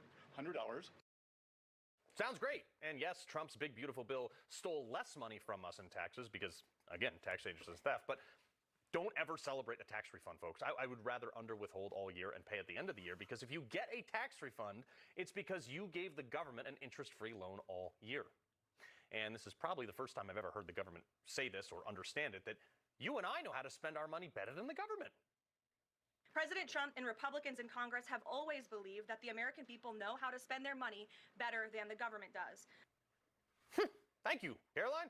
The best part about this is the government steals more money from you by forcing you to do the work for them. And the average American actually spends 13 hours and almost $300 to file their taxes. I mean, think about what a scam this is. There's a G-man comes in, hey, you owe us taxes. You say, oh, okay, how much? Well, you have to figure that out. You should actually hire somebody to help you do it. And you're like, oh, okay, you don't know how much I owe you? They're like, nope, no idea right now. You say, okay, well, what if I get it wrong? Well, the G-man comes back and says, you go to jail. Don't pass go. Don't collect $200. Sitting there like, word, here we go. Every year I sit there and wonder the same thing you're probably thinking. What the hell does the 100,000 IRS employees, at least under Biden, do all day? Watch, now I'll probably get audited, but it's worth it. This is crazy how complicated our system is. And it's the government's fault, by the way. But as a result, we have to spend time and pay people with our own money, taxed money, of course, to make sure that we comply with their outrageous pile of laws. I go back to James Madison. Well, actually, I want to go back to the Boston Tea Party with our current tax code. But James Madison nailed it. He said, quote, if the laws be so voluminous that they cannot be read or so incoherent that they cannot be understood, he goes on to say basically they're irrelevant. Our tax code is 4,000 pages for just the initial laws. Add volume 2, another 2,600 pages. You've got some commercial tax notes in there, another 4,000 or so pages. But when you add in the footnotes and the annotations and the clarifications, it amounts to about 70,000 pages. But you got to make sure that you have this year's version, because the tax code has changed 4,680 times just from 2001 to 2012. We don't even have recent data of how many times it's changed. But if you did your taxes solely based on that, and I've told you this before, you would go to jail, because that doesn't account for the changes in the tax code that resulted from the additional 2 million pages of court cases won or lost that changed, clarified, or nullified various parts of that tax code as recently as last month. Keep in mind, the original federal tax sheet was 1% and 2 pages of instructions and 2 pages to file it on that we were told back then in 1913 it was going to be temporary. And to think our founding fathers started a war over a 2.5% tax hike in a breakfast beverage, and look at us now. Now, most people think that tax day is because it gives you 3.5 months to file after the end of the year. Okay, that may be, but it also signifies the average date that most Americans actually start keeping the first penny out of their paycheck. Yeah, I'm basing this off a $250,000 salary a year, which is a very healthy income. You will work January and February and a bit into March just for the federal government in income taxes, Social Security, and Medicare with no deductions. That's the same Medicare, by the way, that is completely being defrauded by the billions right underneath our noses, and Democrats are covering it up. But it's cool. So now after you pay the G-man on the federal level, you're under $200,000. Good news, too. If you make more money for the crime of paying more in taxes, the federal government graduated our tax code, so you're actually going to pay an even higher percentage of the more money that you make on top of that. And you get no additional representation. Just hand over more money to the government so they can light it on fire. And since I live in the Socialist Republic of Connecticut, let's do that one. We can tack on what we pay in income taxes there. I know a lot of states don't, but I do because I have nowhere else to go because I have to work here in Manhattan, okay? As high as 6.5%, another $16,000 off a $250,000 salary, bring you into the end of March now working for free just for the government. Maybe the beginning of April. Who knows? I mean, depends. Now, you still haven't taken anything home yet. You're down to about 175 to 180 grand-ish is what you're taking home after just state and federal. But that's simply for working. Let's get into what you pay to just exist and live. If you own a house, you got property taxes, $5,000 to $10,000, depending on the size of the house, the town, or even how close you might be to water. You're down to 165 grand. You buy stuff, groceries, things, gadgets, wiggly bobs, anything. 6% and change in Connecticut. That's probably about $4,000 to $5,000 a year for most people in that state. This goes in part to our bankrupt pension system that was so poorly managed by the Democrats. So now you're down to about 160 grand take home of your 250 that you were making. Now you got the gas tax, depending on how much you drive. This could be an extra G or two a year. Call it $159,000 salary. Don't forget your vehicle taxes, registration on top of that. Buy any booze, go out to dinner. If you have a dog, it's $19 if it's not neutered. But if you spend the $300 to get it neutered, they give you an $11 a year break on the dog tax. Okay? Most towns do these neat little things like assessments and permits, just another name for a tax. Sewer assessment, service charge for your electricity bill, permit to have a shed. That's still a tax too. Oh, you like fishing? Tax. They call it a license fee, but it's a tax. Oh, and when you pay that license fee, there's a 50-cent convenience fee for paying it on their website. Newsflash, also another tax. You want a gun permit? I think we're up to almost $200 now for that in Connecticut. A tax for a constitutional right in the Constitution state, in a state full of libs who call voter ID a poll tax, which is an equal right. Oh, you've got use tax. If you bought something out of state, you're supposed to self-report. Yeah, I'll get right on that. Trash tax, bottle deposit tax, an extra luxury tax on cars over $75,000, which is basically any new car now. Business license tax, hotel room tax, insurance tax, dry cleaning tax. Don't use the hospital, there's a tax for that too. Oh, calling 911, there's a tax for that too, but don't worry, that's already built in automatically to your mobile phone bill in Connecticut. You got greenhouse tax, whatever that is, because I already pay an emissions tax, so I guess that one's, they're just taxing me for farting. Don't you dare die, by the way. They will tax you for that after hitting your family up for the sales tax on the coffin that they put you in. And add that up, and it can be another 10 grand of taxes, bringing you down to 149 and change a year. 100 grand gone to the government. So we basically work from January through May for free. So the greedy G-man can waste our money on shrimp running on treadmills and leering centers in Minneapolis so some Somali can ship the money back to Mogadishu. And for all that, the government doesn't even listen to us. For example, 83% of Americans support voter ID, and our representatives won't even pass it. But yet we're supposed to applaud a 2% cut. How about a 100% cut? Because the government laundered, stole, and wasted about $100 trillion in my lifetime. Tea, anyone? He loves the Constitution. He fights for what's right. He hates the bad guys. He's a freedom warrior. He's your freedom warrior. Watch Carl Higbie every weekday on Newsmax.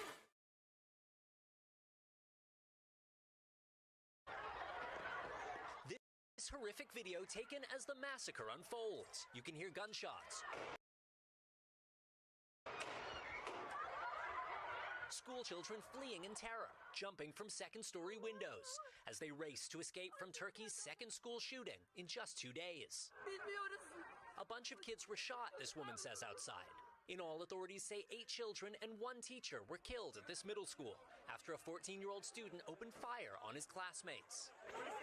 The worst school massacre ever committed in a country where, until this week, such violence was rare. The local governor saying today's killer was the son of a former police officer, armed with 5 weapons taken from his father, adding he killed himself at the scene. And all of it just 24 hours after a rampage at another Turkish school. This chilling footage shows an 18-year-old rounding the corner of his former high school and opening fire, wounding 16 people with a pump-action shotgun before taking his own life, according to authorities. He burst in, pulled the trigger, and fired 4 or 5 shots. We threw ourselves out the window, this injured boy says. And it's not clear if there's any connection between the 2 shootings. Authorities are saying today's massacre was a personal act, not an act of terrorism. Tom? We thank you for watching, and remember, stay updated on breaking news and top stories on the NBC News app or watch live on our YouTube channel. We can't talk man to man? We can't talk man to man? I don't think that's possible. That's not possible? Why? I don't think it's possible because there's only one man standing in this aisle right now. Now sit down, little miss. Before I go ahead and I'm going to go ahead and get TSA to come on this plane and haul you off. You want to make that big of a show about it? Why would they haul me off? You want to make that big of a show? Because you're not confirming the document that I have. You don't want to identify me as such? The government chose what to identify you when you were born in a hospital. They wrote M or F next to your birth certificate. Okay, it's my life. That was dictated by a power much greater than mine. And I don't feel that way. A higher power than me. I'm not the authority. I'm a man. I'm not the authority that assigned you. You need to get. She need to get up out of space. She need to get up out of his face. I agree. Thank you, sir. If you continue this display, if you cannot confirm what my docket says here, that there are in fact 2 ladies sitting in this aisle, there is one. then I'm sorry, you're going to have a to lady, leave. correct? There is one lady and one man. Well, that's not what it says. I need in these seats in order to fly. So if you're going to continue to fight the facts that I'm looking at right here, then I'm going to have to haul you off because you could be a dangerous person. We don't know. We have no way of confirming Because I identify as a male? Because you're not the person on my list. You're not the person on my list. A man? It's a simple, one of 2 answers. Are you mad because I'm more man than you? There's no gray zone. Is that what you're mad about? Is it really that big of a deal? You want to get up in my face right now? I don't need this job. Look, you want to play big tough man? You don't need this job? You want to play big tough man? All right. Look. What? No, don't lose your job. Don't lose your job. Don't lose your job. Don't lose your job. Don't lose your job. You're better than that. Don't lose your job. Good enough to identify me. Because in court, that's not gonna be. In court, that's not gonna be a man. Don't lose your job. Don't lose your job, brother.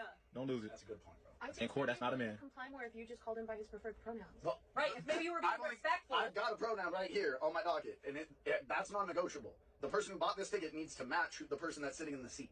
Okay, otherwise, you're threatening every other life that's on this plane right now. And I am the man sitting in his seat. Okay, well, scribbling out female and writing man on the ticket on your phone doesn't change the thing that you were assigned at birth, all right? Okay. You can't just change that. You can't just make that up. You can't just go around. That's not how I identify. Okay, what you personally identify, call yourself as, dress as, that's none of my business. I don't care. But when it comes to my job,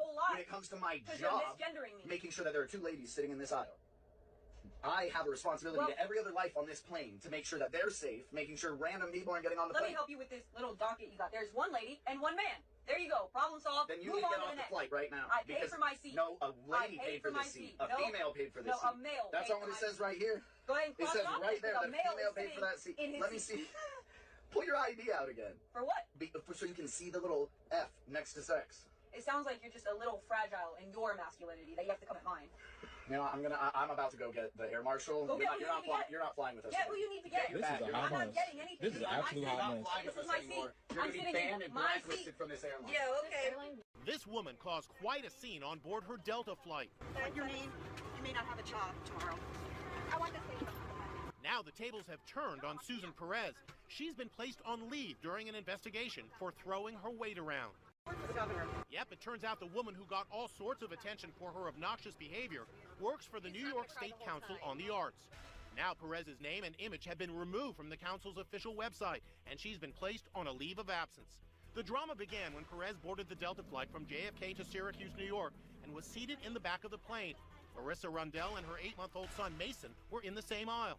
Rundell says Perez was cursing about her seat assignment. I said, please don't use that language in front of my son. And she turned around and saw me and she said, shut the up. It escalated from there when the passenger complained about sitting next to the 8-month-old boy. He's not going to cry the whole time. Then a flight attendant stepped in. Your name? Tabitha 976. Thank you, Tabitha. You may not have a job tomorrow. I want this lady. Perez instantly backed off. I can't, Tabitha. I have to. I apologize. Please, no. I apologize. All right. I apologize. I have to be on this flight. It kind of made me laugh when she started to apologize because you don't just go from being a psycho to apologizing and acting like she did nothing wrong. She totally deserved to get kicked off the plane. You may not have a job tomorrow. I want this lady. No, I can't. I'm not even gonna lie. The first thing that stood out to me here, it wasn't the chaos, it wasn't the shouting, but it was the composure of that flight attendant, ladies and gentlemen. Because in situations where most people would either lose their temper or get flustered, this guy stayed calm, measured, completely in control. And to me, that is real professionalism, folks. Because you can tell when someone understands their role and takes it seriously. He wasn't there to argue. He wasn't there to pick sides. He wasn't there to entertain nonsense either. He was there to do his job. And he made that very clear without raising his voice. without disrespect, without losing control. Disturbing moments on board this Alaska Airlines flight as a passenger appears to lose control. A flight attendant jumping in to subdue the man, at times punching him, trying to get the passenger to release the hair of 32-year-old Erica Ramos sitting in front of him. I really wasn't sure what was happening in that moment. I was afraid that this person was going to start punching me. Erica escaping the seat and the flight attendant calling for backup. Erica says the attack caused painful swelling and she's still getting headaches 9 days later. There was a moment where we actually see your face in that video turn around and look at him. What were you thinking, and did you say anything to him?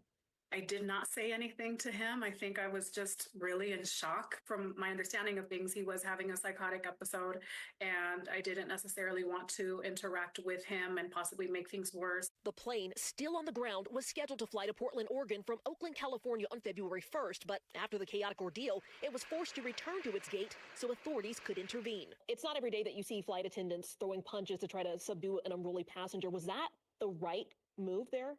The flight attendant who had to respond to this took the immediate actions that you would take if you were able to take the crew member self-defense training. We're in a confined space. We cannot call for help. There's no other way to do this. And there was imminent danger here. And so the passenger needed to have action against them in order to stop what they were doing in severely harming another passenger. Alaska Airlines telling NBC News in part that the man appeared to be experiencing a violent medical episode that involved an ongoing physical assault against other passengers and our crew. Our crew responded to the chaotic situation quickly and kept all guests safe, adding that the man has been banned from future flights. The airline has found itself at the center of increased public scrutiny recently after multiple high-profile safety incidents. It was an Alaska Airlines flight last January that had its door plug blow off the fuselage of a Boeing 737 MAX 9 midair. At the time, the airline saying incidents like this are rare and the passengers and crew landed safely. And in 2023, an off-duty Alaska Airlines pilot attempted to disengage the engines of a plane mid-flight. That pilot later telling investigators he had recently taken magic mushrooms. This latest incident resolving relatively quickly, but leaving passengers in shock as flying continues to drive many to the breaking point. Dana Griffin joins us from Los Angeles. I think all of us would be at the breaking point if that happened to us. Dana, what else did you hear from that passenger you spoke to about what led up to the incident we saw on video? Yeah, well, Tom, Erica Ramos says that before the plane even left the gate, that passenger was overly chatty at first, then started hyperventilating and hitting his head on the back of her seat. She says he lost consciousness at one point, but once he regained it, that's when he grabbed her hair. She says she never spoke to him before or after the incident, and according to Alaska Airlines, that flight was ultimately canceled because one flight attendant, not the one in that video, determined that they were unfit to continue, and that is a safety call flight attendants can make if they've experienced mental or physical trauma because they've got to be fully present in order to do their jobs. And Tom, as you just saw, sometimes it requires them to get physical. Yeah, we've seen a lot on airplanes. I don't know if we've ever seen anything like that. Okay, Dana Griffin, we thank you for that. That's what this comes down to, is it? Entitlement, ladies and gentlemen. And I've seen this pattern way too many times. Someone acts out, causes a scene, disrespects people around them, and somehow still expects to be treated with respect in return. It doesn't work like that, right? Respect isn't automatic just because you demand it. It comes from how you carry yourself. You see? And what we saw here was completely the opposite of that. Because there's this moment where someone thinks they have power, they think they can talk however they want, say whatever they want, even threaten someone's job, and it's all fine. But then reality kicks in, and when it does, the whole tone changes instantly. That switch from being aggressive to apologetic. That is not growth. That's panic. That's someone realizing they have been pushed too far and now they are dealing with consequences. And I've got to say this, ladies and gentlemen, that's exactly why the flight attendant handled it the right way. He didn't just drag into the drama. He didn't start going back and forth. He didn't try to win the argument. He simply enforced the standard. Calmly, clearly, and firmly. And when it crossed the line, he made a decision. That's leadership, right?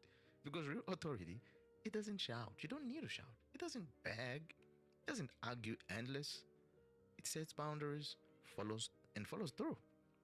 You see? And let us also talk about something else, that people overlook. Flight attendants, they actually have serious authority on a plane, ladies and gentlemen. People don't realize this. A lot of people, they just brush it over. Because when you're up there, they are responsible for safety, order, making sure things don't spiral out of control. So when someone decides to act out like that, it's not just annoying, it's a problem that is to be dealt with. And that's exactly what he did, what they do, the flight attendants. Because we've all seen people like this, the loud entitlement, the disrespect, the do you know who I am energy, the threats when things don't go their way. That is not new, right? That's something that people deal with almost every single day in customer service, in public spaces, in situations where someone thinks rules they don't apply to them. You see? And what makes this clip hit even is the contrast, ladies and gentlemen. Because on one side, you've got chaos, emotion, entitlement, a complete lack of self-control. And on the other side, you've got calm, discipline, structure, someone who understands responsibility.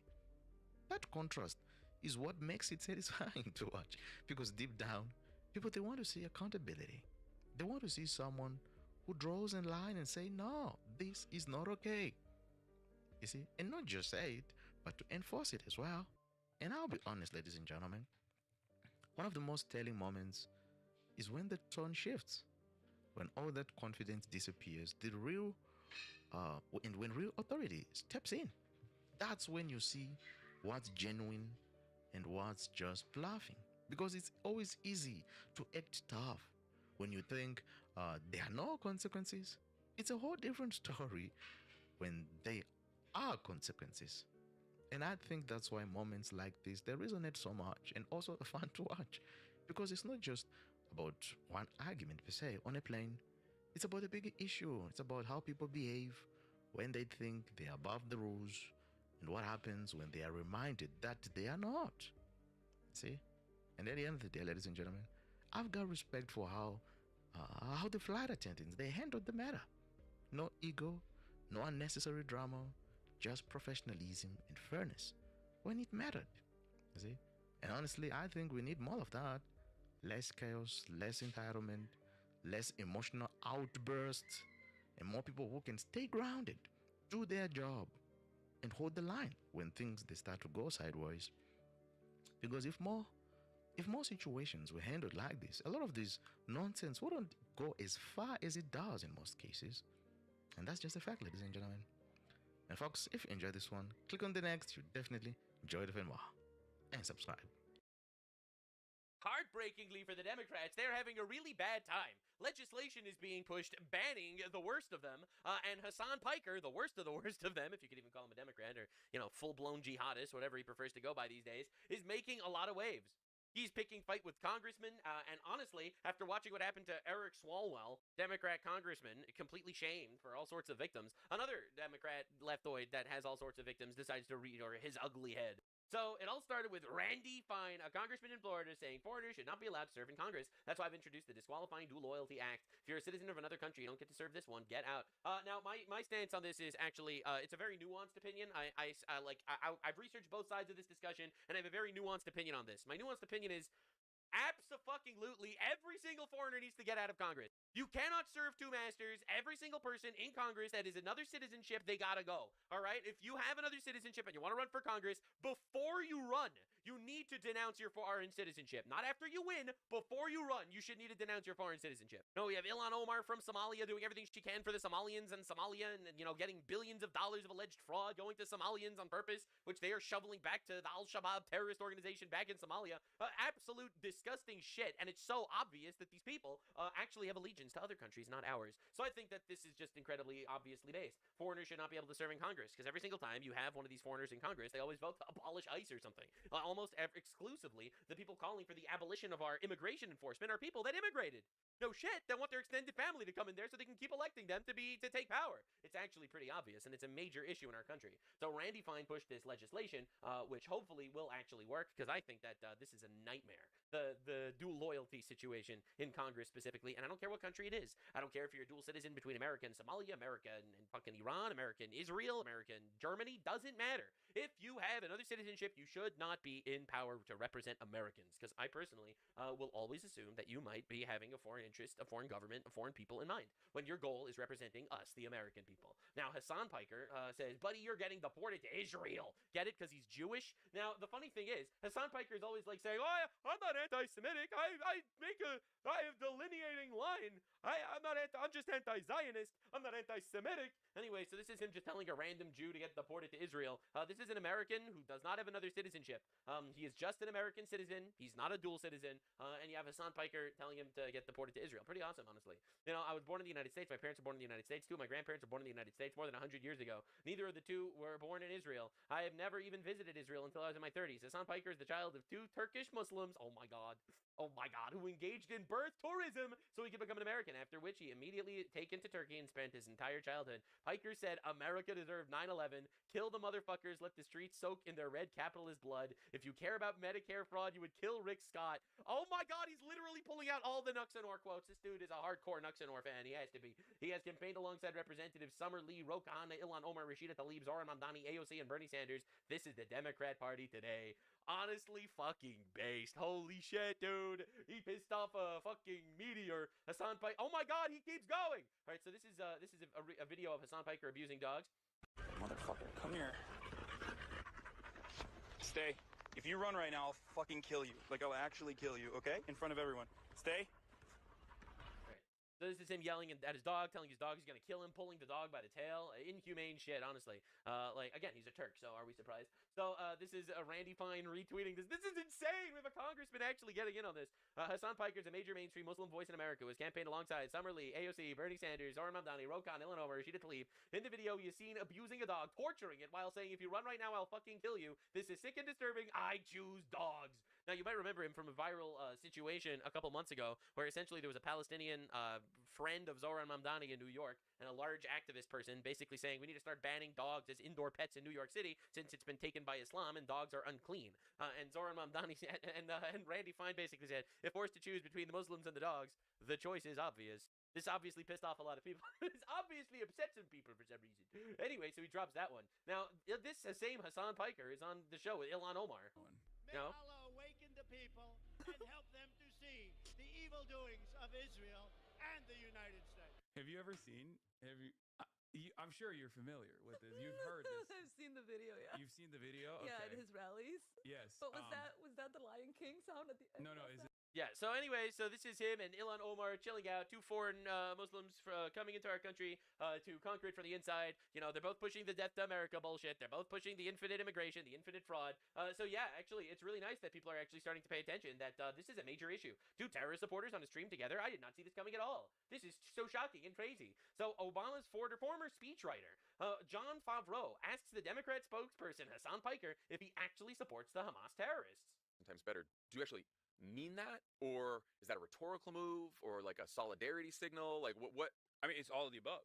I do mean it. I think it's a right. So this is asking directly, when you say Hamas is great, right? So my question is, when you say Hamas is 1,000 times better, do you actually mean that, or is that a rhetorical move, or like a solidarity signal? Like what I mean, it's all of the above. Right, the left just supports terrorism now. I do mean it. I think it's a rhetorical move because it frustrates a lot of people. I've also said I'm a harm reduction voter. I'm a less. It frustrates people when terrorist supporter admits they support terrorists. My guy, this is the oldest news of all time. This is the guy that says he doesn't care if rapes happened on October 7th, and also denied rapes happening on October 7th. It's an evil voter, and therefore I would vote for Hamas over Israel every single time. So obviously, of course, he would vote for the guys that started the war and use human shields, as opposed to the guys that are killing terrorists that have been killing their people. Absolutely, obviously, this is the Hassan Piker strategy. You know, it's because he actually loves terrorism, actually. And people are starting to notice. This is from the RNC Research Department releasing videos of Hassan Piker. Bro is getting mega cooked. Now, apparently, there's a pretty wild situation where Asmongold got banned on Twitch for, talking about politics, and Hassan Piker has not been banned on Twitch. And a lot of people are starting to notice that this Hassan character is kind of fucking horrible. Asmongold, largest leftist streamer in America, by the way, got banned on Twitch over essentially wrongthink, That's right. which is already backfiring for Twitch, as he took to his 4 million subscriber YouTube account to explain.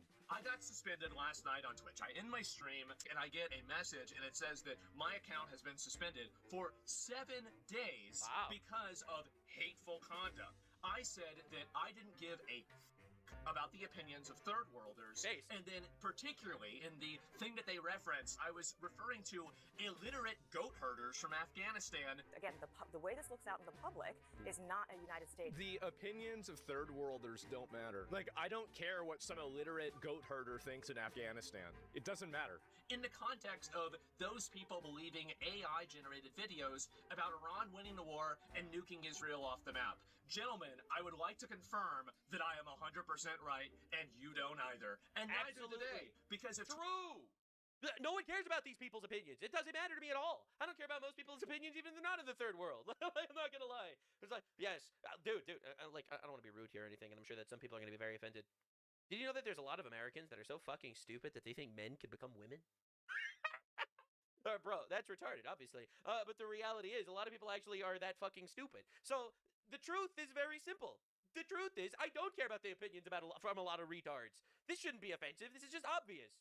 Why would I care about the opinion of someone who doesn't understand basic anatomy? Cares about their opinions? Why don't they apply Afghanistan's opinions to women on Twitch? That would be interesting. True. You know they have slaves and sex slaves and shit in Afghanistan? Wouldn't it? As Asmon's referencing this article, explaining since 2021, they have over 70 decrees essentially erasing women from public life, banning education over 6th grade, employment, and even moving around without a man, which is just the first of many hypocrisies which has, as in the world of liberal censorship. No, but this is literally just an infinite retard jutsu, where these dumb fucks will all gather together in this gayest orgy of all time and be like, all cultures are valid and equal, and all cultures are equally beautiful and equally important, and you should care about the opinions of the guys throwing shit at each other in a mud hut in Zimbabwe as much as you should care about the opinions of the United States president. All right?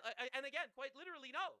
Quite literally, you're fucking stupid. Some cultures fucking suck, and some cultures are immoral shitbags that worship demons and fuck goats. I don't actually take their opinions nearly as seriously as the opinions of the United States president. So, like, again, like, this is just the obvious perspective that most people probably have.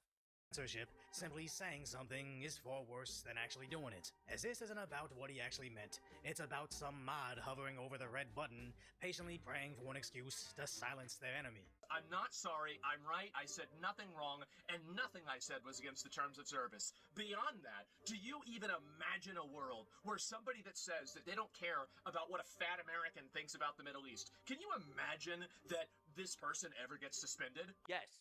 If they call the American fat. Fat is very offensive, even though fat is beautiful at the same time. Don't you understand how leftists operate? Schrodinger's fat ass. Of course not. He has some woke qualities, but he's nowhere near as woke as Francis. Francis was a socialist. This motherfucker is an American. And I think Americans are gross. Americans do not have a understanding. Yeah, all cultures are great, except for America. Yes, where they have industrialized child rape, like in Iran or Afghanistan, for example. Those cultures are awesome. American culture? Gross, because capitalism.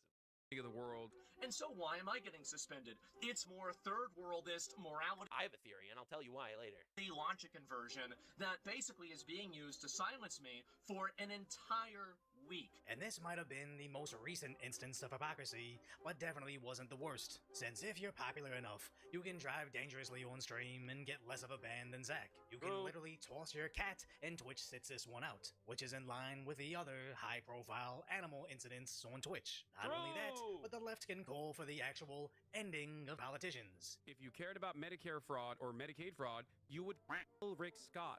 Or arguably worse than Asmongold's comment. We have endured suffering under the communist regime, and we believe that... Okay, you, dude. I mean, seriously, you, old lady. Shut the up, you stupid fucking idiotic old lady with your... Dude, I love this clip. It's like, this is a Vietnamese refugee who fled communism, saying that communism is bad. Then you got Hassan Piker, multi-millionaire retard who comes from a billionaire family who had the mansion in LA, talking about how dare she state her opinion about how communism is bad. Stupid fucking gamer headset. Who is you harder, America or Ho Chi Minh? My old lady. God damn, dude. Go this refugee, okay? Seriously. As if they didn't have double standards, they wouldn't have any standards at all. But aside from putting people and pets in danger, I want the platform to permit any take, as vile as it may be, as long as it's allowed evenly. If Asmongold doesn't like foreign illiterates, people should know. If Hassan thinks Vietnamese... He didn't even say that he didn't like them. He just said he doesn't want to listen to their opinion. Like, you have to be a fucking troglodyte if you care about the opinions of foreign illiterate goat herders. like Muhammad, for example. Oh my god, yeah. One of my favorite trolls is like when you say who wrote the Quran, and it's like it's the word of God. Yeah, but who wrote it? Was it Muhammad? No, he was illiterate. It's like, okay, dude. All right, dude. These girls that have inconvenient information on how communism works should inhale his front tail.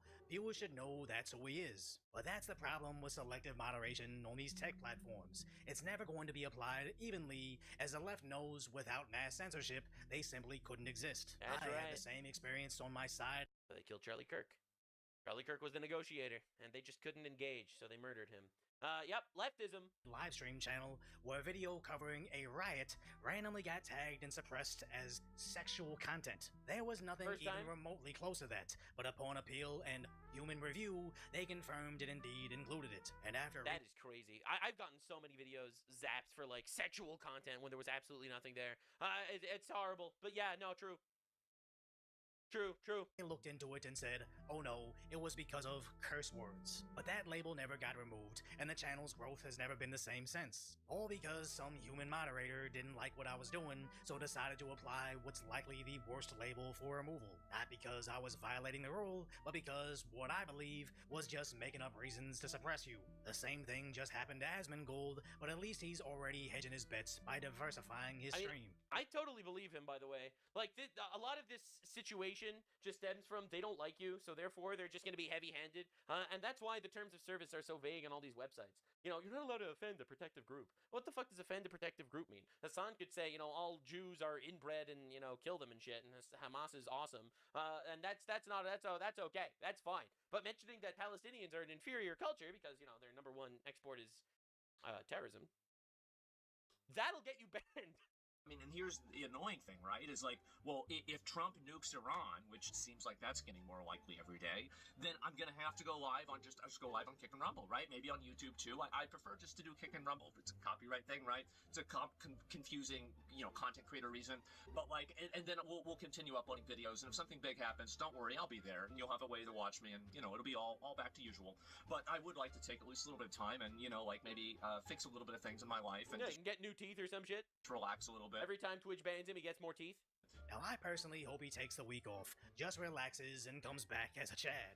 Gucci'd out in a mansion just to see Hassan try to argue why when Zach does it, it's bad. But the more important aspect is how he recently started multi-streaming to Kick. Just started to get his Rumble channel afloat on top of his 4 million subscriber YouTube channel and his 1 million subscriber Clips page, which every single day, every single clip gets over 1 million views. Yeah, it seems loosely related, but honestly may be the main reason he got hit so hard only recently, as Asmongold in 2026 has the 6th biggest growth for right-leaning channels, but is the only one that gathers most of his audience on Twitch. And if he's slowly turning Twitch viewers to Kick viewers during the continuing trend of viewership collapse, with even streamers slowly leaving the platform, they're faced with the difficult decision of, do we continue to slowly lose viewership outside the carefully controlled bubble of Amazon? Or do we cut our losses at once? All of That's a really good point. If you ban Asmongold, Twitch just becomes an exclusively left-wing echo chamber. And that's it. And the viewers just think that Hassan's way is the only way. That's honestly insane. Millions of fans immediately migrating away, just to stop the slow expansion of his influence. As his rival Hassan can poke fun at Asmongold's punishment, but doesn't detract from the fact that even his puff piece. What is this picture, bro? How small is his head? Has him looking bizarre. He can spend his time trying to explain why he looks this way. This has shoulder pads. Like, oh my God, he's such a loser. I've worn this before on stream. But now, not only is it right to... This guy is like the most insecure motherfucker of all time. Tagging Democrats for affiliating with him, even deep left CNN is denouncing the insane things he said. Quote, it doesn't matter if effing happened on October 7th. Like, that doesn't change the dynamic for me. And Hassan Piker is excusing sexual violence by Hamas terrorists. He's endorsing it, it seems. He doesn't care if it happens. And here's what Piker said about the horrors of September 11th, 2001. America deserved 9/11, dude. I'm saying. As Twitch's war over politics has been over, viewers that used to like Hassan until he probably shocked his dog or was watching big booba Twitch streamers before realizing how pathetic it is. They suddenly have more time to give Asmongold a chance, realizing he's just a regular guy like them and nothing like what the left paints him as. And now their own pipeline has guided their escape from the left's carefully curated bubble of Twitch Twitch, Reddit, and the mainstream media, as Asmongold doubles down over his ban, emboldening everybody else to do the same. Let me talk about, like, really how I feel about this. All right. Do I give a f- about the opinions of a bunch of third worlders in regards to No. what my country should do? No. Absolutely not. Obviously. I do not. You shouldn't. They shouldn't give a f- about what I think about their country. Because why would I take Well, I mean, we have nukes, so I mean, I suppose they should care a little bit. somebody's opinion that is from a hole in these countries? And by the way, They are these shitholes, are yeah. holes. Many That of is these a countries shithole, are yeah. shitholes. And Yeah. don't let anybody teach you or tell you that, oh, it's America's fault. True, no, No, it's a shithole. not. If Twitch thinks Afghanistan has such great opinions that should be listened to, maybe they should apply Afghanistan's opinions to women on Twitch. How about that? Oh, but they shit. won't, because they also agree with me too. I just was the one that said it, but everybody thinks this. Yeah, and I have nothing, by the way. Oh, I said illiterate. They have 37% literacy. Flip a coin, I'm right. And if you're a guy from Afghanistan, you're watching, I don't know, I'm sure we've got a number of them. We've got a lot of people that watch the show. Listen, man, I'm not talking about you, but you know that there's some idiots in your country that are morons of talking about them. And by the way, we have those same third worldists. We have those same, in America. Being a third worlder and being a third worldist, yes, it's a geography, but it's more importantly a mindset. Yeah, getting there it banned is. is only- If you're dumb as fucking rocks, then I don't care. I don't care about your opinion regardless of where you were born. So true, so true. I'm not racist just against some people. I'm racist against everybody. Beautiful lesson. Amplified that message. Maybe 40,000 people saw it live, but the ban had people wondering why. Rumors flied it was over showing horse parts, but after his YouTube explanation receiving over 1.7 million views, his Twitch post hitting nearly 10 million in under a day, they've only highlighted their hypocrisy, reminding everybody how insanely stupid their last 6 months have been. But all remain optimistic and not give up on them yet. Twitter, becoming X, almost immediately made them the de facto platform of free speech, becoming the #1 news app across the globe. It seems Asmongold Twitch is is cooked. somewhat expecting his appeal to prematurely end his ban, and since Twitch invited me on the platform, knowing full well who I am, these are all signs that Amazon may start to put profit over propaganda. Yeah, I wouldn't count on it. I very much expect the devil to continue doing his shit. But dude, watching like every time Asmongold gets banned, it just puts more spotlight on the fact that Hassan is not banned, and then you have like actual congressmen and shit being like, "Whoa, why is this guy in our country? Doesn't he support terrorists?" Like, dude, the Hassan downfall is honestly tremendous. He's just like an actual black smudge on everyone he approaches right now. As he should be, by the way. I think anyone that's willingly associating with Hassan is, by extension, also a supporter of terrorism. And I think they deserve all the shit flung at them.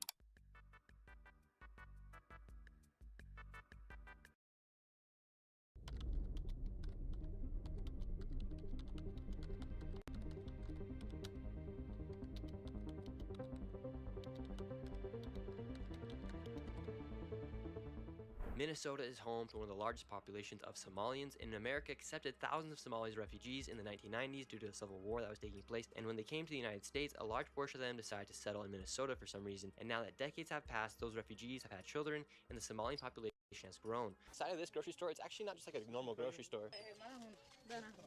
There's actually a bunch of other stores inside of the grocery store. So right here you have one store, right here you have another store, and then right here you have another store, then up here you have another store. In total, inside of this section of the grocery store, there are 6 separate stores. How's life here as a Somalian? Life is good.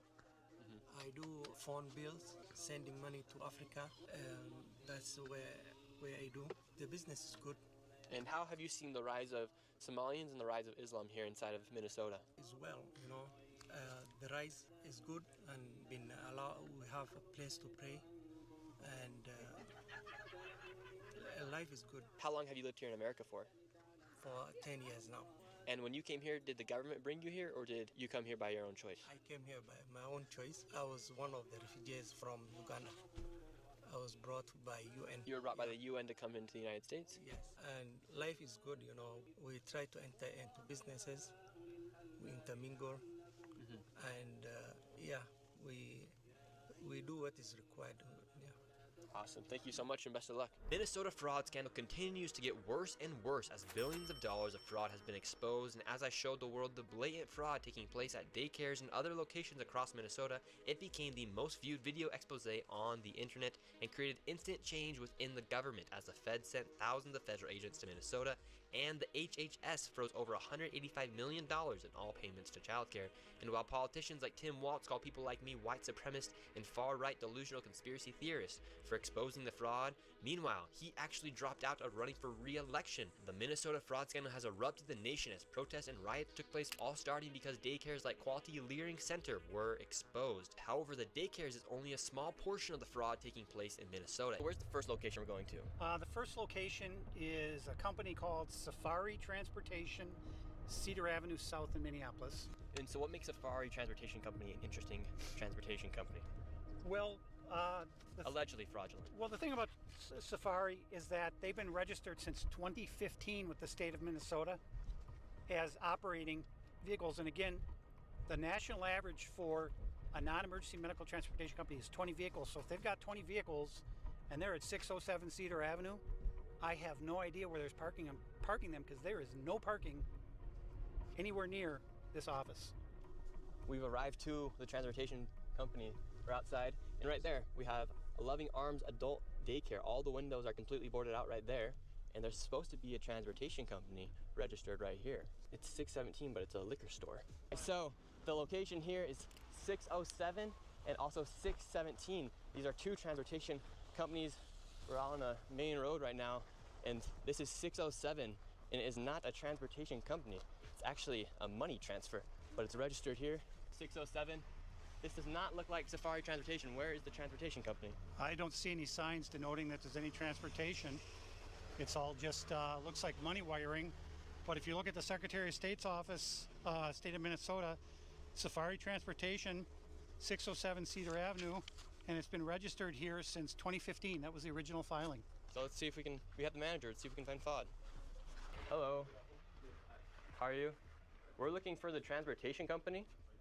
Safari Transportation? Looking for Safari Transportation? No, there's no Safari Transportation here. No Safari Transportation? Safari Transportation, 607 Cedar Avenue. We're just looking for Safari Transportation. We don't know. So, but this is registered for Safari Transportation, 607. That's the address. Okay, we don't know. We're asking where Safari Transportation is. We don't know. Okay, so the business is not here. Don't record. Fuad Omar? Fuad Omar? We don't know. This, do you see this? What is this? Money transferring. That's it. Okay, well, this registered. This is fraud taking place. This is supposed to say, this is for Safari Transportation. Go find out. Yeah, we did find out. This is fraud right here. Registered here This is registered. 2015. 2015? Safari Transportation, state of Minnesota. 2015, what? Oh, yeah. Well, but it's registered now. This is current, just off the state of Minnesota website today. This is from today. I just printed this off today. Fuad Omar. Go check it out. We're here. This is 607. Where's Safari Transportation? Okay, it's no Safari, period. Okay, so it's a fraudulent business. Did you see Safari anything here? Exactly. Did you see? Exactly. It's not Did you here. see it? It's a fraud. Did you see, sir? Okay, thank you. We're going to go to the next address. All right, let's keep moving on. So 607, this is supposed to be Safari Transportation, no transportation company. And now we're going to 617, another transportation company. However, it is actually Cedar Riverside Liquor. Where is the transportation company? 617. 617 right here? Dreamline Transportation for the state of Minnesota is registered to 617 Cedar Avenue South. And it's a liquor store. David, they aren't even trying to hide that these are transportation companies. Where are the vans at? Should we ask? Let's go ask. Hey, we're looking for Dreamline Transportation. What's that? Now we're in 617, Dreamline Transportation. No. Where is the transportation company? No, we don't have this. You ever heard of Safari Transportation? Safari, I know Safari, that money wiring, 607. The money wiring? Yeah. Okay, that's money wiring. Yeah. We're looking for Safari Transportation. 607. They said they never heard of it. I never did. Safari company, the money wiring, they send money there, that's 607. So Safari gets the money and then they wire it out. Yeah, money.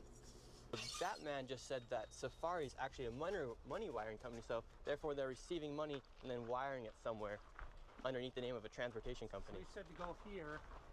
Suite A right here. And then you have 617A right here, but this is reliable services, immigration, travel, and tax. I do not see a transportation company anywhere. Morning. Hey, we're hoping to find Dreamline Transportation. Have you ever heard of it? I've never heard of it. Ask next door. He said to ask here, but you would know. Ask next door. This is a mailbox. It's not really far. So, Dreamline Transportation could be nothing more than a mailbox. 834. So it could be one of these mailboxes. Well, okay, see you later. 607, Safari Transportation, doesn't exist. It's actually a money wiring business. 617, Dreamline, inside of there, it's actually a liquor store. And then 617A is a place where there's a bunch of mailboxes and it says reliable ITT services. And most recently, in a small town in Pennsylvania with a population of around 4,000, they received over 1,000 Haitian migrants that suddenly appeared in the city, and it is now just coming out in the news. How long have you been here for? 3 years. How do you feel about all the other migrants that recently came into Charleroi? I feel good because they coming to put the city going up. Before you can make like 400 1 week. Now it's better than 400. You see, America changed, everything changed, man. So they gonna help this country. Yeah. They really help the country. I don't see nothing bad here. Nothing bad. Everything's slow down. Your people, my people, Spanish people, African people, Asian people, Nepal people, a lot of people here, but it's like for like 14 nations here in Charleroi. And do you think the United States of America should keep allowing migrants to come into small towns like Charleroi? America need people, man. America need people because we work, when we come in here, we work 7 a day. So it's not something we come in to be lazy, you know. We help the country, man. We help the town. Do any of the migrants receive money from the government once they arrive here into Charleroi? Yeah, the government helps a little bit. And what do they help with? Snap food, from ABT.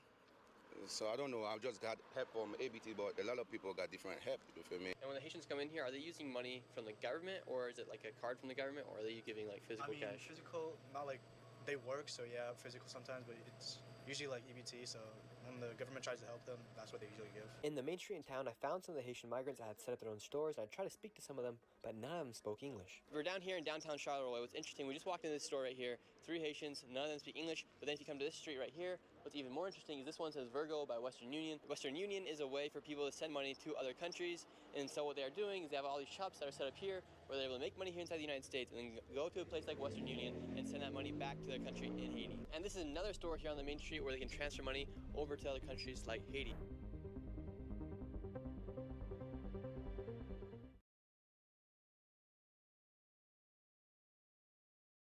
It's a shocking image. A crazed woman holding a knife above a 3-year-old boy in a shopping cart in a Walmart parking lot. The child's parents are now coming forward to say their son is okay after the big scare. Stephen Fabian has the details. It's terrifying, as scary as it gets. A crazed woman is holding a large kitchen knife, threatening a 3-year-old boy sitting in a shopping cart. Then she raises the knife and appears poised to stab him. 31-year-old Noemi Guzman was killed when 2 responding officers opened fire to save the little boy.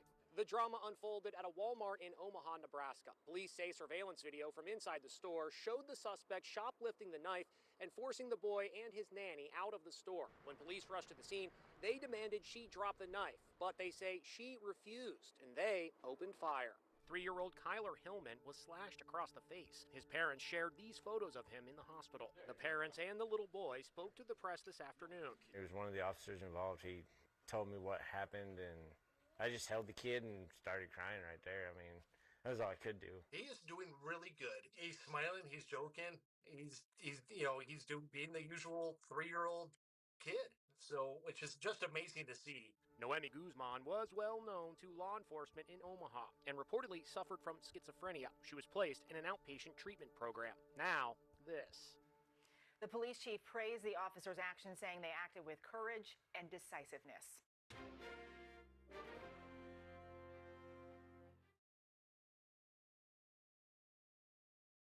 Here's the clip of Quinn dying inside of a loading screen. Yes. So Quinn is at full health, and he's inside of this zone here, which is it's an invulnerability shield, and of course it pacifies enemies that are inside of it as well. So how could he possibly die here? Nah, not gonna happen, bro. Nah. What? Okay, my game's crashed or something? This is pretty sweet. I think I know what happened.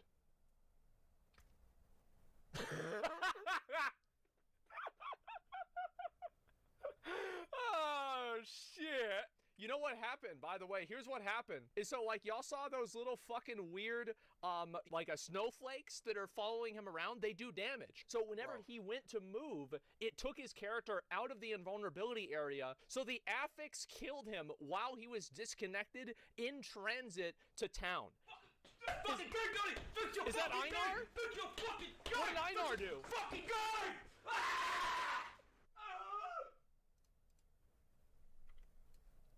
That's what it does to you. That's it right there.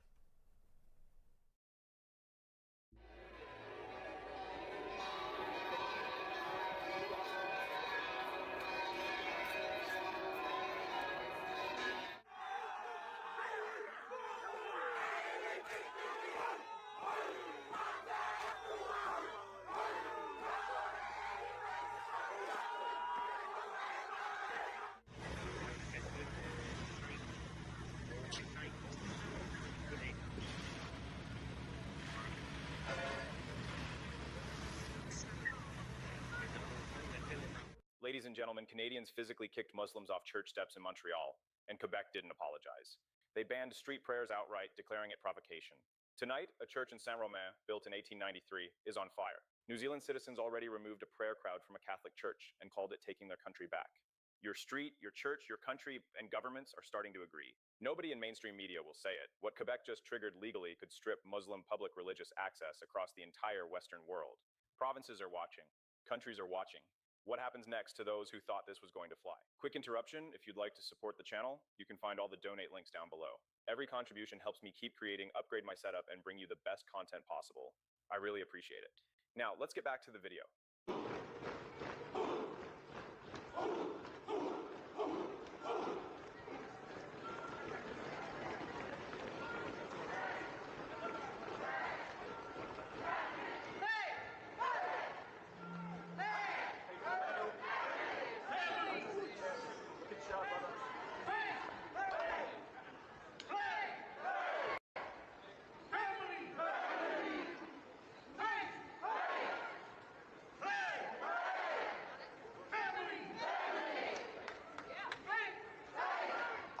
Ladies and gentlemen, they showed up to a church, they got shown out. Here's what happened. Quick version.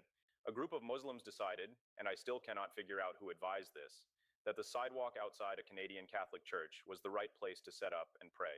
Not a mosque, not a park, not literally anywhere else in an entire city, a church. And the people in that community, regular Canadians, working people, came outside and said no, out loud, to their faces. Here's why this matters to you. To taxpayers, to parents, to anyone who uses a public space and expects basic cultural respect. When a religious group decides your sacred site is their territory, that is not a spiritual act. It's a statement. Canada, like a lot of Western countries, has been told by its government that these moments are beautiful and enriching, while the people watching their neighborhoods transform and their institutions get pressured are supposed to stay quiet about it. Ladies and gentlemen, it's not just Canada. New Zealand is having this exact same conversation, and some of their people are done being quiet. They've been standing up publicly, loudly, to say something that should be obvious but apparently requires courage now. This is a Christian country.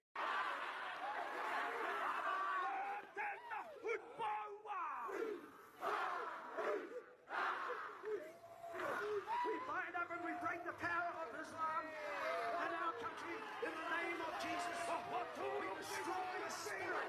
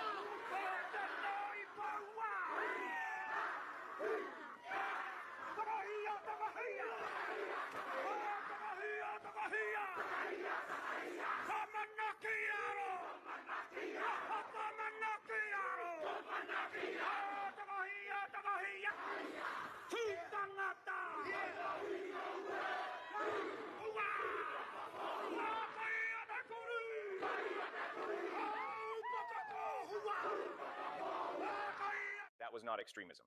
That was people announcing that they still exist. Family, faith, literally just describing what they are, out loud, in public. And the fact that doing that in 2025 feels like a radical act, that is the problem. The whole problem right there. You guys might be wondering why a group setting up to pray outside a church feels like a confrontation in the first place. Fair question. Let me actually walk through something because it matters. There's a concept in Islamic thought called hijra, migration as religious strategy. The idea is that moving into non-Muslim lands isn't just immigration, it's expansion. You go, you establish a community, you build mosques, you apply demographic pressure over time. You gradually change the cultural character of the place and the host society is expected to accommodate. Certain scholars, and not fringe ones, teach this openly. It's in documented religious literature. So when you see a group show up with prayer mats outside a Catholic church and then they come back and it escalates, that's not random. That's a pattern playing out. And every Western country is going to have to answer eventually. What do we do when the pattern can't be denied anymore? That's wild to have to say out loud in 2025. But here we are. New Zealand's Maori decided to answer that question. They answer it the way Maori answer things.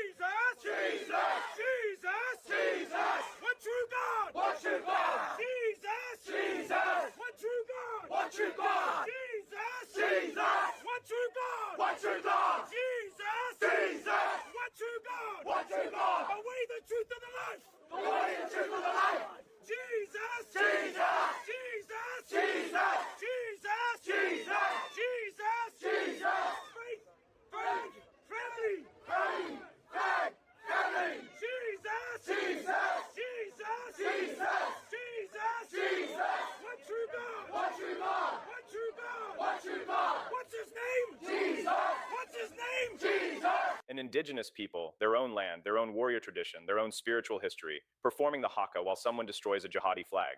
And look at the guy standing there watching it happen. He's got the expression of a man who has never in his entire life planned for this outcome.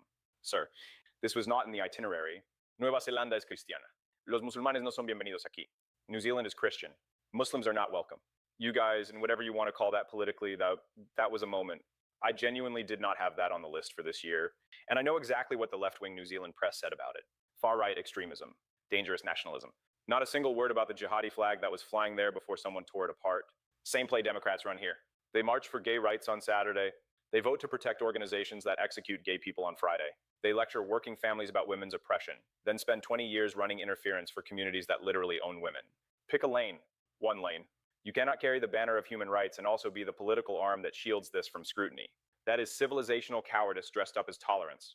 And you guys see it even when the media tells you you're imagining it. Nobody was putting any of this on the table until Donald Trump came along. First administration to name it. Treat it as a real national security issue, not walk it back with an apology. The record is what it is. Now, the confrontation. The Canadians at that church didn't leave. And the same standoff was unfolding in New Zealand. right outside a Catholic church, where a crowd of Christians made it clear that public prayer on their grounds was not going to happen without a response. The Prayer Mat Brigade found out what that response looked like. Jesus, one true God, the way, the truth, and the life. You can hear police getting called in the middle of that. Will they respond? Of course.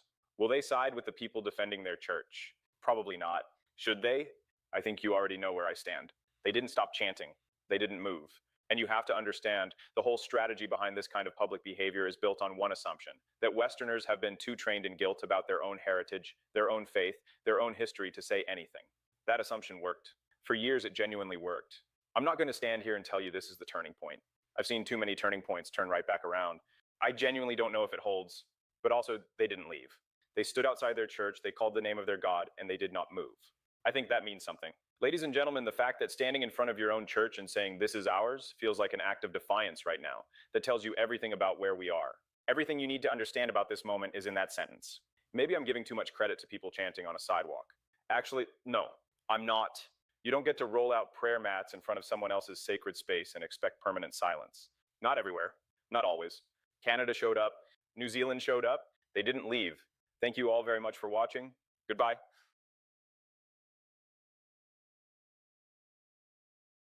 I have not heard or had not heard that this playbook not only has already happened in Iran, but that after the alliance happened and the Islamists got what they wanted from the Marxists, they just slaughtered them. This is so crazy, but I saw what was going on. So I said it every day I was on the air because I knew it was right. It's about putting people together. They have the enemy of my enemy is my friend. They each go, yeah, but we'll bump them off after we get control. We'll take care of them. But don't ever bet against the person who says God is telling them that this is their. Glenn Beck is right. Something serious is happening in the West and time is running out. The Mullah regime is the enemy, not the Iranian people desperate for freedom. This playbook already ripped through Iran. Islamists partnered with Marxists under enemy of my enemy is my friend, then slaughtered them after seizing control. He hammered the warning every single day. Never bet against the man who says God is telling them this is their world. Democrats fight Trump and ignore the pattern. Europe faces terrifying consequences from this exact alliance. What comes next is total disaster when the Islamists betray their leftist partners. Will the West act before the slaughter begins? Quick interruption, if you'd like to support the channel, you can find all the donate links down below. Every contribution helps me keep creating, upgrade my setup, and bring you the best content possible. I really appreciate it. Now, let's get back to the video. I don't have a problem with somebody's religion. If you're a Muslim, that's fine. If you're an Islamist, that is political ideology, and it is incompatible with the Western way of life. It is incompatible. We do not, look, if I don't have a problem with, we talk about halal food and how halal food is a sleeper that is coming in to make you comfortable with certain things. For instance, let's say dogs. There's an argument that some people are saying that there shouldn't be dogs in New York because they're not halal. Well, they're taking that a step further now in London. They just did a poll and a study. Is there a problem with dogs in London? We wouldn't be having that conversation at all if it wasn't for the Islamists that are there. You don't have a right to come into our country and start changing our culture, especially when it is politically based with Sharia law. And this has happened exactly this way over and over and over again. That's the problem. When I can show you all of the evidence, but then in the special, I show you the history where it has happened in Iran. When you get to Iran, you look at 1979. That was not an Islamist revolution. That was a Marxist Islamist revolution. What they do, and it's now called the Green-Red Alliance. I said it was up on my chalkboard for 3 years when I was at Fox saying the Islamists, the communists, the socialists, and the anarchists will all work together to destabilize the Middle East, Europe, and eventually America to destroy the Western world. Well, that's what's happening. That's called the Red-Green Alliance. And in 1979, the Islamists went to the Marxists in the universities and said, look, you're against this system too. You guys organize the schools, we'll organize the mosques, and together we'll have enough momentum on the streets to overthrow the government. That's exactly what happened. Then, where are the Marxists now? In the next 2 years, 60,000 of them were rounded up, tortured, and or killed. That's what happens in Iran. In Iran. This is the same exact story in Iran, and you can point to it in country after country. It's what they're doing right now in France, in Germany, in Norway, in Sweden, in England. It's happening all throughout the Western world. Where are all these refugees from? What great crisis has caused millions of people to claim refugee status. And now that Syria is back on its feet, why aren't you going back home? Because that's not what this is about. Why is it that all these refugees come and they're not bringing their children and their mothers? Why is it all mainly military-aged men? Why? Because this is not about refugee status. This is a plan of infiltration, colonization, and taking over the Western world, destroying the Western world.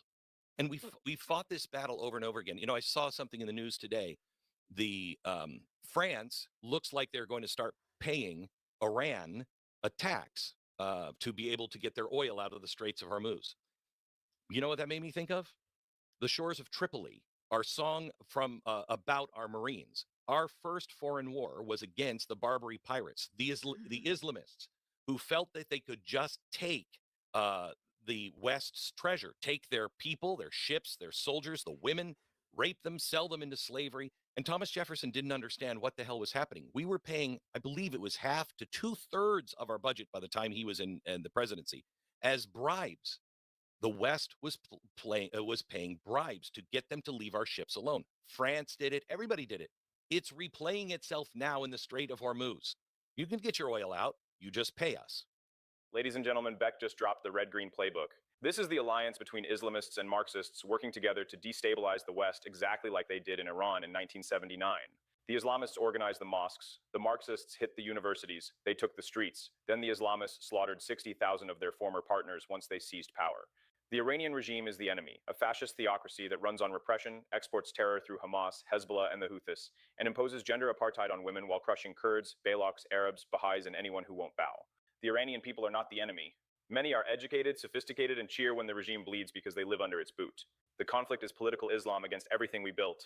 What's at stake for you is your streets, your laws, your kids' future, and tax dollars spent cleaning up chaos from infiltration that pretends to be refugee flows. The regime has pushed this conquest for 47 years.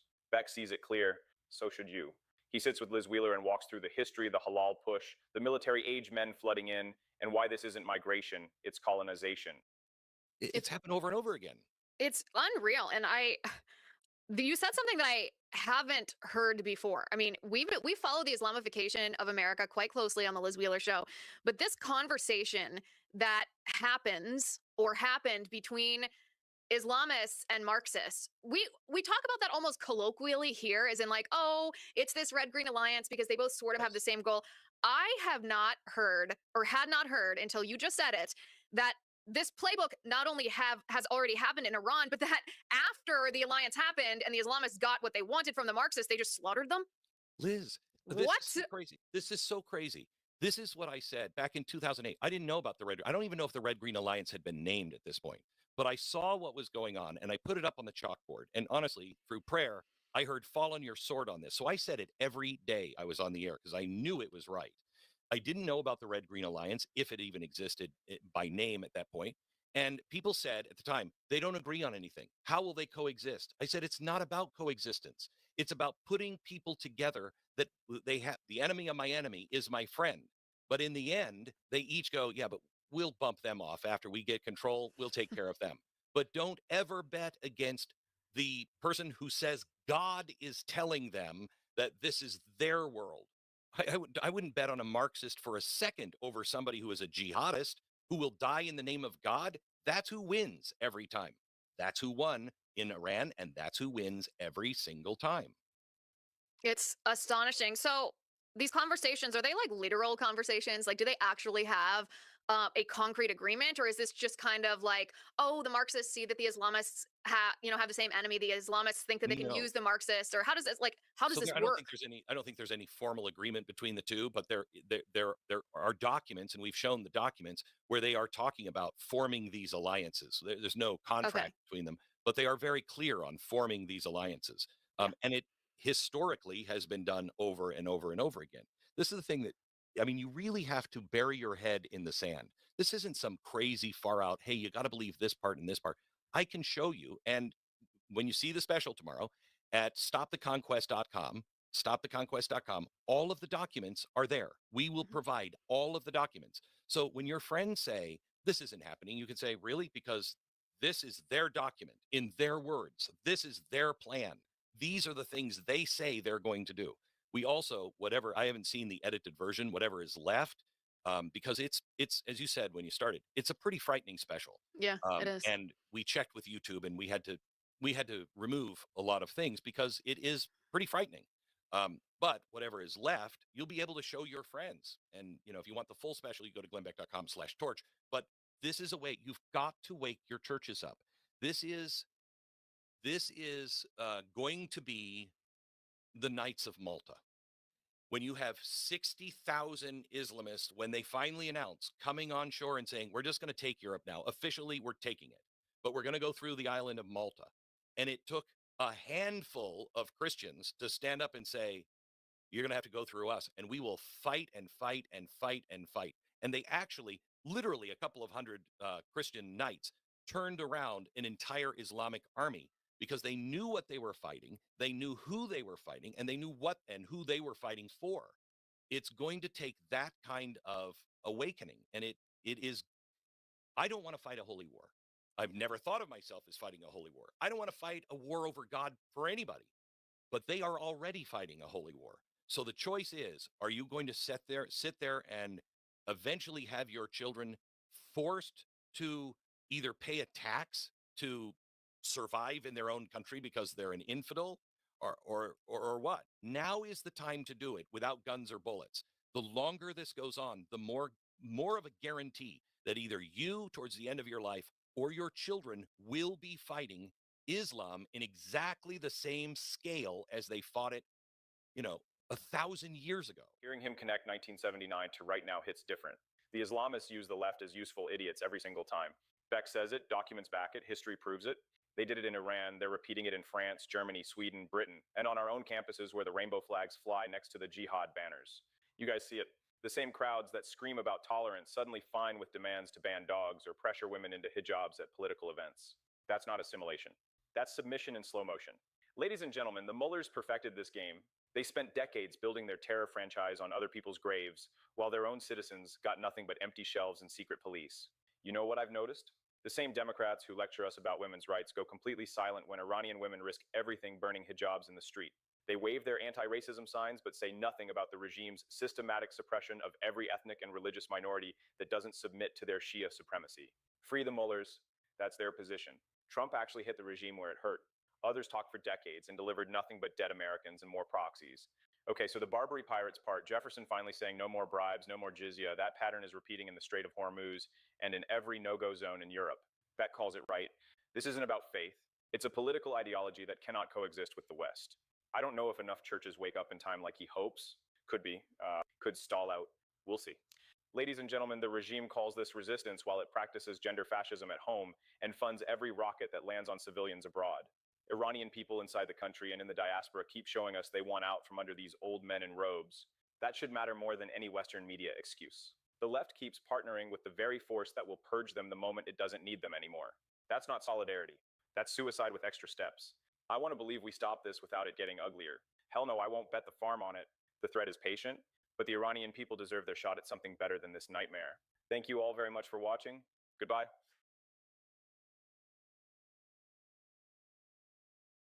DNA test results finally confirm the true age of little Natalia Grace, who's been at the center of a bizarre controversy that's riveted America for years. Hi, Natalia. Hi. In 2010, Natalia was adopted by a family from Indiana who was told that she was a 7-year-old Ukrainian orphan. But her adoptive parents, Michael and Christine Barnett, claimed they discovered she was really an adult with dwarfism and that she was just posing as a child. Barnett told Inside Edition in 2019 that she was a violent sociopath. She's got a monthly cycle, and she's hiding it. She had spent every waking day attempting to ruin everybody else's life in the house. She's threatening to kill us. She's trying to kill us. Their story made headlines when the Barnetts petitioned a court to legally change her age to 22, left her in an apartment, and fled to Canada. They were charged with neglect of a dependent, but were fully exonerated. This is Natalia today, in a new documentary series, Curious Case of Natalia Grace, Natalia Speaks, streaming on Discovery Plus and Max. I want you to know how old I am. In the docuseries, Natalia takes a DNA test to try to prove once and for all how old she is. Want to take a look at the results? Yes. Natalia holds hands with her new adoptive father, and here are the bombshell results. A DNA test shows she is currently 22 years old, which means she was indeed a child of 9, not an adult, when she was adopted in 2010. This is so big because literally this has been 13 years. 13 years of just two people lying their butts off. This is one of the more twisted cases I've ever covered. This case, you're up and down. You're believing one side, then you're believing the other side.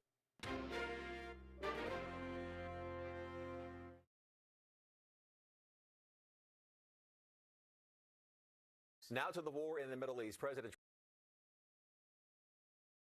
Trump is praising what he calls the full blockade of Iranian ports and claims the war could end sometime soon. Over the past 24 hours, U.S. warships issued warnings to 6 vessels that passed through the Strait of Hormuz. Meantime, Iran is now threatening to block shipping from the Persian Gulf, the Sea of Oman, and the Red Sea. NBC4's Conan Nolan following the latest developments out of the Middle East, including potential peace talks. Conan. That's right. So the president today expressed optimism, as he has in the past, that the conflict in the Persian Gulf could be ending soon, possibly with an agreement, assuming peace talks will continue. But still, criticism of the conflict is not looked on favorably by this White House, even or especially if it comes from the man who sits in the chair of St. Peter.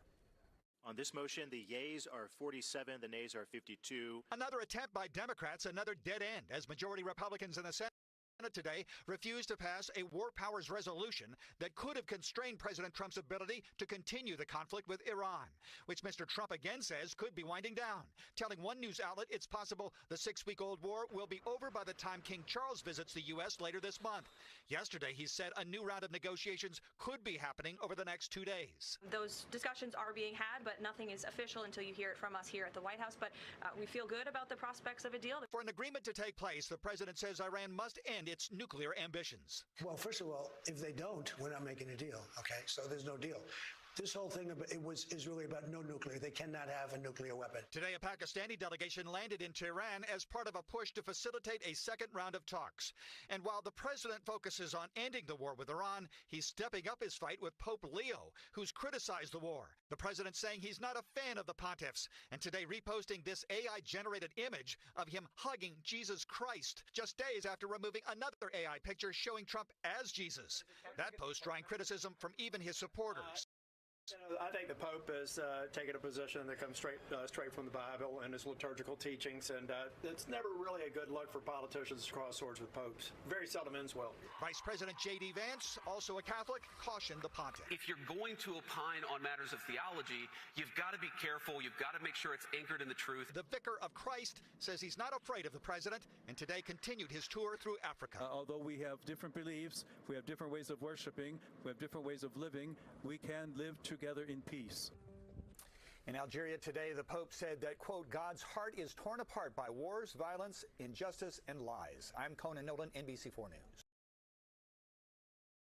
Basically, Vitali, he is the guy. It's crazy that he's back out.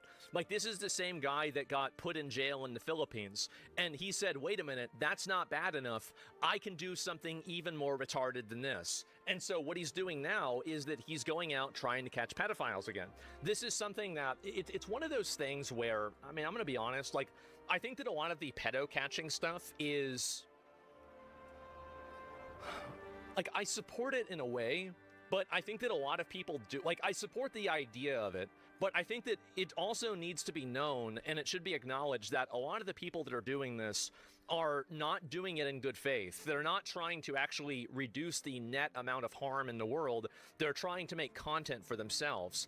And when your goal is making content and not convictions, well, you're probably not going to make as many convictions. And these people also are not really police. And the problem with that is that sometimes mistakes happen. So, issues apology after a pedophile sting gone wrong, where they repeatedly accused the wrong man of being a pedophile. Take a look at this. She never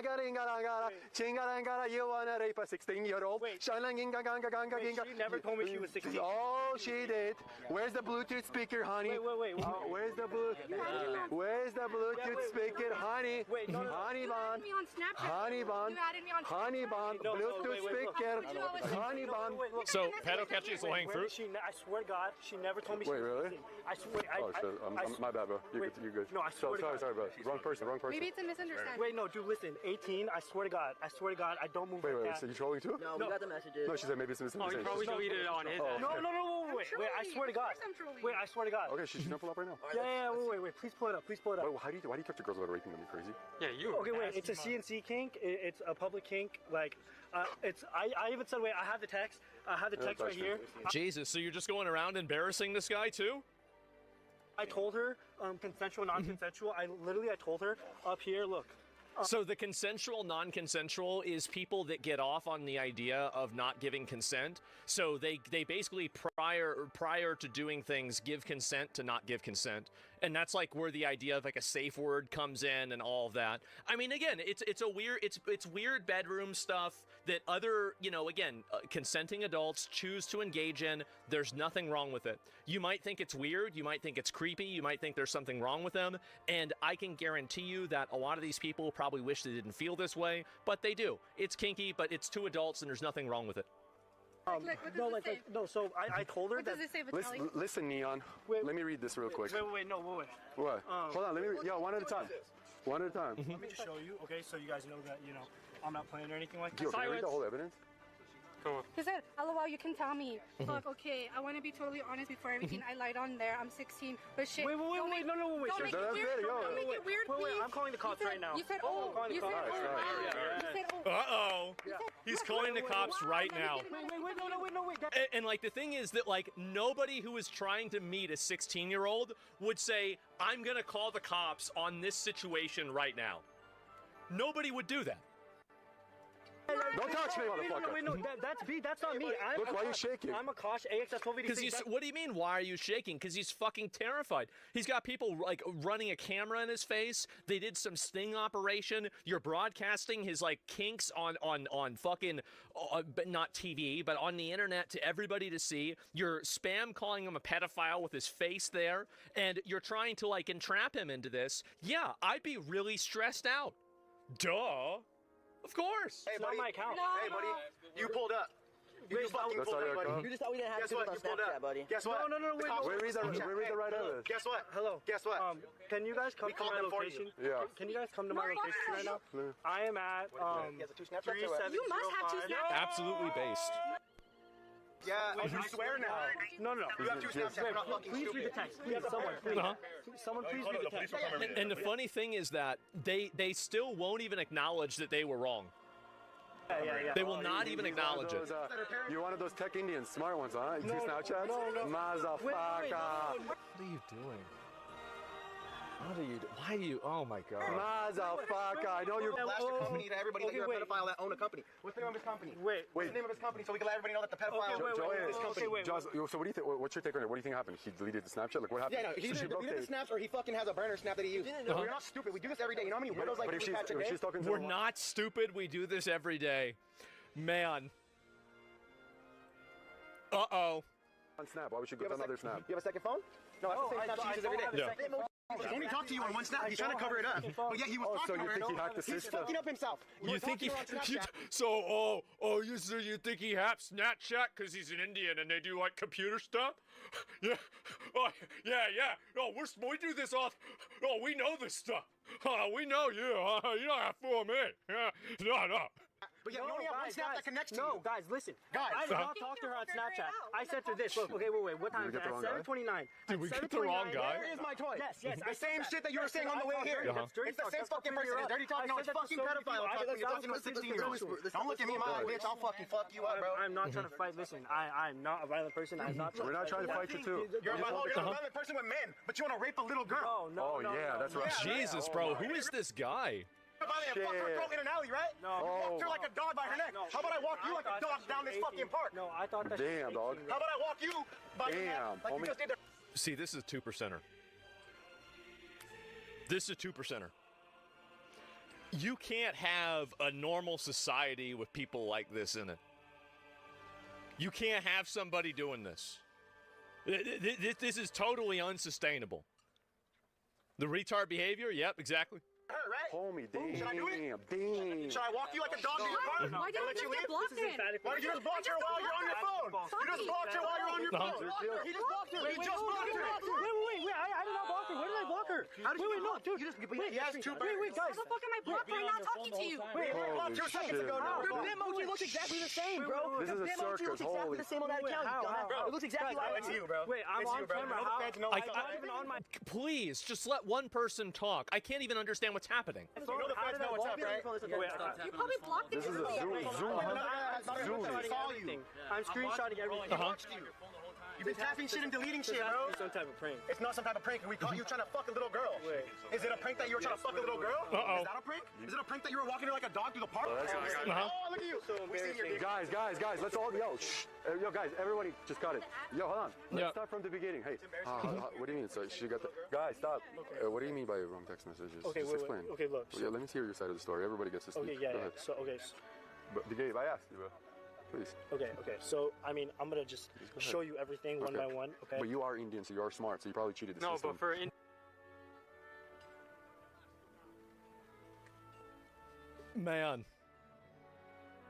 Man. Bro, again in the middle of me talking, bro. I asked you guys. Holy shit, I was just perfectly I was getting a perfect fucking farm clip, and then somebody had to... Okay, hello, how are you? Okay, let's go. Yeah, so, okay. Actually, go tell him about that, Johanna. Hello, ma'am, are you still here? 911? Right. Thank you 911 so is thinking like, what the fuck is going on? Does anybody have any weapons? Uh-oh. No, to my knowledge, no one has any weapons here. You were being skeptical about it. For Indian, you're retarded. I'm here. Explain it to the cops. Jesus. Yes, where's the cops? Uh-oh. Here we go. Sorry. So now they got the cops involved. Uh-oh. We got a crazy guy here. The mustache is crazy. Hello. What's up? Yeah. This guy's crazy. This one's actually the evidence is insane. alley and stick stuff in your throat and boys. Bluetooth in the anus. It's crazy. He deleted it. He has a And they're like trying to tell the cop that like this guy deleted it because he's Indian? Which one are you? Oh my God. Okay. Jesus, guys. We'll talk to you alone over here. Let me get us in, bro. Jesus. And now he's trying to talk to the girl, right? Of course. And so that's what happened. Vitaly, and so he issues an apology, and he says, "It's come to my attention in a recent episode of Catching Child Predators, my team and I mistakenly portrayed Atash Singfana as a child predator. This was a mistake that I deeply regret. He never intended to meet a minor and has been cleared of all wrongdoing. I apologize to him, his family, and friends, and anyone who's been affected by this mistake. To be clear, we do this work to expose predatory behavior is of the utmost importance, but in doing so, we cannot lose sight of the truth. I have removed the video from all of my accounts, and I ask that anyone who has saved it to do the same. Though I never encourage anyone to attempt to contact any person in my videos, I ask that anyone who's attempting to contact this person to, I ask anyone who's doing to at once, to stop at once, basically. This is a learning experience for my team and I will ensure that we remain committed to the truth as we always have." So this is, in my opinion, like, I think, and apparently he got banned on Twitch, or on Kick for this. Like, let me see, yeah, there it is, Vitaly banned on Kick following his, his incident with this guy. By the way, this is given a week till he's unbanned. I don't think they should ever unban him for this. I don't think they should ever unban him for this. Like, this is the kind of thing that you can't afford to make a mistake on, and they did make a mistake on it.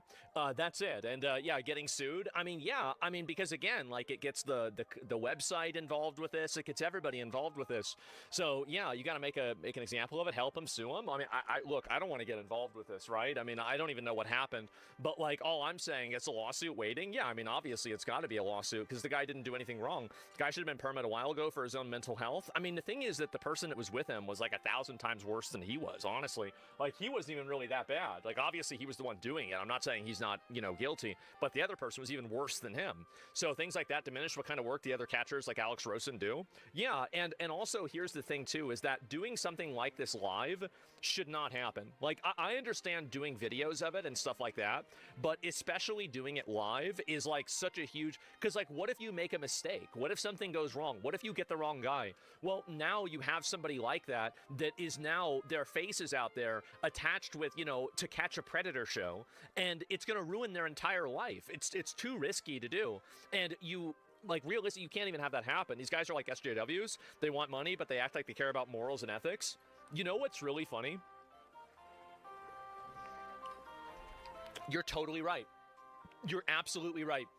These people are just like SJWs. They are just like social justice warriors. They're just like virtue signalers, etc. They act like they care about these little girls. They act like they care about doing these things. But what they're really after is content. What they're really after is clout. And no, you're absolutely right. It is the exact fucking same. I never thought about that, but you're right. And again, there are some people that do this. I'm not trying to group all of them in one category, because I do think that there are some people that do it with good intentions. But I think that vitality, bringing a bunch of people like that, not having the police involved, and not cooperating with them at all, like leading up to this, prior to this, this is just bad faith behavior. It's undeniable, 100% guaranteed bad faith behavior.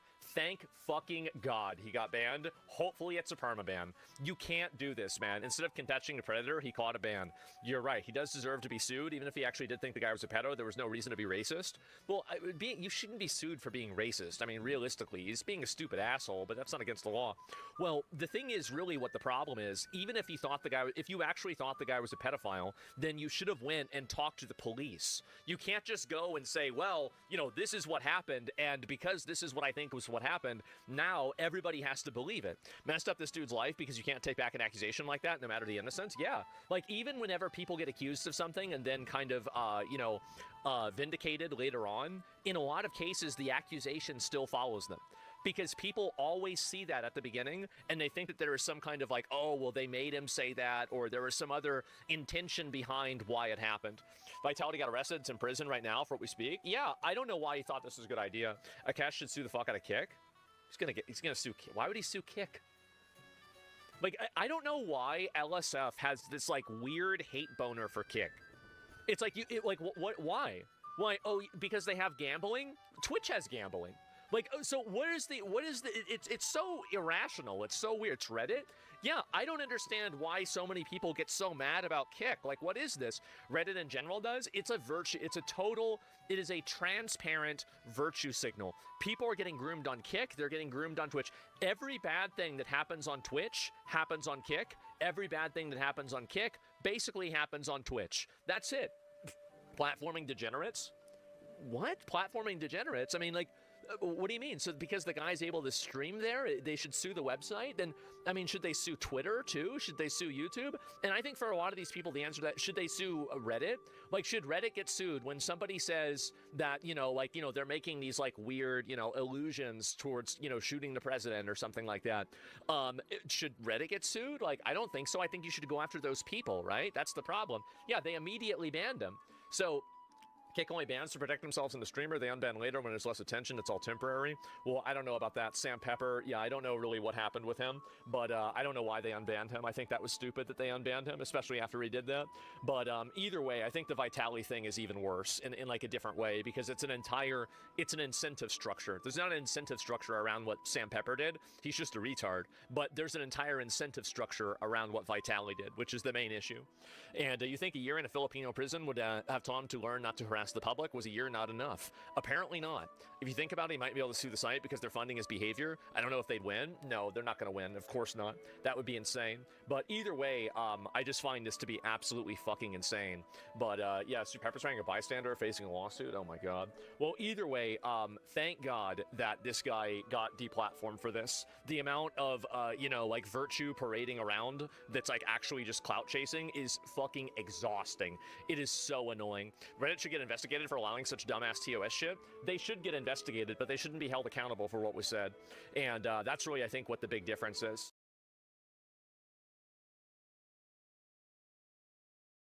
Over $24 billion went unaccounted for to fight homelessness. Are you saying million or billion with a B? Here's Will Kane over on Fox talking about a new bill that a state assemblywoman is pushing through to criminalize the people who expose the fraud.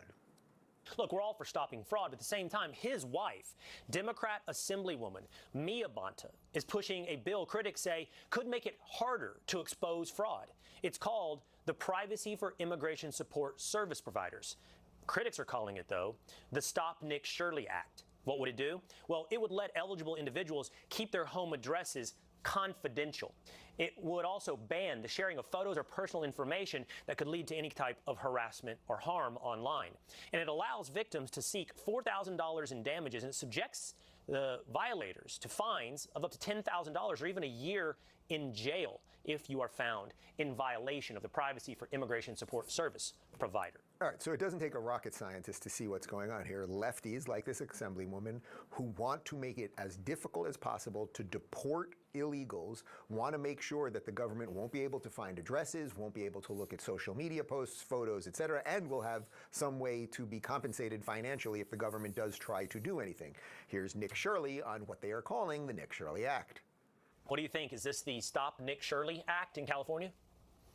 Yeah, they're trying to make it so citizen journalists or just average Americans who are going about seeing what's happening inside their community, they're trying to scare them from talking about potential fraud taking place inside of these communities. And think about it. They're literally willing to impose a $10,000 fine or imprisonment if you go and seek to find out the truth about a location that could potentially be fraudulent inside your own neighborhood. Did you know that most methylene blue sold online is the same grade used in fish tanks? So you've got to be careful. There are a lot of low-quality options out there that aren't properly tested. That's why you should check out the wellness company's Recharge. It's a doctor-formulated supplement with methylene blue plus NAD plus and PQQ, and it uses USP-grade methylene blue, which means it's high-quality, safe, and effective, not the sketchy stuff you find on Amazon. Recharge is built to support your brain, your energy, and your overall cellular health so you can stay focused, sharp, and energized all day.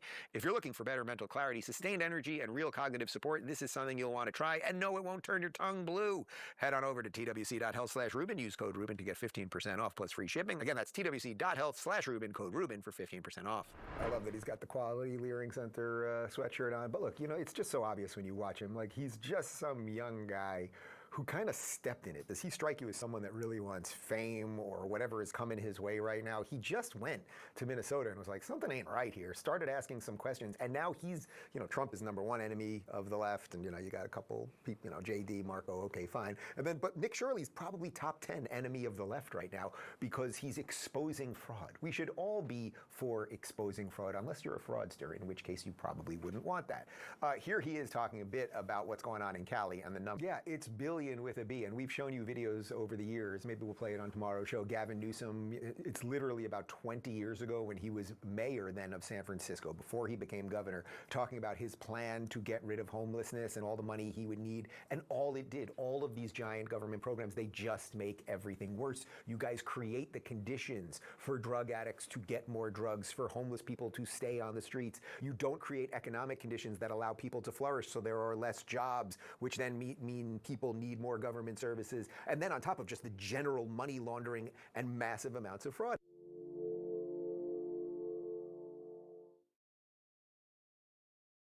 Pokimane did talk about the Sykkuno thing.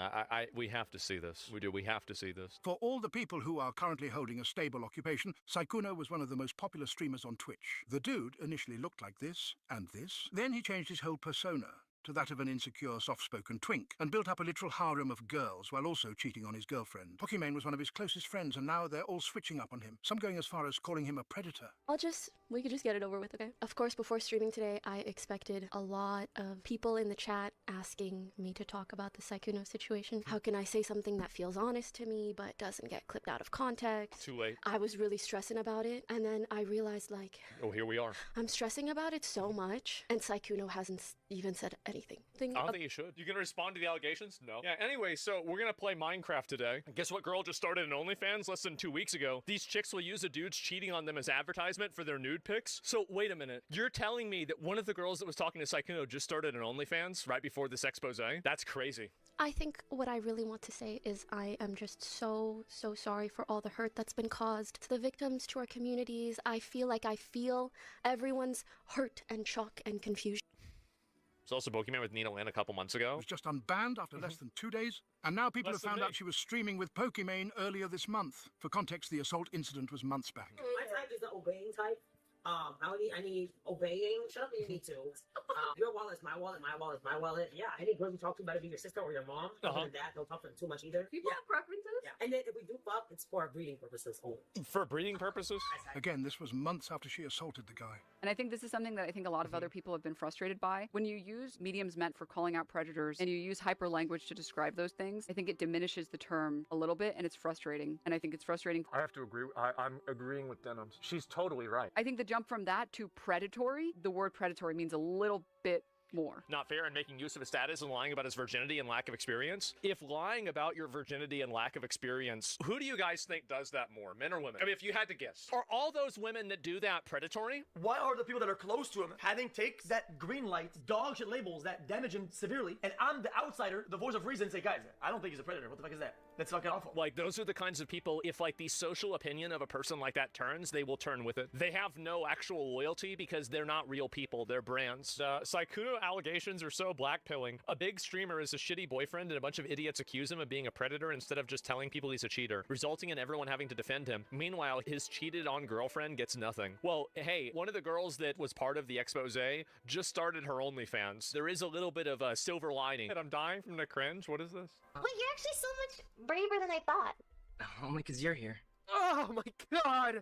Jesus Christ!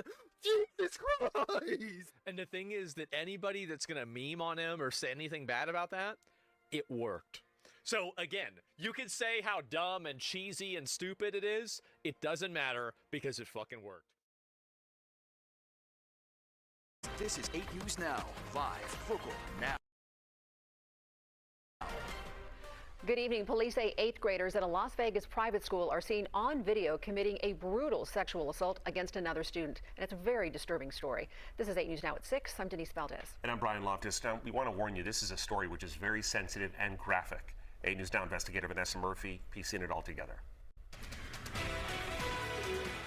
Guilty or not guilty? Not guilty. Vaughn Griffith, one of 4 8th graders who Metro Police say took part in the graphic and violent sexual assault of another student.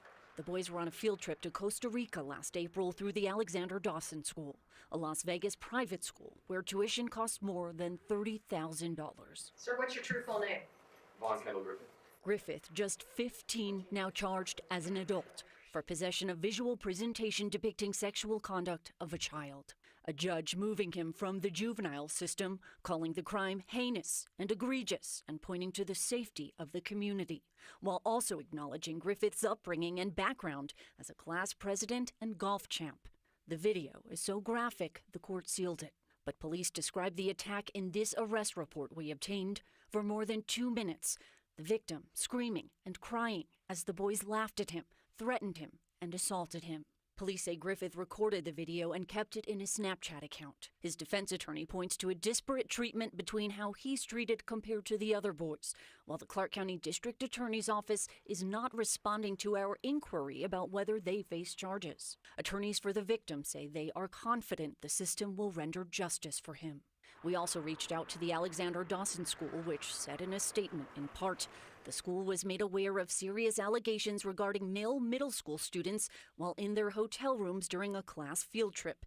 They take such allegations incredibly seriously and promptly reported them to law enforcement. Police say the victim's mother told the principal, who called police last May. Then in January, a grand jury indicted Griffith.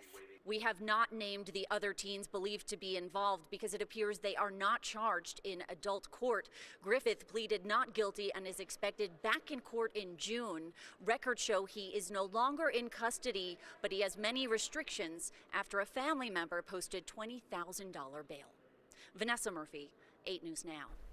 Now, those boys would be high school freshmen by now. The Clark County School District would not confirm whether Griffith and another student are still enrolled within the district, but they did confirm 2 of them are not. Family of a 3-year-old taken at knife point in Omaha is speaking out. They say no parent should have to experience what they're feeling right now. A warning, the details from what they say happened yesterday might be tough to hear. Little Kyler's parents say a family friend took him to Walmart. That's when a woman threatened them with a knife and forced them outside. The woman cut Kyler on the arm and face before Omaha police shot and killed her. Sarah and Casey Hillman say Kyler was released from the hospital after surgery. They say he's in good spirits, but that he did get upset when he woke up. This is His big egregious. thing this morning This is was, I egregious. don't want to go outside. It's scary. And I had to take a minute and go sit in the corner and pretty much bawl my eyes out because that broke my heart. Pretty sad when I heard that. That's never been that kid. He always wants to go outside. Hey, you saw the cut there on the side of his head. Gosh, such a tough situation. Kyler's parents say they are grateful to law enforcement, but they do wonder how it was possible that no one in Walmart spotted the suspect ushering their son out of the store in the time between when she approached them and when police pulled the trigger.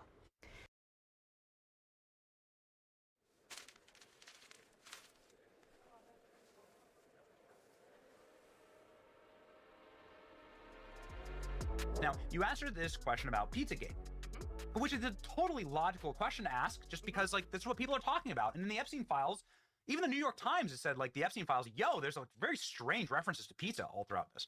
Well, lo and behold, Hillary Clinton, of course, brushes you off. JD Vance last night says we need to have a full investigation into Pizzagate. What say you, Congresswoman?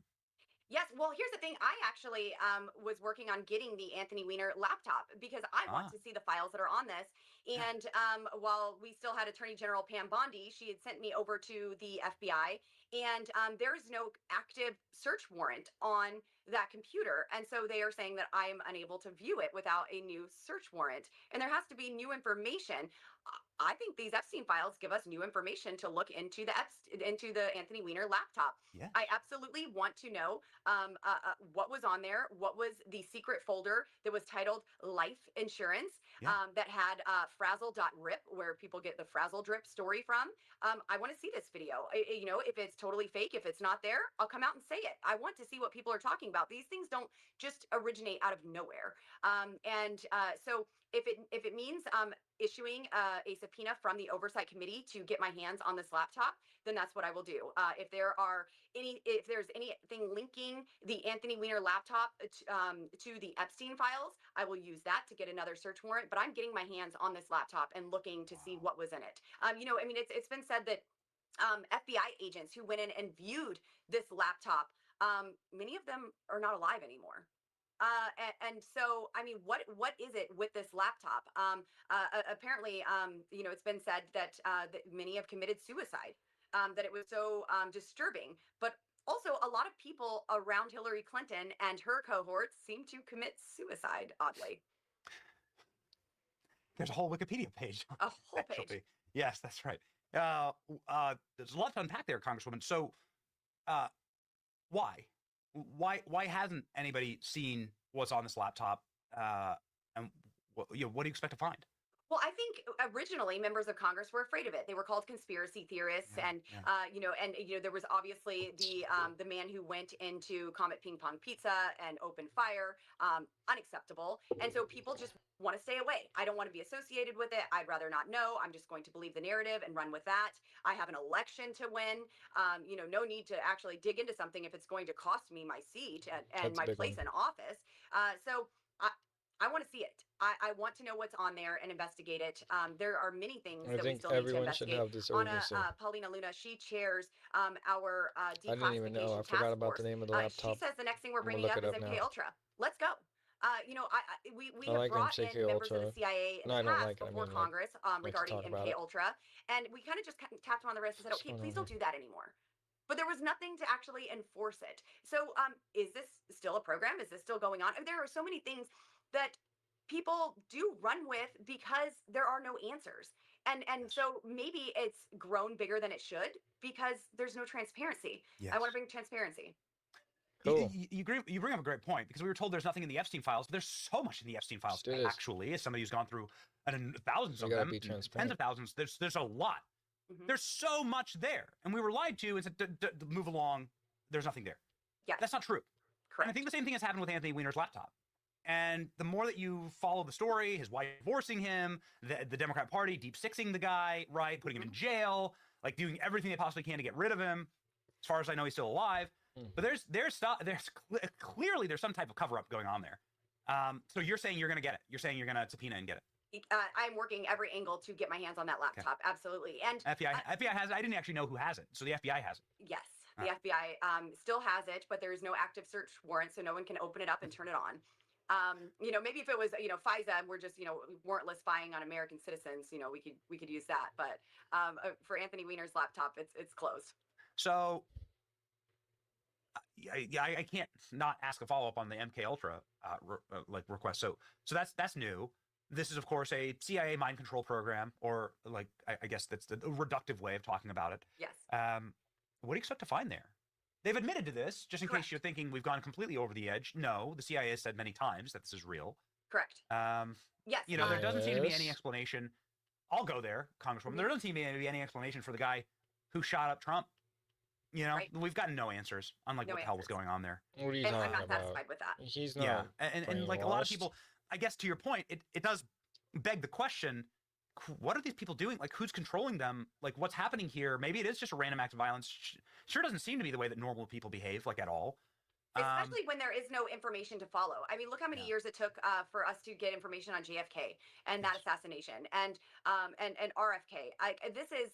These are things that I believe there was a deeper meaning behind, and that the government was absolutely involved in this. And is MK Ultra a factor? Are there patsies? I don't know. I don't have those answers, but these are the answers that I want. But it's amazing that the entire federal government apparatus still believes that the American people are too dumb to know the truth. Like, that is the most insulting part of our government. And if that doesn't infuriate you and make you want to do something about it, not violently, but like what I'm doing. I stood up and ran for office. I said, I want to be a part of the solution. I want to be the change. I want answers. I want to bring transparency. I hated my government that much that I wanted to step up and try to fix it. Yes. And to see that so many parts of the government are just like, no, you peasants, you American citizens, sit down. You can't handle the truth. It's very insulting, and I want to bring the truth to the people. Just in closing here, what do you expect to find? Could you like maybe lay the groundwork? Because clearly progress has been made on the UAP front and the Epstein front, and it took a lot of fighting, and it's commendable. What do you expect to find with MK Ultra? I really want to see if this program is still being used and what they're using. I mean, decades and decades ago, there were different drugs, LSD and whatnot. We have very different drugs nowadays. Is there a different kind of program? And is it just experimental? Has it actually been put to practice? And I want to see if there was ever a hard line to shut it down. From what I see in the congressional hearings, there was not. It was just, oh, okay, thanks for telling us the truth, and please just don't do it anymore. And maybe we need to have legislation that actually puts a stop to this. But maybe the CIA is too big to listen to Congress. There's your answer. It was never shut down. I already know. Next. Sorry. No disrespect. I'm eating steak.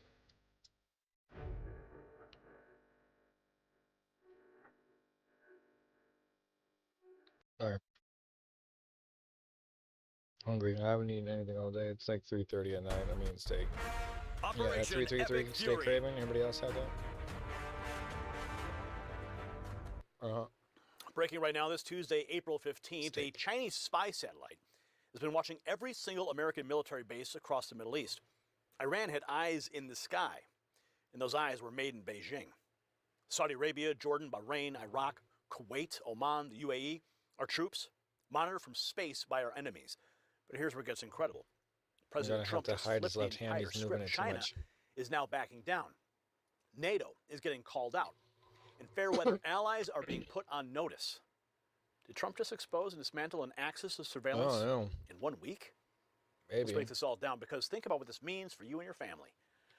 American Bro, servicemen and women stationed across our Middle East, our sons, our daughters, husbands, wives, being tracked from space It's by not just Iranian him. military using Chinese technology.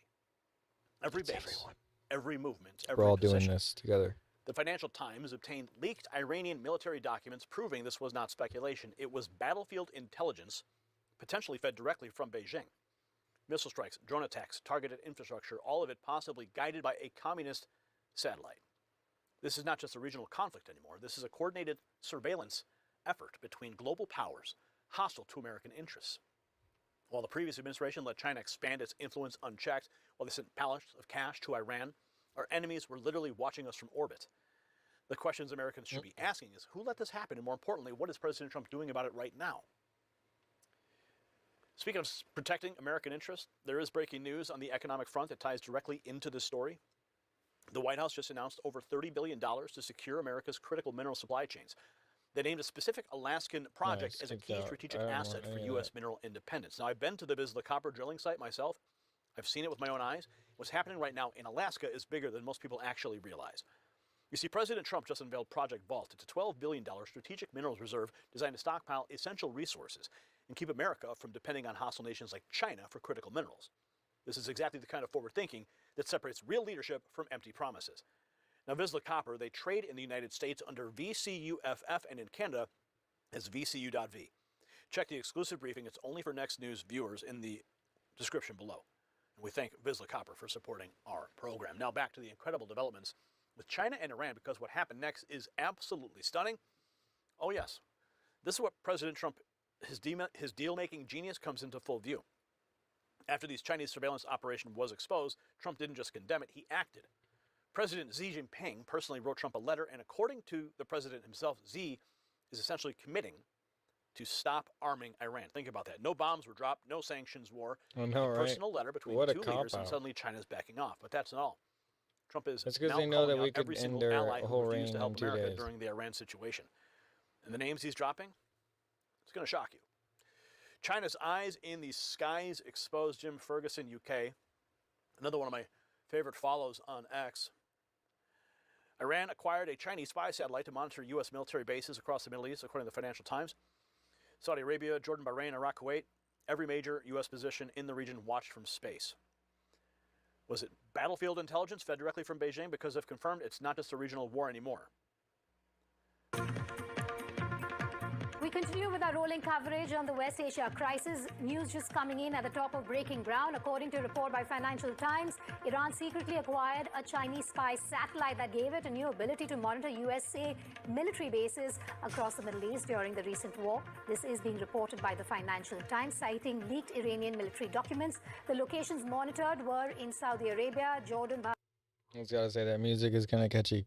Bahrain, Iraq, Kuwait, Oman and the UAE, and included U.S. military bases as well as some infrastructure, according to that report. Aditya Rajkol joining me live. Aditya, what details can you share with like us almost based on the Morse Financial codey. Times report? Of course, this is expected. There has been tacit support that we've seen in the past as well.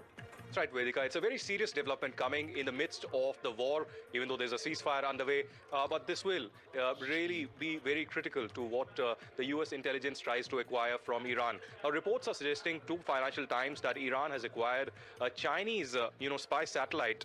This is, in fact, known as TE-01B and has monitored the war very, very closely. But very critically, they have kept a watch on the U.S. bases all across the region. Now, you remember, Vedika, over the last 45 days, there have been several attacks, missiles and drones that have been used against U.S. bases, U.S. embassies and U.S. consulates all across the Middle East. Now, as you rightly pointed out, the countries that were targeted by the Chinese spy satellite with the IRGC, the Iranian Revolutionary Guard Aerospace Force, were Saudi Arabia, Jordan, Bahrain, Iraq, Kuwait, Djibouti, Oman and United Arab Emirates, the UAE. So clearly, they used to keep a very close watch strategically on these US bases that were targeted, and then perhaps missiles and drones were launched against it. In many cases, there were US refuelers, US fighter jets, and several radars also that were targeted. And the US critically and, of course, strategically suffered a major damage in many of these US bases as well. We'll have to wait and watch how US reacts to it, but this is the reality of the war. You remember during Operation Sindoor as well, there were reports that emerged that China was helping Pakistani deep state with Indian air bases and Indian activity. Financial Times breaking the news as the Chinese spy satellite revelations unfold. Good job, Gary. Trump claims China has now pledged to not That was a arm big time. Iran. I couldn't do it with my teeth, This bro. is the post the president Why do you made think I earlier don't talk as much today. right now? China is very happy. I am permanently even opening the speak. Strait of Hormuz. I'm doing it for them also and the world. The situation will never happen again. They've agreed not to send weapons to Iran. President Xi will give me a big fat hug when I get there in a few weeks. We're working together smartly and very well. Doesn't that beat fighting? But remember, we are very good at fighting, if we have to, far better than anyone else. President Donald J. Trump. Oh, stop, bro. They're Remember, pretty folks, good, too. We're really good at fighting. We're the Alright. best. I don't even want to hear it, drums, bro. Like, come on, like, too much. The glaze is real. We're the best at fighting, folks. China knows it. Is that what's going on? No one can beat our here? fighting. No one. With China's supposed cooperation, Trump turns his sights on NATO, just blasting push them for the me? lack of support during the Iran conflict. President Trump with Maria Bartiromo this morning, unloading on NATO with zero filter. The country and for the world. You know, we've had no help, zero help from NATO. We're there for them. They're not there for us. We spend, you saw the chart that came out a couple of days ago with a big monster red ball. That was us. And all these little satellite balls. And it represented the money spent on military and NATO. And it's ridiculous. And they should have been better. They should have said, we'll send somebody. It's a small operation compared to a big operation. But NATO was not there for us. And what it means, if they're not there for us here, they're not going to be there for us. So why are we spending hundreds of billions of dollars a year on NATO if they're not going to be with us? If they're not going to be with us on Iran, they're not going to be with us on a much bigger subject than Iran. In World War, how the hell do Why we are we trust in these NATO, folks? What the fuck are we Just even get doing? out. Let Europe What are fend the for itself. jokes doing? It's an Sorry, archaic I'm chewing. institution. It may have served its purpose after World War II, but no longer. It's time to get out. As Trump signals his impatience with NATO, he's also making it clear that the Iranians won't drag negotiations past their breaking point. Pact or pull back, President Trump demanding decisive deal, refusing to let the Iranians drag out negotiations. Listen. Be in that meeting that could make the final decision. If I'm J.D. Vance, I don't want to go travel 18 hours again, sit for 21 hours, and find out whatever deal I have can't be finalized. It's a great question, and we've been talking with U.S. officials. They say the Trump administration is not going to make the same mistakes that previous administrations made when it comes to dealing with the Iranians. They're not going to let the Iranians drag out these talks indefinitely. If the president does send another team back to Islamabad or a different location in the region, it would be to get a deal done or ultimately look at other options.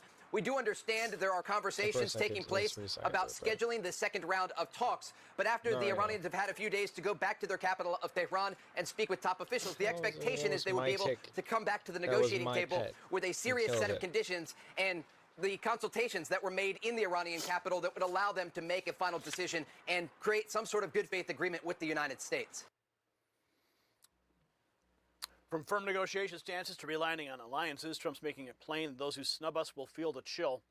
President Trump said the United States doesn't have the same relationship with countries that declined to help during the Iran conflict and tensions in the Strait of Hormuz. Still have the same relationship with Italy right now and Giorgia Meloni? No. She's been negative. Anybody that turned us down for helping with this Iran situation, we do not have the same relationship. Just so you know, Italy gets a lot of oil from the Strait. You can call it the Strait of Hormuz or the Hormuz Strait. I said, which is better? They said, either is okay, but you can call it either one. The only thing you can't call it is the Trump Strait. They don't like that idea. I like that idea. Call it the Trump Strait. The only thing President you Trump's can't done call it America is saying the the Trump Chinese president will Strait. Trump a letter. They don't like that. And he's somebody that needs oil. We don't. He's somebody I get along with very well. Just wrote me a beautiful letter. Who's they again? He wrote you a letter? Yeah, he did. He responded to a letter that I wrote because I had heard that China is giving weapons to, I mean, you're seeing it all over the place, to Iran, that China's Did he giving say weapons. he's giving them? Yeah, and I wrote him a letter asking him not to do that, and he wrote me a letter saying that essentially he's not doing that. Okay. Essentially. That's the qualifier there, though. So he's So I'm he's tell you trying to what say this I'm not doing that, but if See, he President does, Trump then, just accomplished then it's something not that no him. president in modern history has done. He Hold exposed on. Chinese-Iranian military coordination, got a written commitment from Xi Jinping to stop weapons transfers, kept the Strait of Hormuz open for global commerce, and simultaneously put NATO and fair weather allies on blast for their abandonment of America. Yeah, they're The fucking message is clear. assholes. The America First doctrine isn't just a Pieces slogan. of shit. It's an operational foreign policy. Trump told Iran directly, make a deal or face other options. No Sorry. endless negotiations. No pallets of cash. No It's like weakness. 3 in And the to our so-called morning. allies Okay, who so wouldn't that lift a finger filter's when off America right needed now. them, Trump's words, they were unmistakable. We do not have the same relationship anymore. Now here's the bottom line. Yep. While the mainstream media obsesses over nonsense, President Trump is reshaping the entire global order, MAGA style. China's It just backing takes a couple people.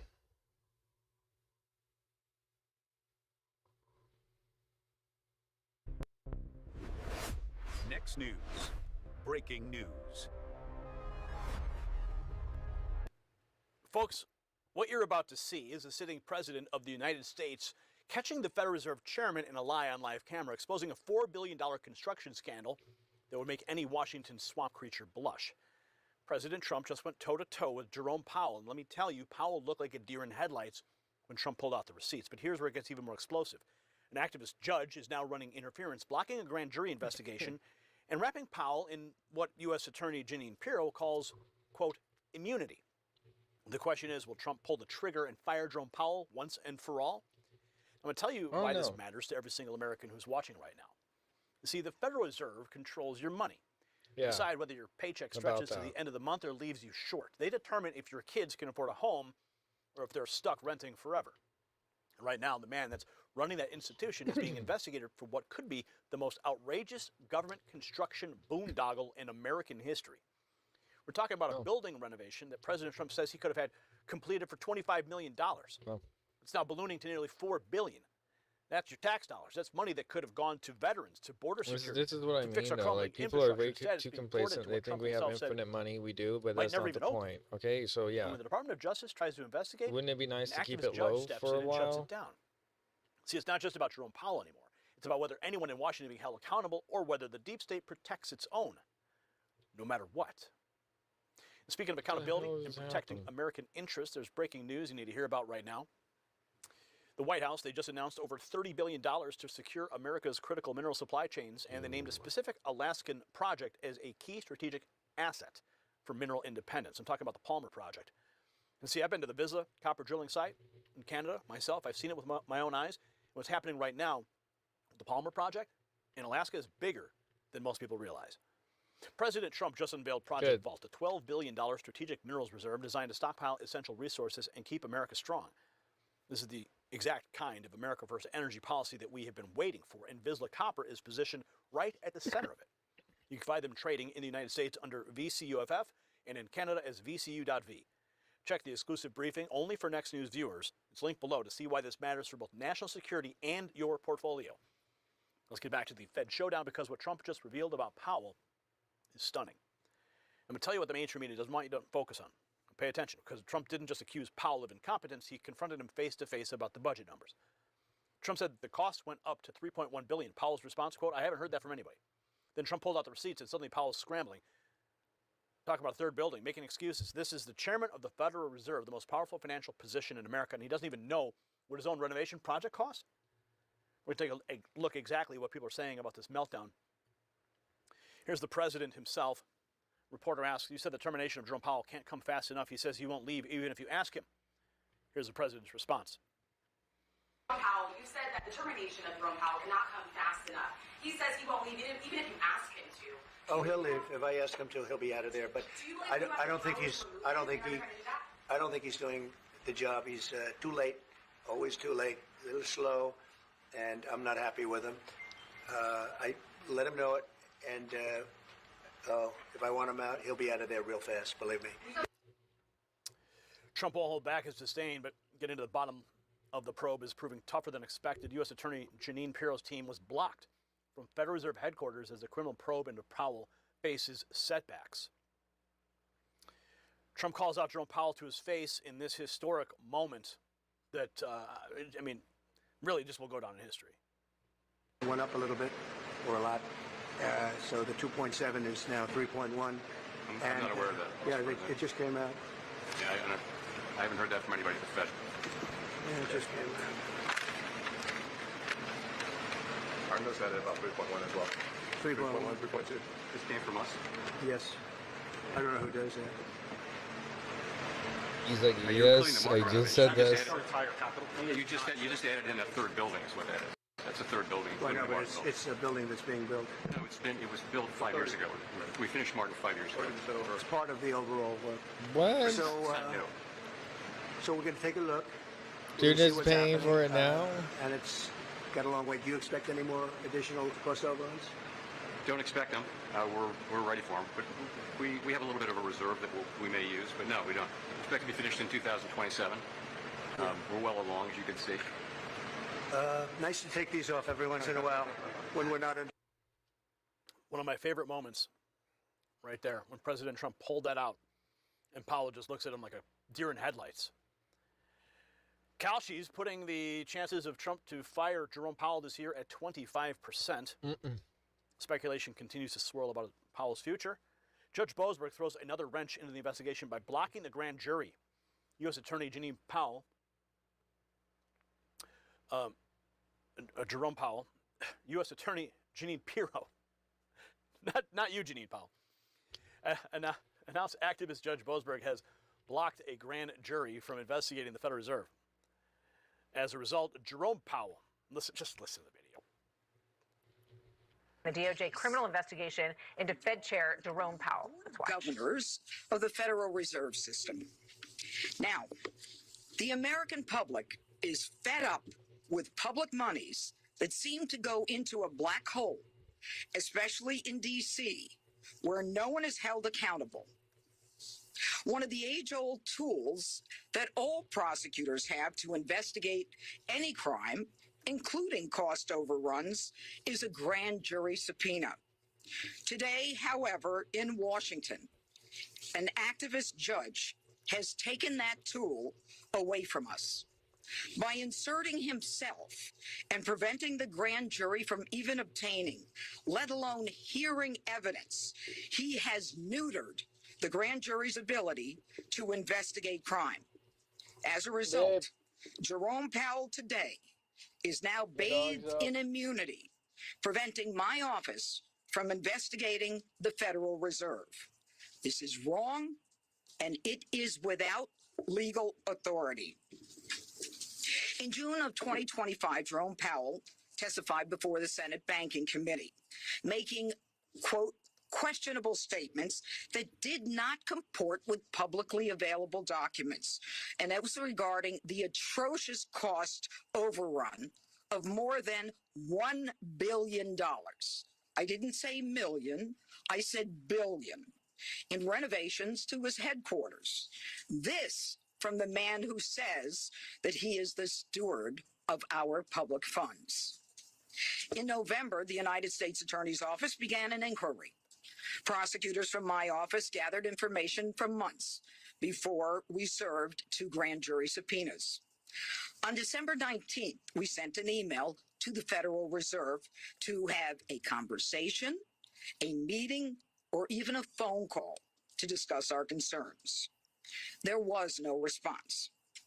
On December 29th, we sent an email to have a conversation, a meeting, or even a phone call to discuss our concerns. Again, we were ignored. We, in fact, asked to meet the first week in January. We were ignored. It was at that point that 2 grand jury subpoenas were issued to the Federal Reserve, not even to Jerome Powell. Again, no response, no compliance, but instead a woe is me video by Mr. Powell falsely claiming that he was being threatened with criminal indictment. And claiming victim status, Powell proceeds to call his political friends in D.C. and around the world to gin up support for himself, all the while refusing to produce simple documents. Now enter local District Court Judge James Boasberg, whose written decision on its face makes clear his antipathy toward President Trump and this administration. He quashes both subpoenas, thereby prohibiting us from reviewing any records and precluding us from submitting records to the grand jury. That grand jury, of course, comprised of ordinary people. Ladies and gentlemen, no one is above the law. No one's above the law, not even if you're in the Federal Reserve. The investigation may be stalled, but Trump isn't backing down from pointing out the incompetence and cost overrun. Here he is with Maria Bartiromo this morning. It's really more than that. It's more than a criminal probe. It's a criminal probe, I guess, but it's also a probe on incompetence. How do you take a little building? I built a hotel for $201 million that's bigger than that building, down the road. It's a little while ago, 7 years ago, 8 years ago. I built the Trump Hotel, which I sold to Waldorf Astoria. It's a good deal. I built it like around $200 million in construction. They're going to spend maybe $4 billion. And you know what? I'm not sure the thing's ever going to open. You know, I do that stuff very well. I went past the site the other day. I was driving past. They said, take me past the Federal Reserve building. They took me past. There's very little work done inside. Kevin may never get to have the use of that building. And he told me something very interesting. He said, the saddest part of it is they ripped down the most beautiful building of them all. They ripped it down. He said they had boardrooms and various rooms in that building that were the most beautiful in Washington, and they ripped it down. What they've done to that. So it is probably corrupt, but what it really is incompetent. And we have to show the incompetence of that. And he headed the job. He was, you know, this guy, Jerome. But you want Jay Powell out of the way. Isn't it the easiest way to get him out of the way to end the probe? Does that mean we stop a probe of a building that I would have done for $25 million that's going to cost maybe $4 billion? Don't you think we have to find out what happened there? You know, we have other jobs like that, like the railroad in California, where it's, 25 times more than it was originally going to cost. And I think they're going to end up abandoning it. Okay, that's Gavin Newsom, or as I call him, Gavin Newsom, who's so bad. But that's the one. But I think the Federal Reserve building is just as bad. And so whether it's incompetence, corruption, or both, I think you have to find out. I really do. I think you have to find out. So you're not going to drop the probe? No, I'm not playing. I have to find out. And he said he's not leaving if, Well, then I'll have to fire him, okay? If he's not leaving on time, I've held back firing him. I've wanted to fire him, but I hate to be controversial, I want to be uncontroversial, but and you think Kevin Warsh can get confirmed? You think Tom Tillis is going to give you a vote? Well, we're going to have to find out. He might not, but that's why Tom Tillis is no longer a senator. Trump will hold back in his disdain. And then we have, I'm sorry, I went too far. Now we're learning that the Fed chair is expected to step down after his term as chair expires and is expected to be replaced with Kevin Warsh. Here's Kevin Hassett. Jay Powell's going to leave. Maybe he'll just stay on the board, unless this investigation into Jay Powell goes away. So can you really be sure that Kevin Warsh is going to start as chairman of the Fed May 15th?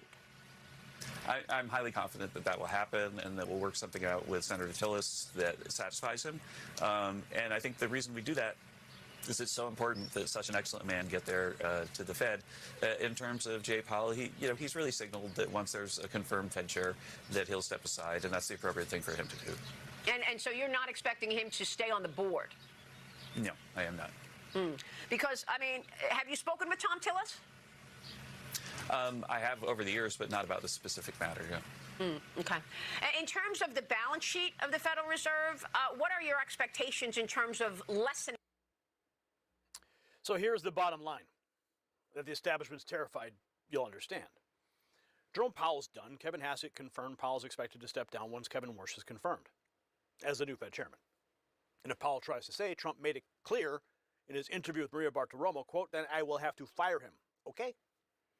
The president said he's held back on firing Powell because he'll want to be, quote, uncontroversial. But that patience has run out. The investigation into the Fed's construction scandal is not going away.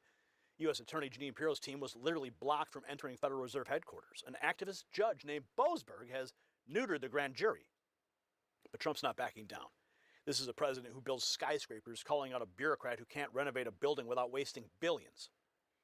So, Patriots, what we're witnessing is a president that's doing exactly what he promised.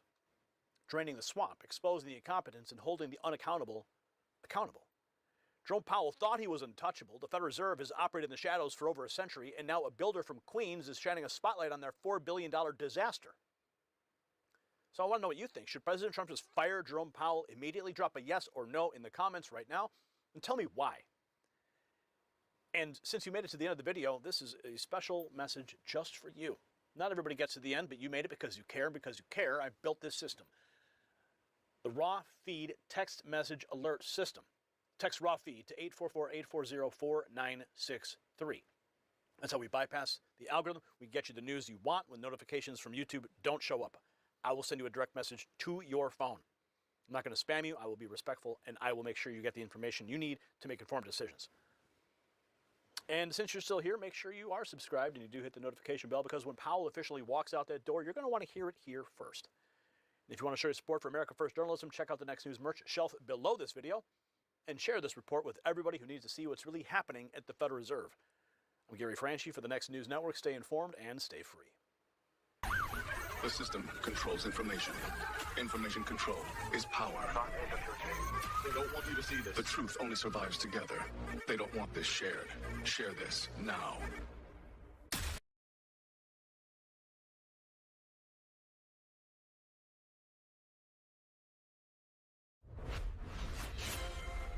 Next News, breaking news. 357 members of Congress just voted to hide the names of alleged sexual predators walking the halls of the Capitol. Republicans and Democrats locked arm in arm, voting together to bury the records of a secret taxpayer-funded slush fund that's paid out at least $17 million to silence victims of sexual harassment and worse. Congressman Tim Burchett called it the most disgusting vote he's ever witnessed. And folks, what they're hiding from you is so explosive that even members accused of rape voted to keep their own names secret. Are you ready for this? Let me tell you what this means for you, the American taxpayer.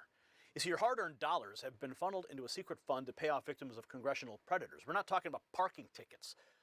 We're talking about sexual harassment. We're talking about alleged assaults, and you paid for the cover-up. Every time you filed your taxes, like today, a portion went to keeping powerful men's dirty secrets buried in the dark. But it gets even worse.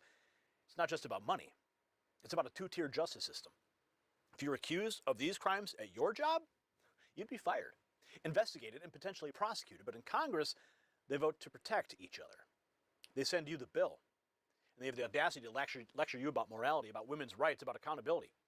Nancy Mace stood on that floor and warned us the bill is going to committee to die. Because Congress doesn't want you to know which of your so-called representatives and predators they're hoping you forget. They're betting that you'll just move on. Speaking of Washington protecting their own interests while ignoring yours, I'm going to tell you about someone who's actually fighting for American independence. This is breaking news. The White House has just announced over $30 billion to secure America's critical mineral supply chain. They named a specific Alaskan project as a key strategic asset for U.S. mineral independence. Now, I've been to the Vizsla copper drilling site in Canada. I've seen it myself with my own eyes. What's happening right now in Alaska with the Palmer project is bigger than most people realize. President Trump just unveiled Project Vault, a $12 billion strategic minerals reserve designed to stockpile essential resources and keep America strong.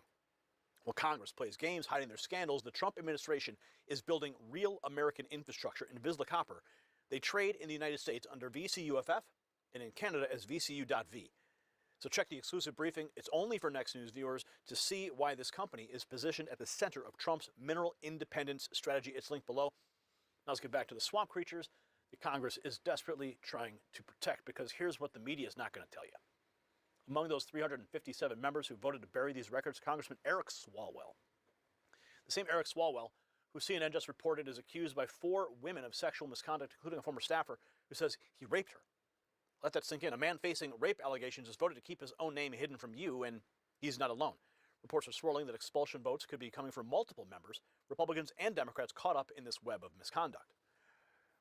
Ford Fisher posting this: 38 Republicans, 27 Democrats voted in favor of a measure to release congressional sexual misconduct and harassment reports. 357 voted to block the measure introduced by Nancy Mace. There it is. There's the result of the vote. The block from Congress to protect themselves, but the demand for transparency echoes louder. Release the congressional sexual misconduct files. Release the names now. The House just voted 357 to 65 to block the release of those misconduct reports. We demand the release of all the names of those who have committed sexual misconduct and who were bailed out with our taxpayer money. And a telling contrast on CNN, congressional reporter Daniela Diaz reveals how Washington is completely engulfed in scandals. Alongside Eric Swalwell, lawmakers Corey Mills, Tony Gonzalez are facing expulsion over severe sexual misconduct and tragic staffer deaths. Swalwell already resigning. Be major, because on top of trying to expel Eric Swalwell, there could be also measures to expel Corey Mills, who's also faced allegations of sexual misconduct, and of course Tony Gonzalez, who we've covered extensively in the Washington D.C. media sphere for having an extramarital affair with a person who worked in his office, who then committed suicide. So this is going to be a very intense week on Capitol Hill as we see how the House members are going to react to this and how they're going to deal with Eric Swalwell, who is expected to be in Washington this week. Yeah, and some are even talking about a package deal where as many as 2 Republicans, 2 Democrats are expelled, or 1 Democrat, 1 Republican expelled this week. Could be extraordinary goings on. It is worth noting, Swalwell's the only one of these individuals not to be investigated yet by the Ethics Committee, so it would be unusual, but Congress certainly has the power to do it if they want to, correct? Correct. Well, we obviously know what happened to Swalwell. And now we have this from Tim Burchett. Hey everybody, Tim Burchett.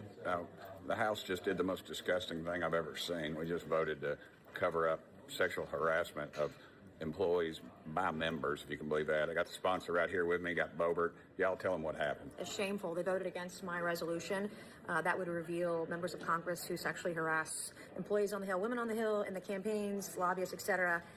Shameful. So I don't want to hear. They sent it to the Ethics Committee. So a bunch of congressmen are going to investigate so themselves. Let it go get hidden, right? Yeah, this is exactly where bills go to die. So her privileged resolution is being sent to the Ethics Committee for members of Congress to investigate themselves. And remember, this is your tax dollars that were used in this hush money. Yeah.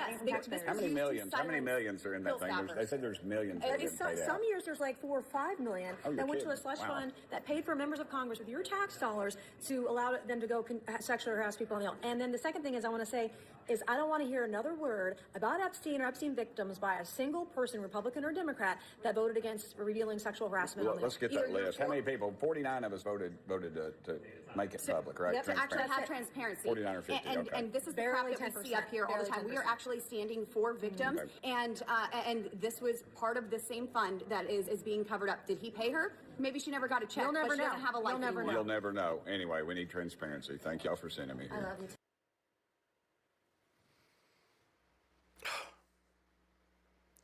With a clear cover-up underway, this contentious vote paints a damning picture. The House GOP and Democrats voted to block the release. Here's the list of everybody who didn't want to release. The Epstein list was called a pedo protector. So what does this make all these protecting the rapists in Congress? This vote needs to remain out there because our congressional members are hoping we all let it go. The list is long. Look at it all. Just goes on and on and on. One after another. Do you see yours? Do you see your Congress critter? Is his name there? Huh. Look at them all. It just keeps going. Wow. Oh, I don't see Swalwell, though. I see Sewell. Yeah, Swalwell was already out by the time that this vote took place. Oh, there's Schakowsky. Look, my goodness, it keeps going. Wow. End the slush fund. That's how the Post ends. Mace says both Democrats and Republicans push to send her bill releasing congressional misconduct files to committee. It'll bury the legislation. Democrats and Republicans are, I think, whipping to refer it to committee, which means they're going to protect each other once again. It will fail, and we won't get accountability or transparency. The American people are held to one standard, and Congress is held wholly to another. And you're going to watch men in Congress, Republicans and Democrats this afternoon, hide behind the veil of let the process play out, and it's going to get referred to committee and will not see the light of day. And it never will see the light of day because the process is broken. Why is it important to include lobbyists in your resolution? Well, it should include political campaigns. I mean, lobbyists have been harassed by members of Congress, and I've got media clippings about that from years ago. And that's why we're doing this. Like, do we care about women or do we not? And if this gets referred to the committee, then every woman, basically, Congress will have just spit in your face and said, you don't matter. You are a second-class citizen, and enough is enough, in my opinion. Okay, thank you, Congresswoman. Congresswoman Nancy Mace, as you know now, it did go to a vote. It's time to audit the secret slut fund members of Congress appropriated for their harassment, including their office budgets. What do we got here? Bill has been swept into a national moment of reckoning about the frequency and pain of sexual harassment. Here are 3 things you need to know. Number 1. This is a bipartisan problem. The 2 most recent cases of sitting members of Congress caught up in sexual misconduct allegations are Congressman John Conyers of Michigan, who in 2015 settled a complaint filed by a former aide, and Senator Al Franken, who has apologized after accusations of unwanted touching by 4 women. But Roy Moore, the Republicans' Alabama Senate candidate, is facing multiple accusations of sexual assault from underage women. Senior members of both parties know that this is a problem that hits them equally. Number 2, the so-called slush fund is only part of the story. You've heard a lot about the $17 million paid out since 1997 to settle cases brought before the Office of Compliance, the Hill's workplace misconduct adjudicators. But that money covers many different types of disputes besides sexual harassment, and some sexual harassment settlements, like the one Conyers reached, aren't counted because they were paid using office budgets, not by the Office of Compliance. But either way, taxpayers are still on the hook for these settlements. Still on the hook? That means you guys on the hook. But of course, who can ever forget this guy, Eric Swalwell, right? Hear it directly from me. As it turns out, there's a lot more harassment settlements, like the one Conyers reached. So, this is the moment of truth, America. 357 elected officials just told you that their careers matter more than your right to know who you are electing. They used your money to pay off victims and voted to hide the receipts. Nancy Mace put it perfectly. If this gets referred to committee, Congress just spat in the face of everyone who's ever been harassed on Capitol Hill. They're investigating themselves. The fox guarding the hen house, and here's what they don't want you to realize. The $17 million figure, that's just what we know about. Former Congressman John Conyers paid his settlements from his own office budget. How many others did the same? The real number could be staggering. So this is why we do what we do here at the Next News Network. While the establishment media covers for their friends in Congress, we expose the truth. 357 names are now on the record. Every single one of them chose to protect predators over protecting you. Screenshot that list. Find your representative, call their office, demand answers, and share this video with everybody you know because they're counting on this story to die quietly. Now, let me ask you directly, should Congress be forced to release the names of members who used taxpayer money to settle harassment claims, yes or no? Drop your answer in the comments. And since you made it to the end of the video, text raw feed to 844-840-4963 so we can stay connected when the algorithm fails you. And don't forget to check out the Next News merch shelf below this video. Smash the subscribe button, hit the notification bell, and remember, this won't protect its own, but the truth always finds a way out. For the Next News Network, I'm Gary Franchi. Stay informed and stay free.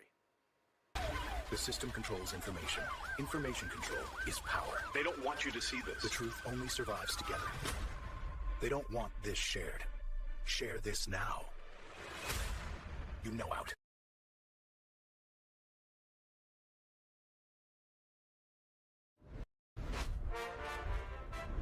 Next news. Breaking news. They told you it was fake. They told you it was debunked. They told you to stop asking questions and move on. But here's the thing, Patriots, they never actually answered the questions. Did they? Now, Vice President J.D. Vance is reportedly opening an investigation into the very thing the establishment swore was nothing but a conspiracy theory. I'm talking about Pizzagate. Yeah, you're not even allowed to talk about it. The mainstream media is melting down now. The Daily Beast is calling it debunked while simultaneously panicking that it's being looked at again. So I have to ask you, if it was truly nothing, why does the mere mention of an investigation send the entire corporate press into a tailspin? See, I'm going to tell you why this matters to you and your family, because for years the American people have been told to trust the institutions, trust the media, trust the government, trust the powerful, right? Well, now the powerful are being held accountable.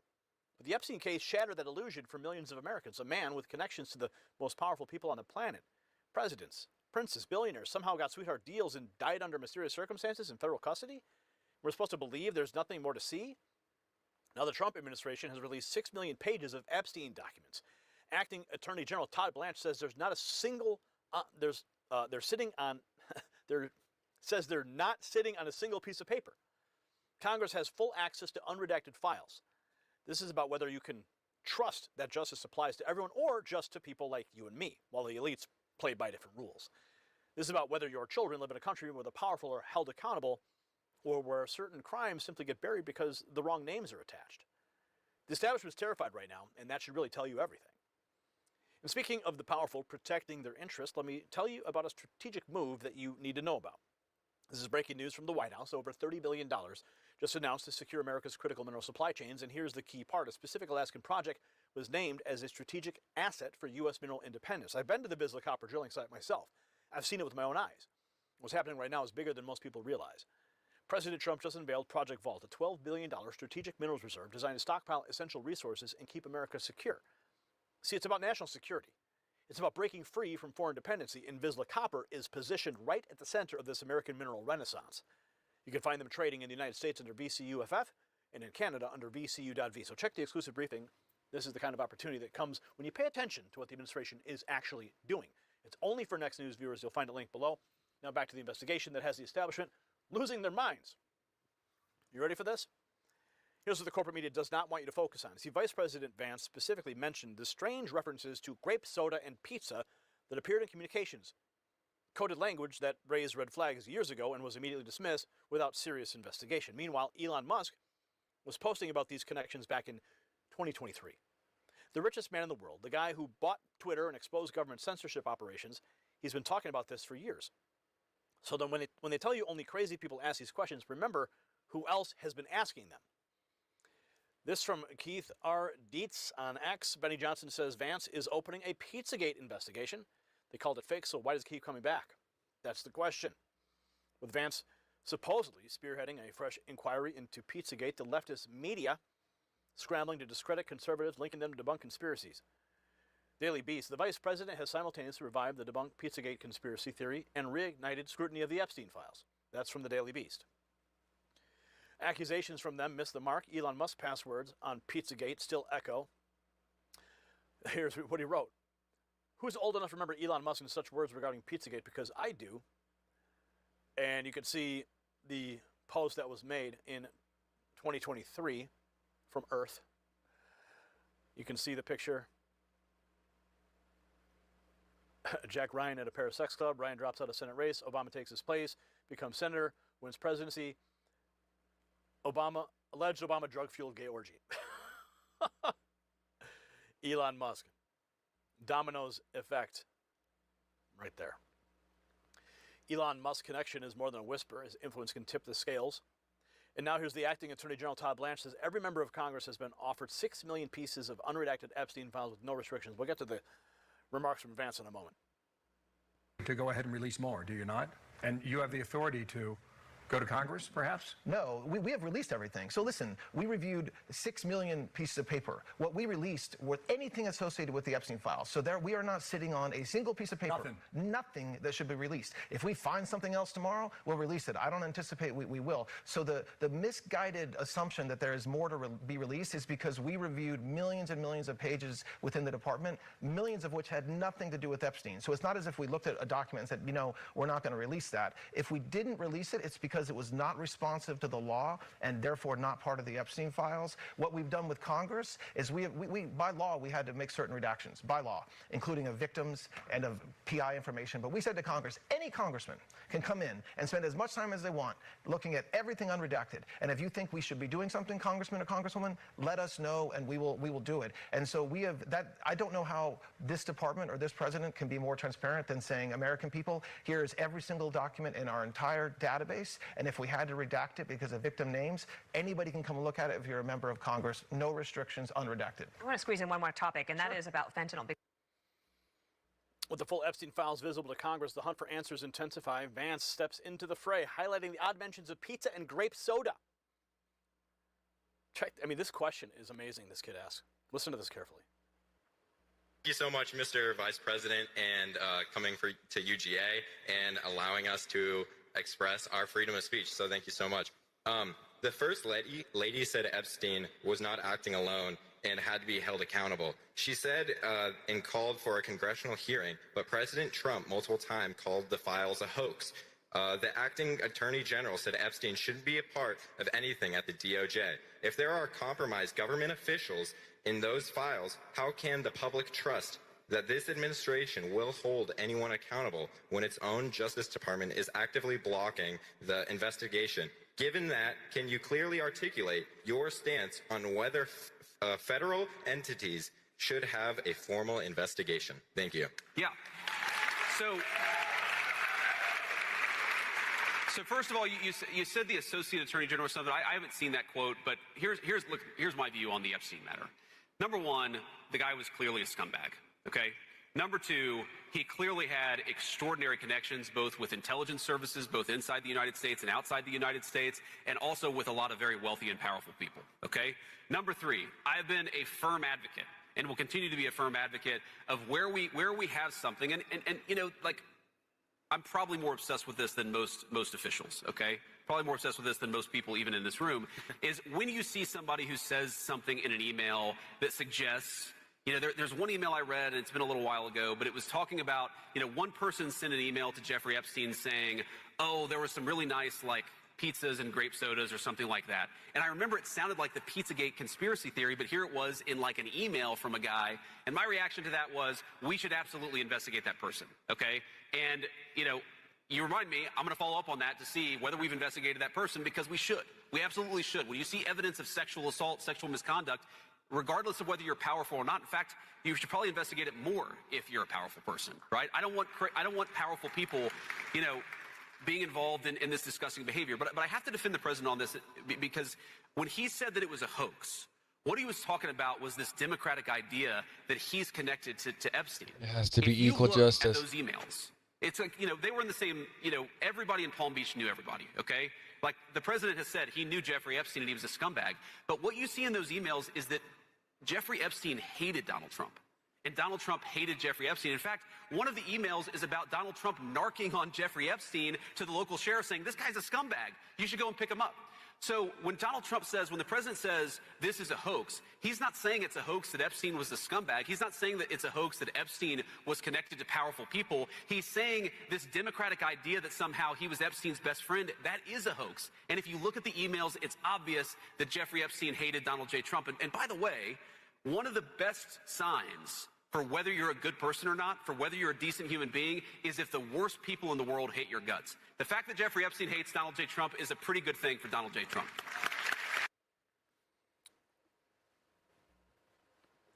So here's what this means and what it comes down to. The Trump administration is doing something unprecedented. They're actually pulling back the curtain. 6 million documents released, Congress given full access to unredacted Epstein files, and now an investigation into allegations that were dismissed without ever being properly examined. The Daily Beast calls it debunked. Debunked by whom? The same media that told you the Hunter Biden laptops was Russian disinformation? The same institution said that the border was secure? They didn't debunk anything. They just refused to look. And now that someone with actual power is willing to ask the hard questions, they're not arguing facts. They're screaming conspiracy theory and hoping you'll stop paying attention. It's not journalism. That's called damage control. So this is why we do what we do here at the Next News Network. While the corporate press runs cover for the powerful, we ask the questions. Don't be surprised if in the coming days, Iran's remaining air defense forces suddenly become more efficient and manage to shoot down several Chinese-made JF-17 Thunder fighter jets. Saudi Arabia's Ministry of Defense officially announced on April 11th that a Pakistani ground force of approximately 13,000 personnel, along with multiple fighter jets, has been deployed to King Abdulaziz Air Base in eastern Saudi Arabia. They are there to defend against the ongoing Iranian drone and missile attacks. This marks Pakistan's largest military deployment to Saudi Arabia since the 1991 Gulf War. According to a statement from the Saudi Ministry of Defense, the deployment is based on the Strategic Mutual Defense Agreement, or the SMDA. This agreement was signed between the two countries in September 2025. It aims to strengthen bilateral military coordination, enhance joint operational readiness, and maintain regional security and stability. Pakistan has confirmed that the deployment includes ground troops and approximately 10 to 18 JF-17 or F-16 fighter jets, as well as necessary supply aircraft and logistical personnel. The immediate background of this deployment is the long-standing defense and economic relationship between Saudi Arabia and Pakistan. Reports in early April indicated that Saudi Arabia had requested Pakistan to fulfill its mutual defense obligations as soon as possible, or otherwise return approximately $6.3 billion in previously provided loans. Pakistan ultimately chose to fulfill its treaty commitments through actual military support. The current situation in the Middle East is very tense, with the risk of conflict between Iran and certain Arab countries increasing. Ceasefire negotiations between the United States and Iran recently collapsed in Islamabad, and Iran has previously carried out strikes against regional targets. In this context, military cooperation between Saudi Arabia and Pakistan is widely viewed as an active defense posture aimed at strengthening against potential threats. Saudi Crown Prince Mohammed bin Salman and Pakistani Prime Minister Shehbaz Sharif have met multiple times and signed relevant agreements. Both sides have emphasized that these actions are not directed at any specific country. However, the phrase, jointly safeguarding regional security, has been interpreted by observers as an important signal relating to challenges involving Iran. The Saudi Ministry of Defense emphasized that this deployment is a normal defense cooperation between brotherly nations, which helps enhance air defense and ground defense capabilities in eastern Saudi Arabia. The Pakistani military and government responded in a low-key manner, stating that this is a routine action to fulfill bilateral agreements, while also helping the Pakistani military gain combat experience and economic support. As the news reached mainland China, the tone on social media platforms shifted abruptly. A large number of videos showing Chinese nationals being unwelcome or even humiliated in Pakistan emerged, accompanied by widespread criticism. Pakistan, once regarded by many Chinese as a close iron brother ally, was suddenly labeled by netizens as an ingrate. A Chinese travel blogger said that a few months ago, after refueling at a gas station in Pakistan and preparing to leave, a young man at the station suddenly gave him the middle finger. Because it was so unexpected, he was momentarily stunned and didn't react immediately. After realizing what had happened, he felt upset and went back to find the station manager, demanding an apology. The vlogger said that the manager called the young man over, scolded him, and even slapped him to show sincerity. The vlogger was deeply moved, praising the manager's handling of the situation and talking at length about the long-standing friendship between China and Pakistan. He even told the manager, "Let's stand together against India." However, the manager then told him that fuel prices might rise next year and might become more expensive. Comments from netizens were somewhat surprising. Many wrote things like, "This so-called Iron Brotherhood is just what Chinese people believe. It doesn't mean they see it the same way. Don't be overly self-satisfied. They're just after your small amount of money. And Chinese people traveling abroad should remember, never confuse politics with friendship. An apology you demand means nothing. That middle finger reflects what they truly feel inside." Another female blogger reported experiencing a similar situation in Pakistan. She was distributing ice cream in a village she described as a slum, attracting a group of cheering children. After leaving, while recording a selfie video, she noticed a boy in the footage giving the middle finger towards the camera. After discovering this, she immediately returned to the village, trying to identify the boy. However, unlike the previous case, things did not go smoothly. Once villagers learned of her intention, they began to avoid her and were unwilling to help her find the boy. Eventually, a young and naive child led her to the boy's home. Unexpectedly, the boy refused to come out, and his family members only watched her from a distance without approaching or engaging with her. Moreover, the vlogger noticed that people around her were actively preventing her from finding the boy and were unwilling to hand him over. Using the translator app on her phone, she explained that she had brought many candies, but wanted the boy to apologize to her. In the end, an elderly man appeared and firmly told her that the boy would not be brought out to apologize. The man said he agreed with what she referred to as the so-called friendship between China and Pakistan, and thanked her for bringing ice cream and candy, but still refused to make the boy apologize. The vlogger was rebuffed and, visibly frustrated, said to her phone that this is the real quality of people here. She also added that she had been overcharged immediately after landing. What should have been a fare of just over 600 rupees ended up costing her more than 3,000. When buying flowers, she was told the price was 500, but was later asked to pay 1,500. Few people in the comment section expressed support for her. One netizen bluntly remarked, "Many Chinese people like to go to poorer countries to show charity. Now you see the reality. Chinese people are not as welcomed abroad as they imagine." Another commenter stated that the image of Chinese people has been damaged by these vloggers, who deliberately go into slum areas. For the sake of traffic and attention, they resort to all kinds of tactics, going into impoverished neighborhoods, pretending to do charity by buying snacks for children and giving to the poor, while actually trying to gain sympathy from Chinese audiences. The consequences of such behavior, they said, are extremely negative. Another comment read that one could encounter similar situations even in unfamiliar places within one's own country. Traveling alone in a foreign land and putting oneself at risk just to seek an explanation over something trivial like a middle finger is unwise. The commenter added that many people behave submissively towards the strong and arrogantly towards the weak while abroad, and the vlogger clearly had this sense of superiority. They said, "If she dared to do this in a tough neighborhood in the US or a slum in India, then I would truly respect her courage." Some analysts pointed out that the distorted mindset of these vloggers is the result of decades of ideological conditioning. The behavior pattern of the female blogger, they argued, mirrors that of Chinese authorities, believing the small acts of goodwill can be exchanged for respect, or even for the dignity of others. In reality, relations between countries are more about the exchange of interests, and whether such exchanges are successful is ultimately judged by ordinary people. The people of Pakistan are not naive. They are well aware that countries often described as having close ties with China, such as North Korea, Cuba, Venezuela, Iran, and even their own, are, without exception, relatively poor and authoritarian. What this unfortunate vlogger fails to understand is that the notion of a so-called Iron Brotherhood is merely a narrative used to shape public perception. In the eyes of many Pakistanis today, this term is not a compliment. It may even be seen as an insult.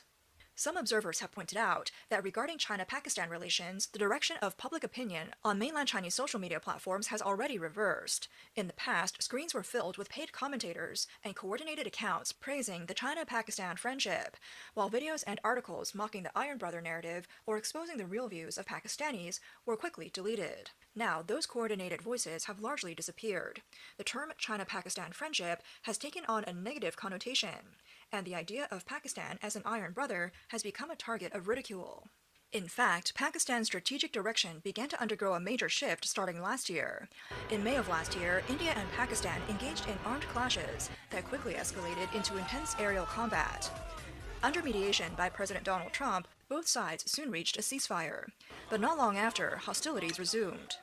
At the time, some analysts suggested that behind this brief but intense conflict, there were suspicions of external forces playing a role in fueling tensions. It coincided with a critical phase of the US-China trade war, and there were views that certain actors had the motive to ignite tensions in South Asia and create regional instability in order to divert US attention.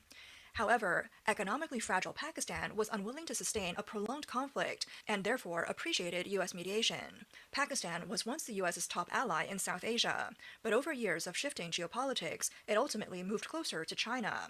At a heavy cost, it drifted further away from Western countries and suffered severe impacts on its manufacturing sector due to large-scale Chinese involvement, and seeing the strategic port of Gwadar coming under strong Chinese control. This India-Pakistan conflict, however, unexpectedly gave Pakistan an opportunity to repair relations with the United States. Pakistan quickly moved closer to Saudi Arabia, and the two sides signed a strategically significant mutual defense treaty, under which an attack on one would be considered an attack on both. At the same time, they expanded economic cooperation, including the previously mentioned $6.3 billion loan. This breakthrough has been seen as a step, reportedly facilitated by the United States, toward helping Pakistan reduce its reliance on China. From that point on, pro-Pakistan narratives within mainland China began to shift in tone, and pro-CCP commenters in Taiwan also started echoing official narratives on television to Pakistan as an ungrateful traitor. So, this so-called ironclad Pakistan, why does it seem a bit rebellious lately? Let me explain. In the past, Pakistan was poor and underdeveloped. Facing the powerful threat from India, it had to rely heavily on China. That's why the relationship was so close, because it needed China. Now that it has found a financial backer in Saudi Arabia, it has loosened up. Do you understand? In fact, there have always been forces within Pakistan opposing China, most notably the Balochistan Liberation Army, the BLA. On March 20th, 2024, armed militants carrying guns and explosives attacked a complex outside Gwadar port, which housed government offices, intelligence agencies, and paramilitary units. Reuters reported that the attackers first detonated multiple bombs and then opened fire, attempting to storm the facility. The Associated Press reported that at least 8 attackers were killed, along with 3 security personnel. The BLA claimed responsibility for the attack.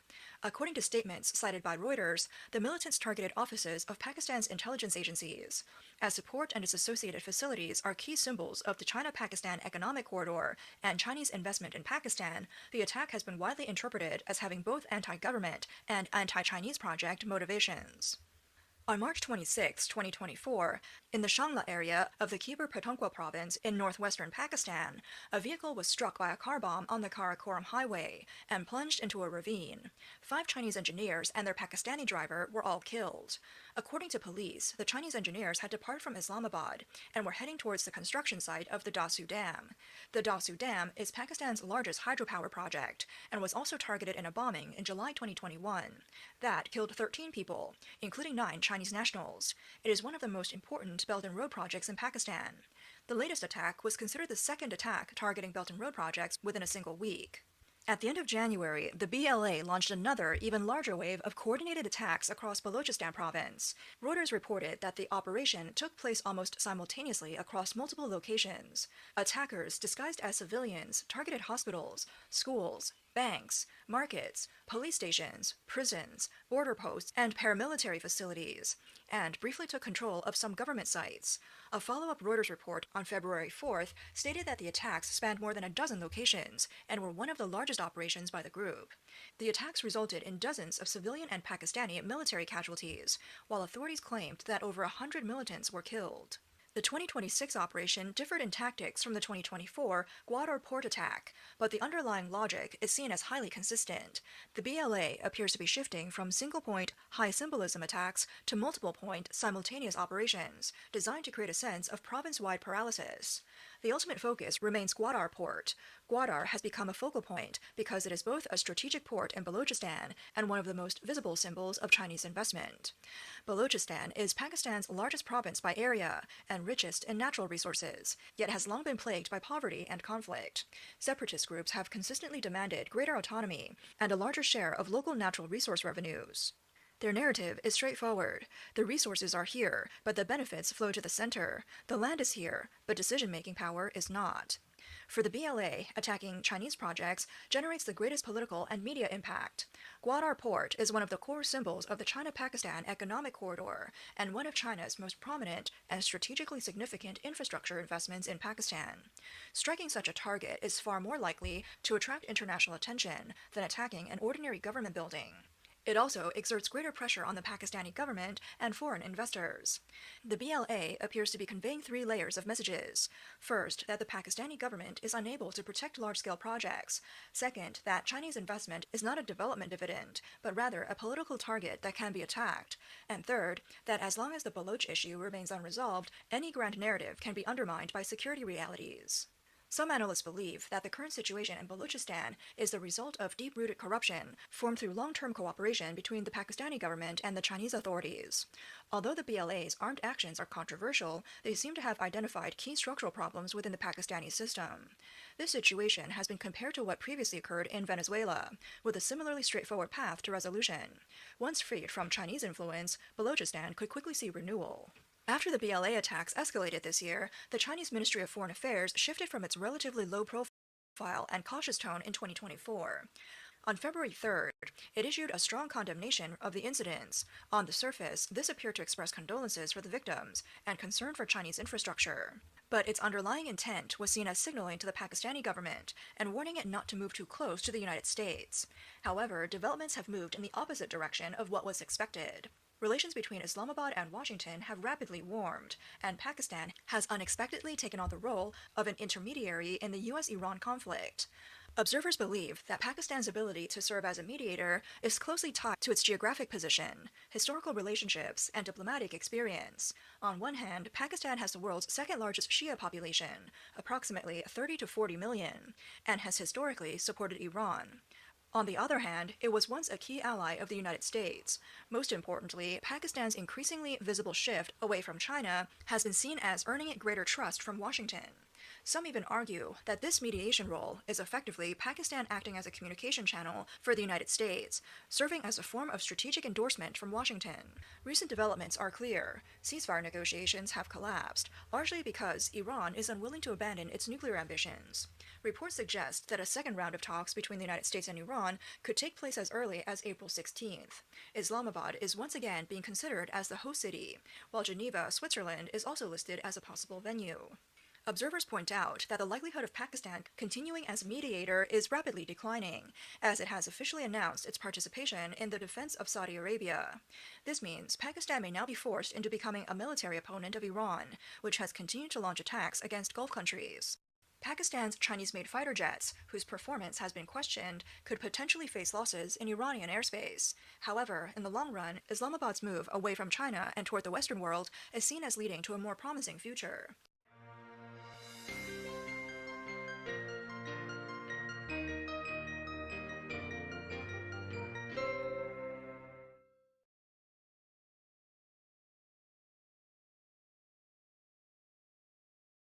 Vitali's live streams went from getting him 9 months in Filipino prison to possibly receiving a $1 million lawsuit, all over his desperate attempts at internet clout, as he live streamed his hunting of predators until he accused an innocent man.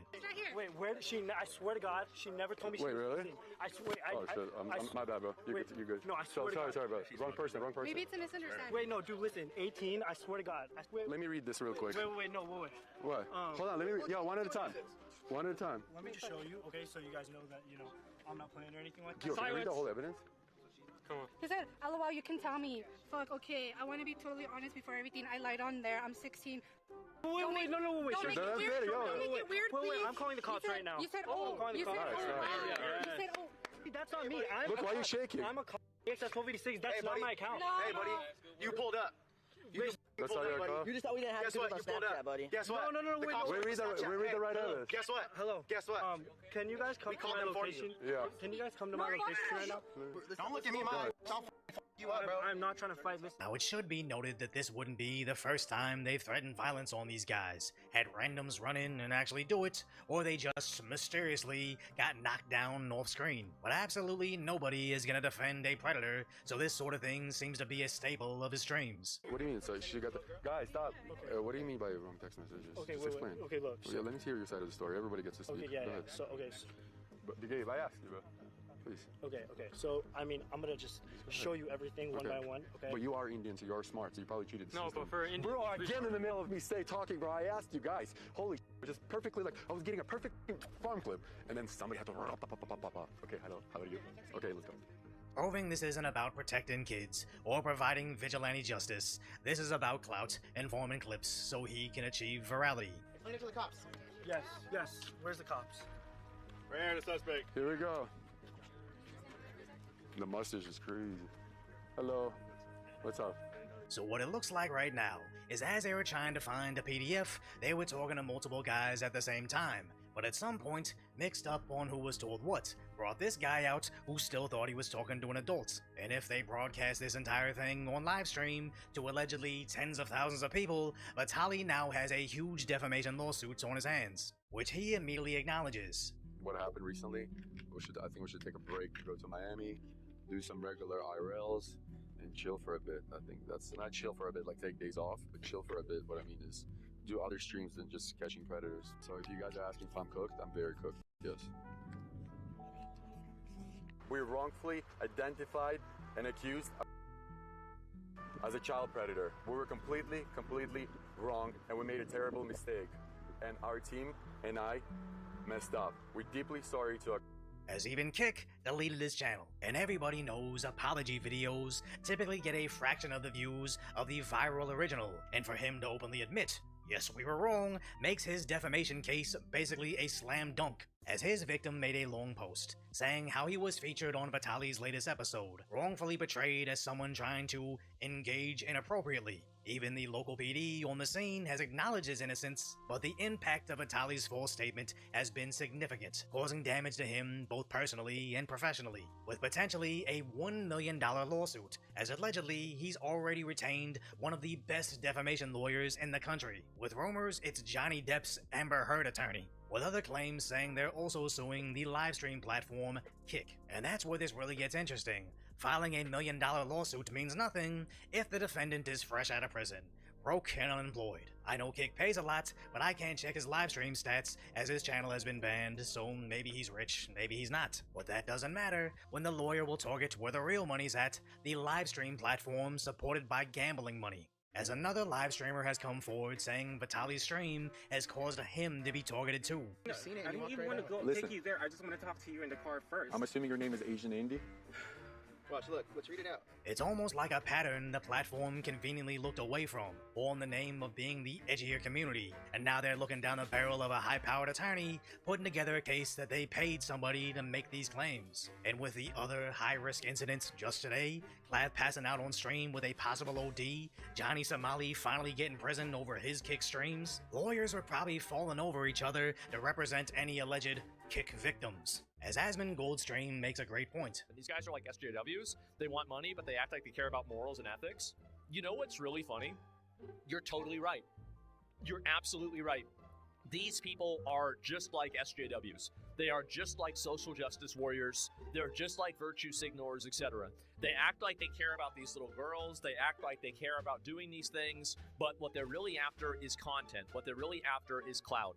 And no, you're absolutely right. It is the exact same. As catching these idiot PDFs is a great cause, but plenty of times police complain that they don't put together prosecutable cases, as if they make simple mistakes like mixing up the Snapchats. I'd imagine they don't know the other intricacies of admissible evidence. But if they actually cared about catching these guys, and I mean this sincerely, they should apply to their local law enforcement agencies, as almost all of them are desperately understaffed, and most of you would be actually sickened to see how low their expectations have sunk to.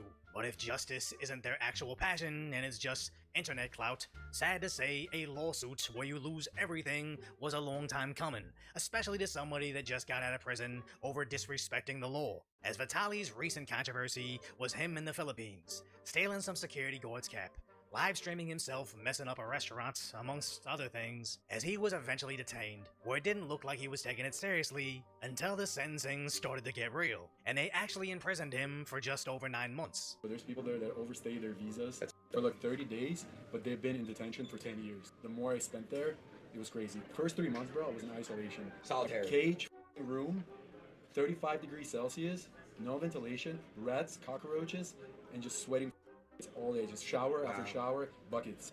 That's all, bro. You'd think he would have learned his lesson, but internet clout is strangely addictive to these idiots. It's such a similar sequence to Kick's other nuisance streamer, Johnny Somali, causing nonsense in Japan, getting arrested, facing years, but gets let out early, only to almost immediately take his nuisance streams to another country before finally getting yet another harsh punishment. I'll probably do a final follow-up / farewell video regarding the Johnny situation, since me and him have history, but as far as Vitaly, I genuinely believe his career is finished, as if this defamation case against Kik is successful, I doubt any platform would run the risk of hosting him next.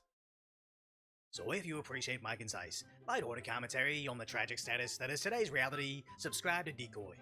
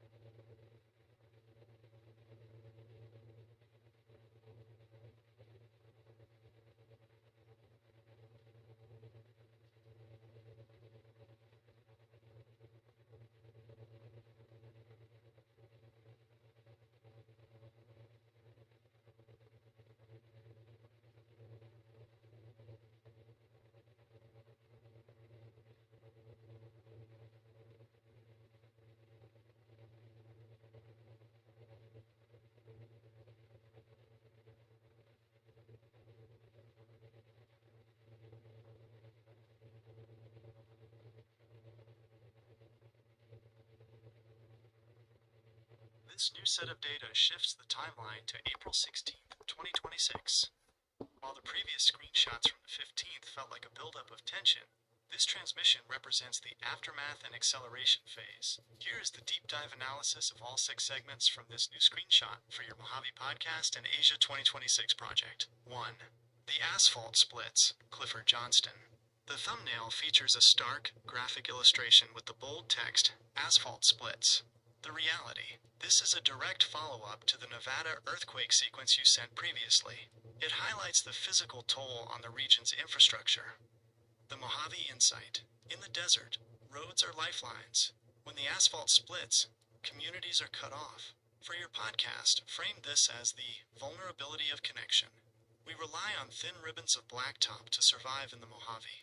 When the earth moves, those ribbons snap, exposing how fragile our desert autonomy actually is. 2. The Terrifying Presence. My 2 pence. This features a distorted face at a door, referencing the Fallout, New Vegas, Terrifying Presence perk. The Cultural Feedback Loop. It is highly relevant that your feed is pushing Fallout content while you are in the actual Mojave. The Analysis. In 2026, the line between post-apocalyptic fiction and the daily news, earthquakes, war, infrastructure collapse, has blurred. People are using video game mechanics and memes as a coping language to describe their real-world anxiety. It's a gamification of the end times. 3. Johnny Somali handcuffed, Atozi. This video reports on the controversial streamer Johnny Somali being detained or arrested. The Asia 2026 connection. This is a core pillar for your project. Johnny Somali represents the friction between Western content culture and Asian social norms. The Insight. His repeated legal issues in the East, specifically Korea/Japan, show a fundamental rejection of Western individualist entitlement. Asia in 2026 is increasingly closing the door on Western influencers who treat their sovereign space as a playground for clicks. 4. The Bronx Seizure. Cash Jordan. Gangs seize half the Bronx as Mamdani. The narrative, following the NYC is finished theme from the 15th. This is the escalation phase. The Deep Dive. This refers to the political clash in NYC, where radical housing policies associated with Zohran Mamdani are being blamed for a breakdown in order. Podcast Angle. Contrast the gang seizure narrative of the city with the self-governance of the desert. While the city is framed as losing territory to chaos, the desert is often viewed, rightly or wrongly, as the last place where a man can actually own his space. 5. The Biden Meltdown. Benny Johnson. A thumbnail featuring Biden, Obama, and the caption, Another Biden Meltdown. The political noise. This is the election cycle friction. By April 16th, 2026, the campaign rhetoric has reached a fever pitch. The Analysis. These videos are designed to maintain a state of constant outrage. It ensures that even if there isn't new news, the audience remains in a state of high alert hostility. It's the background radiation of the 2026 political landscape. 6. The Meteor Increase. Anton Petrov. Why are there suddenly so many meteors? Featuring Anton Petrov. The Macro Perspective. Just as the previous feed had the solar twins, this one looks to the sky. The Synthesis. There is a recurring theme in your data. Displacement from above. Whether it's the sun migrating or meteors falling, there is a sense that the heavens are just as restless as the Earth in Nevada. Asia Project Note. As the U.S. focuses on meteor threats and meltdowns, look at how Asia is focusing on space industry. While we watch for falling rocks, they are building the infrastructure to go up and meet them. Podcast Synthesis. The Morning After. It's April 16th, and if you're waking up in the Mojave, you're looking at a world that's literally and figuratively splitting. The asphalt is cracking under our tires, the city of New York is being carved up in the headlines, and we're so desperate for a sense of control that we're looking to 15-year-old video games and meteor showers to explain why everything feels so broken. We're trapped between a desert that's moving and a digital world that won't stop screaming. Ready for the second screenshot? We have 7 more to go to finish this transmission. This second screenshot from the April 16th, 2026 transmission moves the focus from social friction to geopolitical warfare and structural catastrophe. If yesterday was about scandals and earthquakes, today is about the systemic response. how nations are lashing out, and how the physical infrastructure continues to fail under the strain. Here are the 6 insights from your second April 16th screenshot. 1. The ultimate weapon and economic reset, China Observer. The thumbnail features a bomb and a missile battery with the text, U.S. unleashes ultimate weapon, sends China 30 years back. The geopolitical context. This refers to the 2026 semiconductor blockade. In response to the Iran conflict escalations, the U.S. has reportedly triggered a total export ban on high-end manufacturing tech to China. Asia 2026 Project Insight. This is the nuclear option of economics. By attempting to reset China's tech progress by 30 years, the U.S. is forcing Asia into a total autarky, self-sufficiency model. For your project, watch how this accelerates the splinternet, a world where Asian tech and Western tech are no longer compatible. 2. The Northern California Tunnel Collapse, KCRA-3. 1 person killed in Northern California tunnel collapse. The infrastructure reality. Following the Silver Springs earthquake on the 13th and the aftershocks through the 15th, the NorCal geological stability has been compromised. Mojave Podcast Angle. In the desert, we worry about the ground opening up. In the mountains and cities, it's the structures above that become tombs. This tragedy highlights that our aging infrastructure wasn't built for the new seismicity of 2026. It's a literal breakdown of the path forward. 3. The empty tanker paradox, decaf decoy. The map shows empty oil tankers headed toward the U.S., with the caption, "When will this end?" The energy crisis. Because of the mines in the Strait of Hormuz, seen in your previous screenshots, global shipping is a ghost town. The analysis. We are seeing the inversion of logistics. Normally, tankers are full. Now, the cost of insurance is so high that ships are sitting empty or taking the long way around Africa. For your podcast, this explains the fuel crisis in Ireland and why gas prices in the Mojave are likely hitting record highs this week. 4. The investigation of Pizzagate. Benny Johnson. J.D. Vance just announced a P, investigating Pizzagate, featuring J.D. Vance and Hillary Clinton. The political weaponization. This represents the total regression of discourse. By April 2026, political investigations are no longer just about policy or misconduct, like Swalwell. They are reaching back into 10-year-old conspiracy theories to galvanize the base. The perspective, it's a look over here tactic. While the economy crashes and tunnels collapse, the media political complex is reviving deep state narratives to keep the public focused on the enemy rather than the failure. 5. The flooding time-lapse, Metro. Cleveland Park flooding time-lapse. 3.2 M views.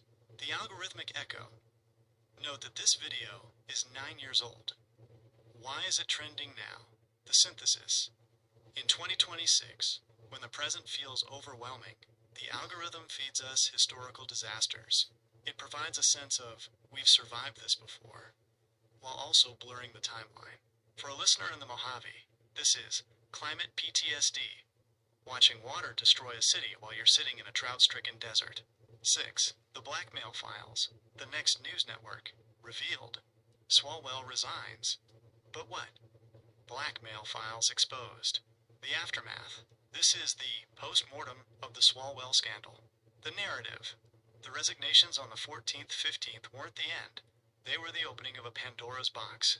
The claim of Blackmail Files suggests that the 2026 political landscape is entirely controlled by leverage and compromat. It reinforces the desert listener's belief that the entire system is a house of cards held together by threats. Mojave Podcast Synthesis. The War of Attrition. It's April 16th, 2026, and the gloves aren't just off. They've been burned. While the U.S. tries to bomb China's economy back to the 90s, our own tunnels are collapsing in Northern California. We're staring at maps of empty oil tankers and dredging up decade-old conspiracies. Because the truth of the present, that our energy, our safety, and our leadership are all failing at once, is too much to handle. Out here in the dust, the isolation is starting to look less like a challenge and more like a sanctuary. Ready for screenshot 3? This transmission is painting a very grim picture of the 2026 spring break.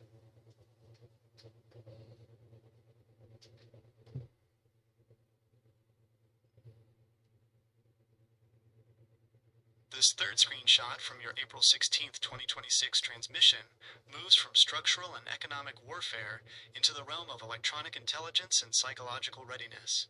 This is where the digital and physical front lines fully merge. Here is the deep dive analysis of the 6 segments from your latest screenshot. 1. The Mystic Countdown. Stefan Burns. Get ready. It begins in 48 hours. The moment mystics have been. The narrative. This is the spiritualization of the crisis. When technical and political systems become too complex to follow, the algorithm pushes mystic or astrological explanations. The synthesis. By April 16th, the world is waiting for the other shoe to drop regarding the Iran ceasefire or the Nevada aftershocks. This video acts as a psychological pressure valve, framing geopolitical stress as an inevitable cosmic event. 2.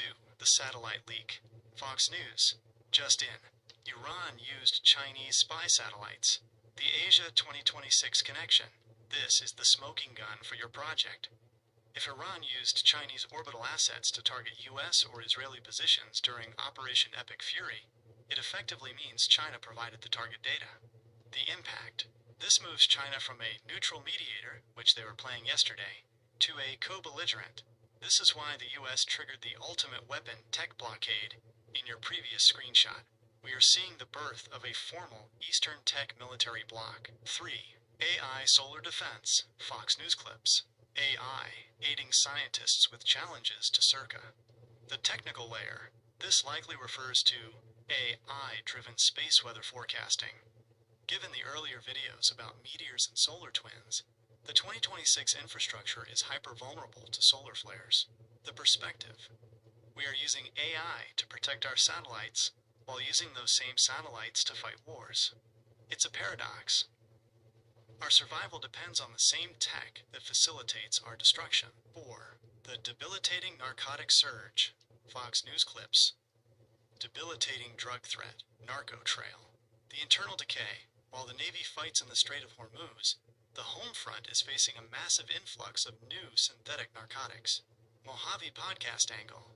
In the desert, we often see the tail end of these smuggling routes. This story highlights the two-front war, the external military battle, and the internal social collapse. It reinforces the theme of a country being squeezed from both sides. 5.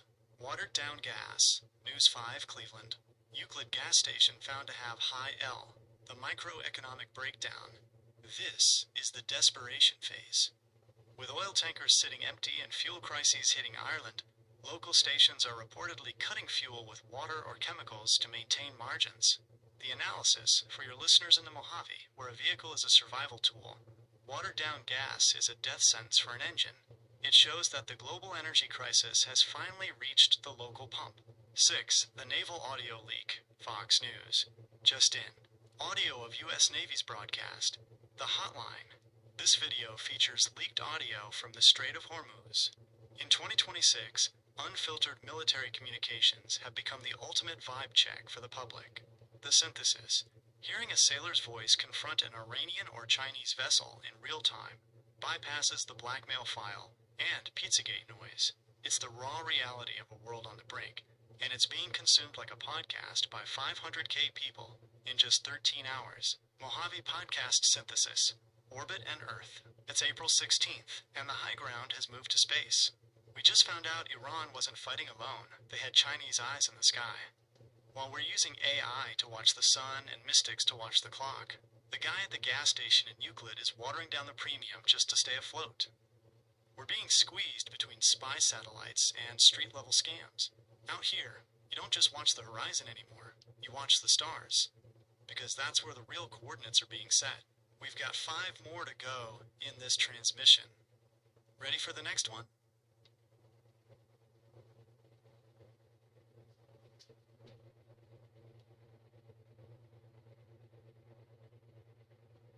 This fourth screenshot from your April 16th, 2026 transmission brings us into the most high-stakes segment of the feed yet. We are seeing the intersection of extreme infrastructure risk, diplomatic brinkmanship, and a strange, targeted scientific disappearance. Here are the 6 segments from Screenshot 4, analyzed for the Mojave Podcast and your Asia 2026 project. 1. The Missing Scientists, Fox News. Missing Scientists White House, featuring a grid of 10 professional headshots. The mystery. This is a chilling development for April 16th. The sudden disappearance of a group of high-level scientists, likely related to the energy or quantum sectors mentioned in your Asia 2026 bill, suggests a brain drain by force. Podcast angle. In the desert, people go missing. In the 2026 political machine, they get erased.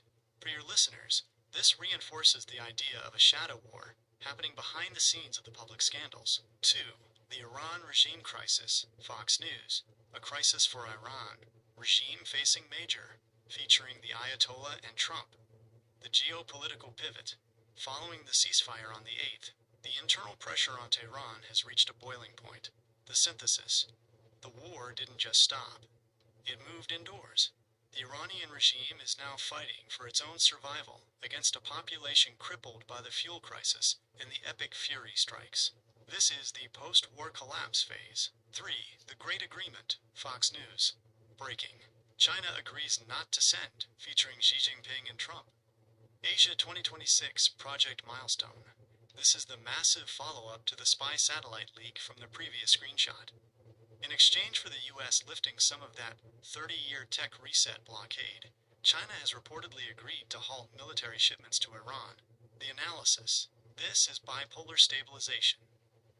The two giants are realizing that a total collapse of the Middle East helps no one. It's a cold, calculated trade. Tech for peace. 4. The Three Gorges threat. China Observer.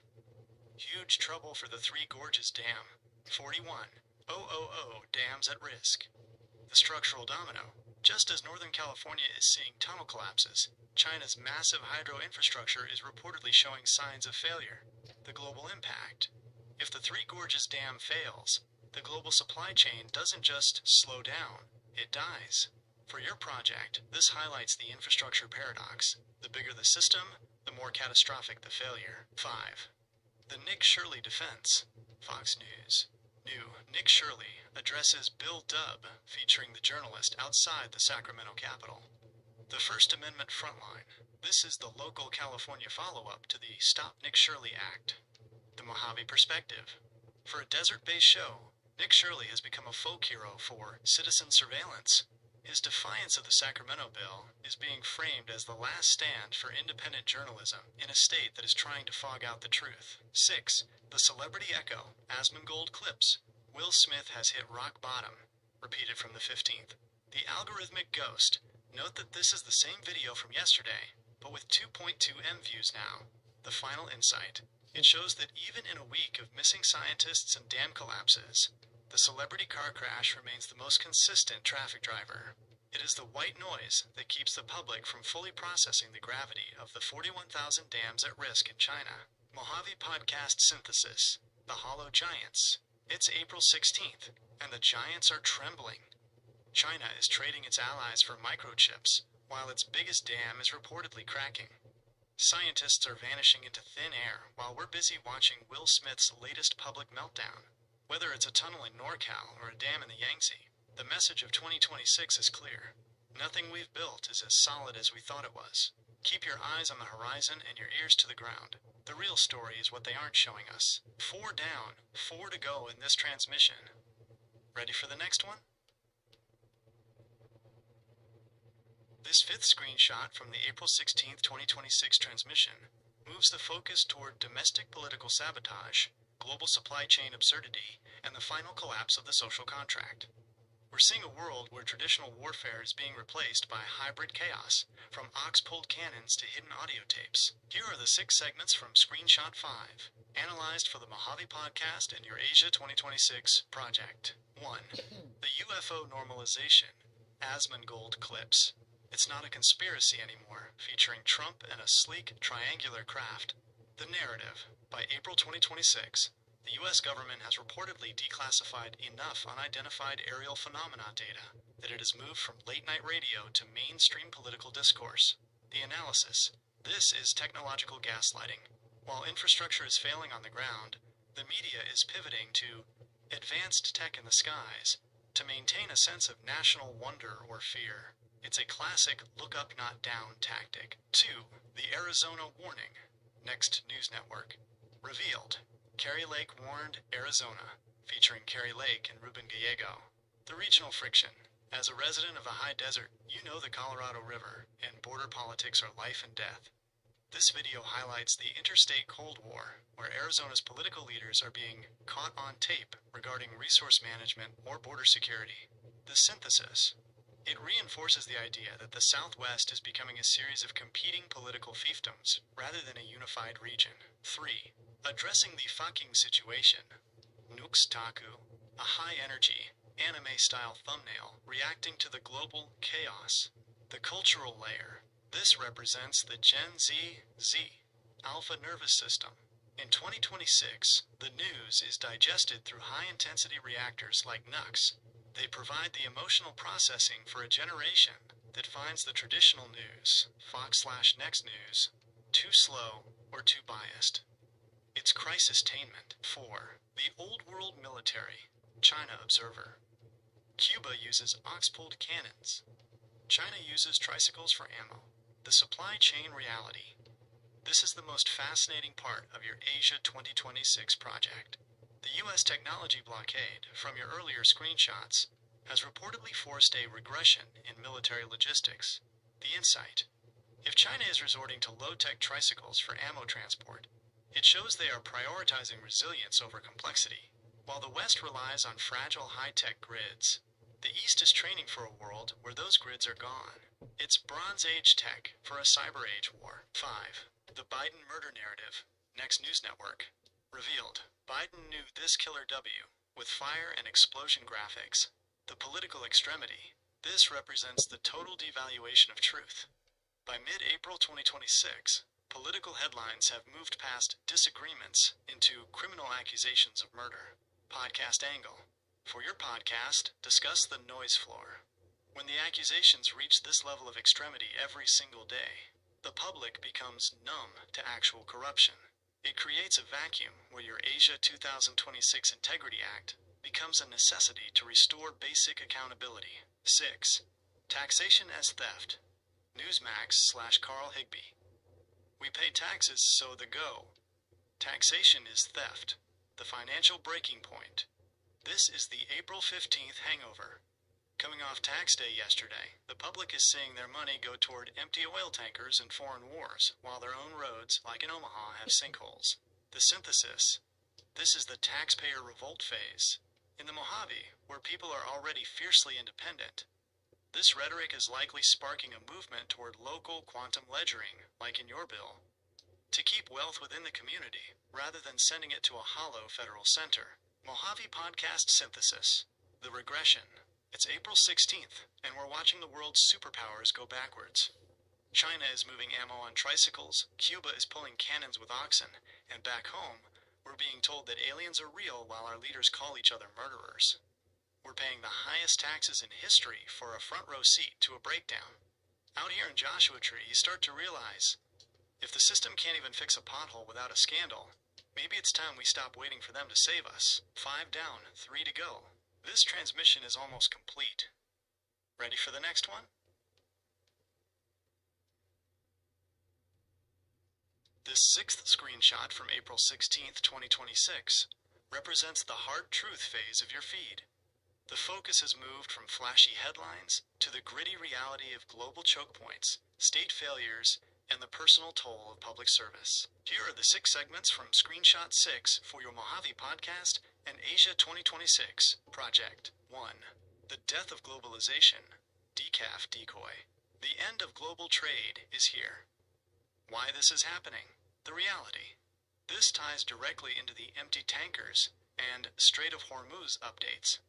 Because of the naval mines and high-risk insurance premiums, the just-in-time supply chain model has officially broken. Asia 2026 Project Insight.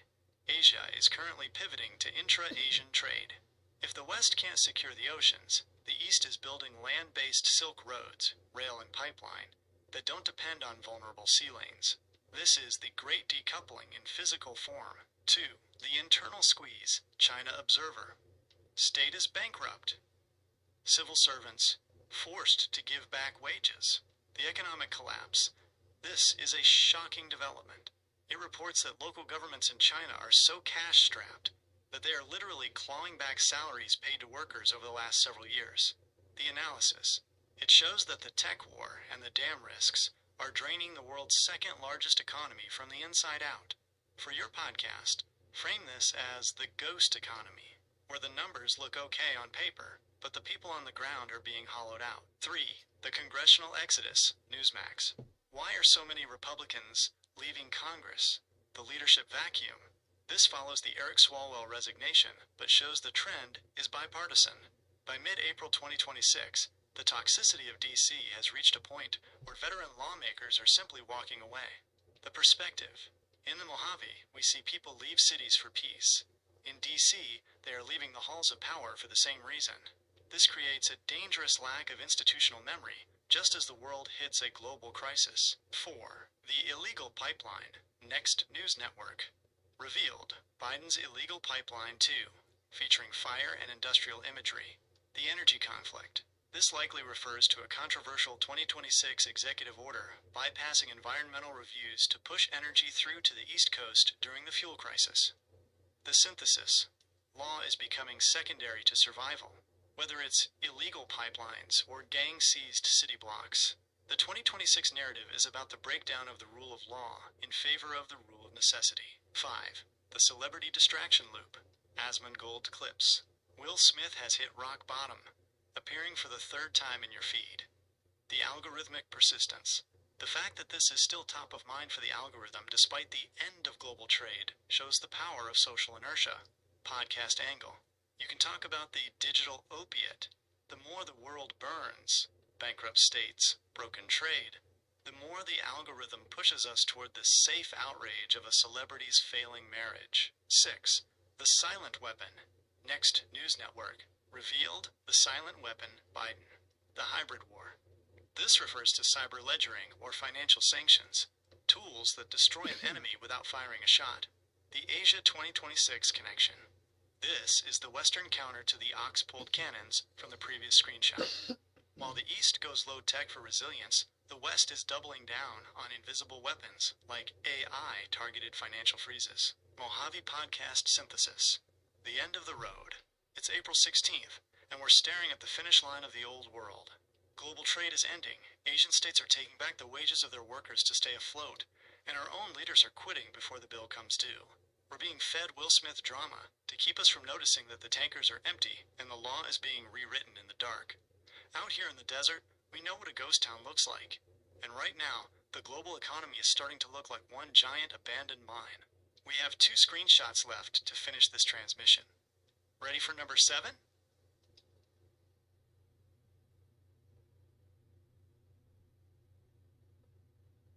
This 7th screenshot from your April 16th, 2026 feed moves away from the global stage and into the biological and technological surveillance of the individual.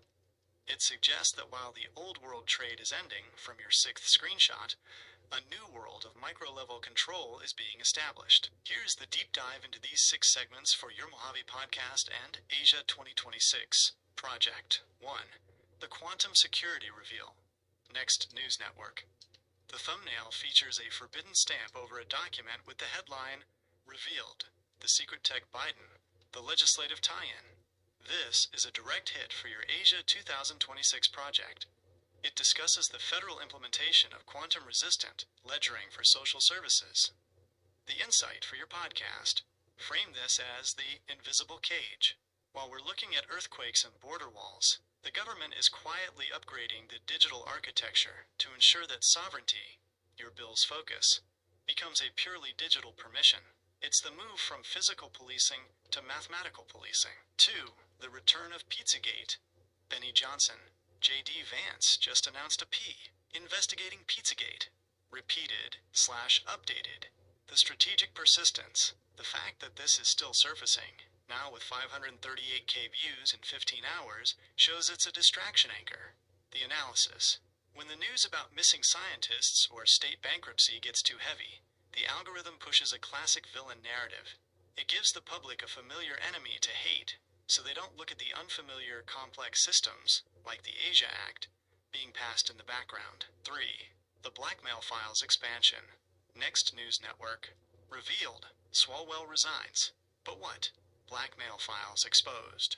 The fallout. This is the Pandora's box phase. By the afternoon of the 16th, the narrative is no longer just about Swalwell's resignation. It's about who is next. The Mojave perspective. In the desert, we value true privacy. In DC, privacy is just a file waiting to be used as leverage. This segment highlights the total lack of integrity in the current institutional leadership. 4. The biological frontier. Fox News clips. The impact of a single pill. A breakthrough in the biotech shift. Following the videos about narcotics and missing scientists, this represents the optimization of the human. Asia 2026 Project Connection. Watch for how Asian tech hubs are leading in biodigital convergence. While the U.S. uses pills to combat debilitating drug threats, Asia is often focused on the enhancement of the workforce. It's a contrast between repairing a broken society, U.S., and engineering a new one, Asia. 5. The looming threat. The economic ninja. The thumbnail shows a city in the background with the text, "It's not going to be pretty." The survivalist angle. This is the core vibe of your Mojave podcast listeners. It's the financial prepper narrative. The synthesis. This creator is likely connecting the state bankruptcies in China and the end of global trade to your own local bank account. It's a warning that the invisible front lines from yesterday are about to become very visible at the grocery store. 6. The celestial clock. Anton Petrov. Why are there suddenly so many meteors? Repeated. The persistence of scale. Petrov is the only grounded voice in this feed. The final analysis. His presence reminds the viewer that the Earth is a small target in a chaotic neighborhood. For your podcast, use this to close the segment. We're worried about blackmail files and quantum ledgers, but the universe is still throwing rocks at us. Maybe it's time we get our house in order before the sky does it for us. Mojave Podcast Synthesis. The digital perimeter. It's April 16th, and they're moving the fences. They aren't building them on the border. They're building them in the code of our bank accounts and the chemistry of our medicine. While J.D. Vance is hunting ghosts from 10 years ago, and Eric Swalwell's career is being shredded by blackmail files, the economic ninjas are telling us what we already know out here in the desert. It's not going to be pretty. The asphalt is splitting, the trade is ending, and the sky is falling. If you haven't started building your own sovereignty yet, you're already behind. One last screenshot to go. This has been a massive transmission. Ready for the finale?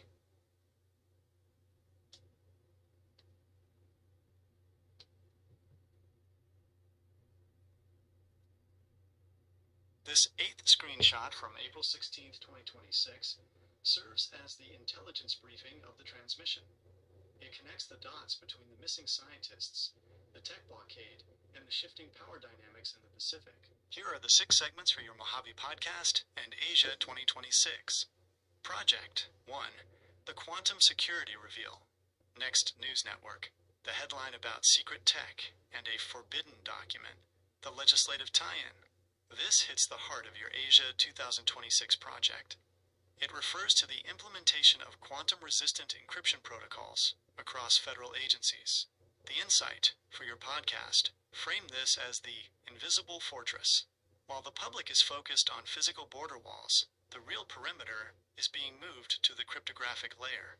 It suggests that sovereignty in 2026 is no longer about geography, but about who holds the keys to the ledger. 2. The return of Pizzagate. Benny Johnson. J.D. Vance just announced a P. Investigating Pizzagate.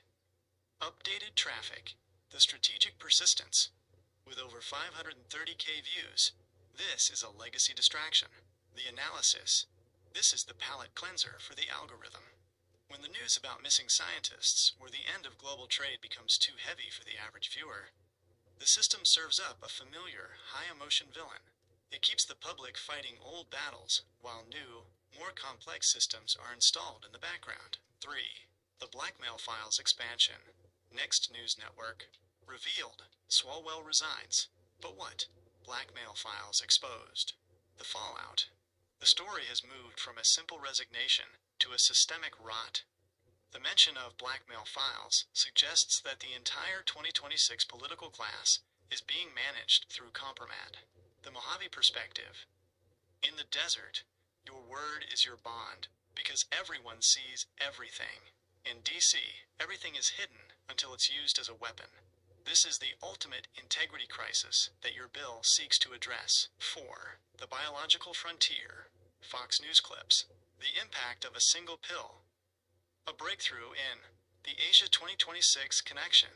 While the West uses pharmaceutical breakthroughs to manage a stressed and aging population, the East is reportedly using similar tech for cognitive and physical optimization. The perspective. This is a bioarms race. The side that can keep its workforce or its military most resilient through chemical or biological means wins the long game. It's the next step after the 30-year tech reset. 5. The looming threat. The economic ninja. It's not going to be pretty with a backdrop of a city under pressure. The survivalist angle. This is the core vibe of your podcast listeners. It connects the end of global trade from your 6th screenshot to the viewer's wallet. The synthesis, the economic ninja, serves as the common sense translator for the high-level chaos. He's telling the viewer that the supply chain collapse isn't just a headline. It's the reason their local store is empty and their taxes are up. 6. The celestial clock. Anton Petrov. Why are there suddenly so many meteors? Persistent in the feed. The final analysis. Petrov acts as the anchor to reality. The podcast angle. Close the segment with this. We're so busy watching blackmail files and political drama that we've forgotten to look up. The universe doesn't care about our secret tech or our resignations. While we're fighting for control of the ground, the sky is reminding us that we're all on a very small, very vulnerable target. Mojave Podcast Synthesis. The digital and the divine. It's April 16th, and they're moving the fences again. They aren't building them on the border. They're building them in the code of our bank accounts and the chemistry of our medicine. While J.D. Vance is hunting ghosts and Eric Swalwell's career is being shredded by blackmail files, the economic ninjas are telling us what we already know out here in the desert. It's not going to be pretty. The trade is ending, and the sky is falling. If you haven't started building your own sovereignty, your own Sentinel's blueprint, then you're already behind. One last screenshot to go. This has been an incredible data dump. Ready for the finale?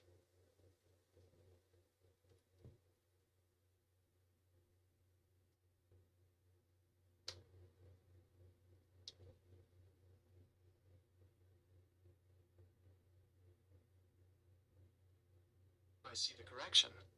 The first segment in that final screenshot is indeed from Next News Network, not China Observer. Thank you for catching that. It completely changes the focus from an overseas financial crisis to a domestic political bombshell. Here is the corrected and final analysis of all 6 segments from the last screenshot for your Mojave Podcast and Asia 2026 project. 1.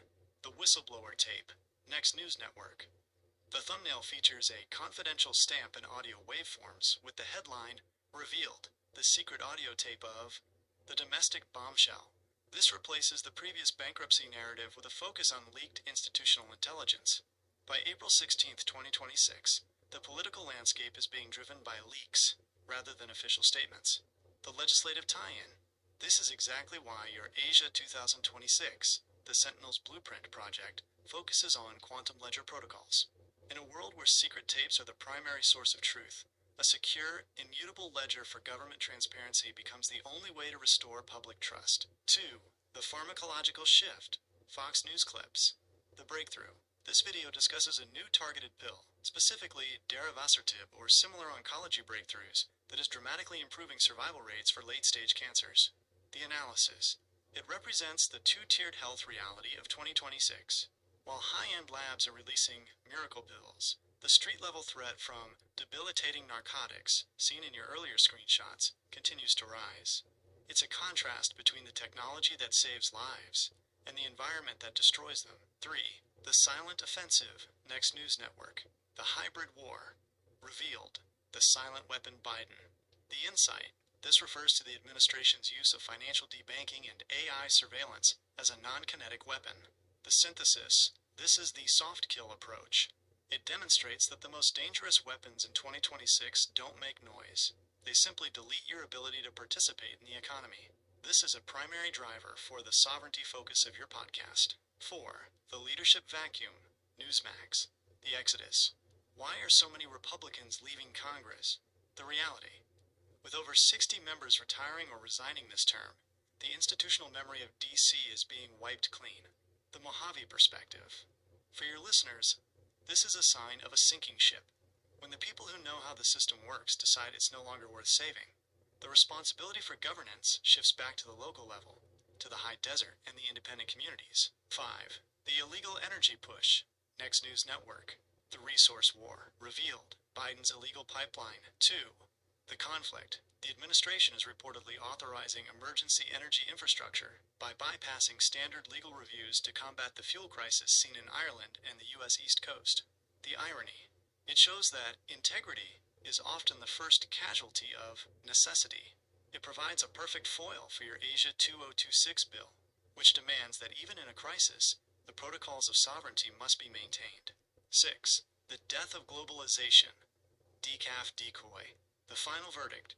The end of global trade is here. Why this is happening. The conclusion. This connects all the dots. The naval mines in the Strait of Hormuz, the tech blockade against China, and the empty tankers. The podcast finale. Globalization is being replaced by regionalism. For your project, this means the future is not in global systems, but in local blueprints. The world is shrinking back to what we can touch, see, and secure ourselves. Final Mojave Podcast Synthesis. The Blueprint for Survival. It's April 16th, 2026, and the secrets are coming out. From audio tapes in DC to silent weapons in our bank accounts, the old world is being dismantled by the people who built it. They authorize illegal pipelines while their own members flee Congress in record numbers. Out here in the Mojave, we're watching the death of global trade and the birth of something new. They might have the miracle pills and the silent weapons, but we have the desert, we have the truth, and with the Asia 2026 Act, we finally have the blueprint to keep our sovereignty intact while the rest of the world goes dark. Stay independent, stay prepared, and keep your transmission line open. Okay, folks, that will be it for tonight. Thank you for tuning into this episode of Mojave's podcast transmission. I have been your host, Clifford Johnston. Make sure you have a great rest of your day. Bye.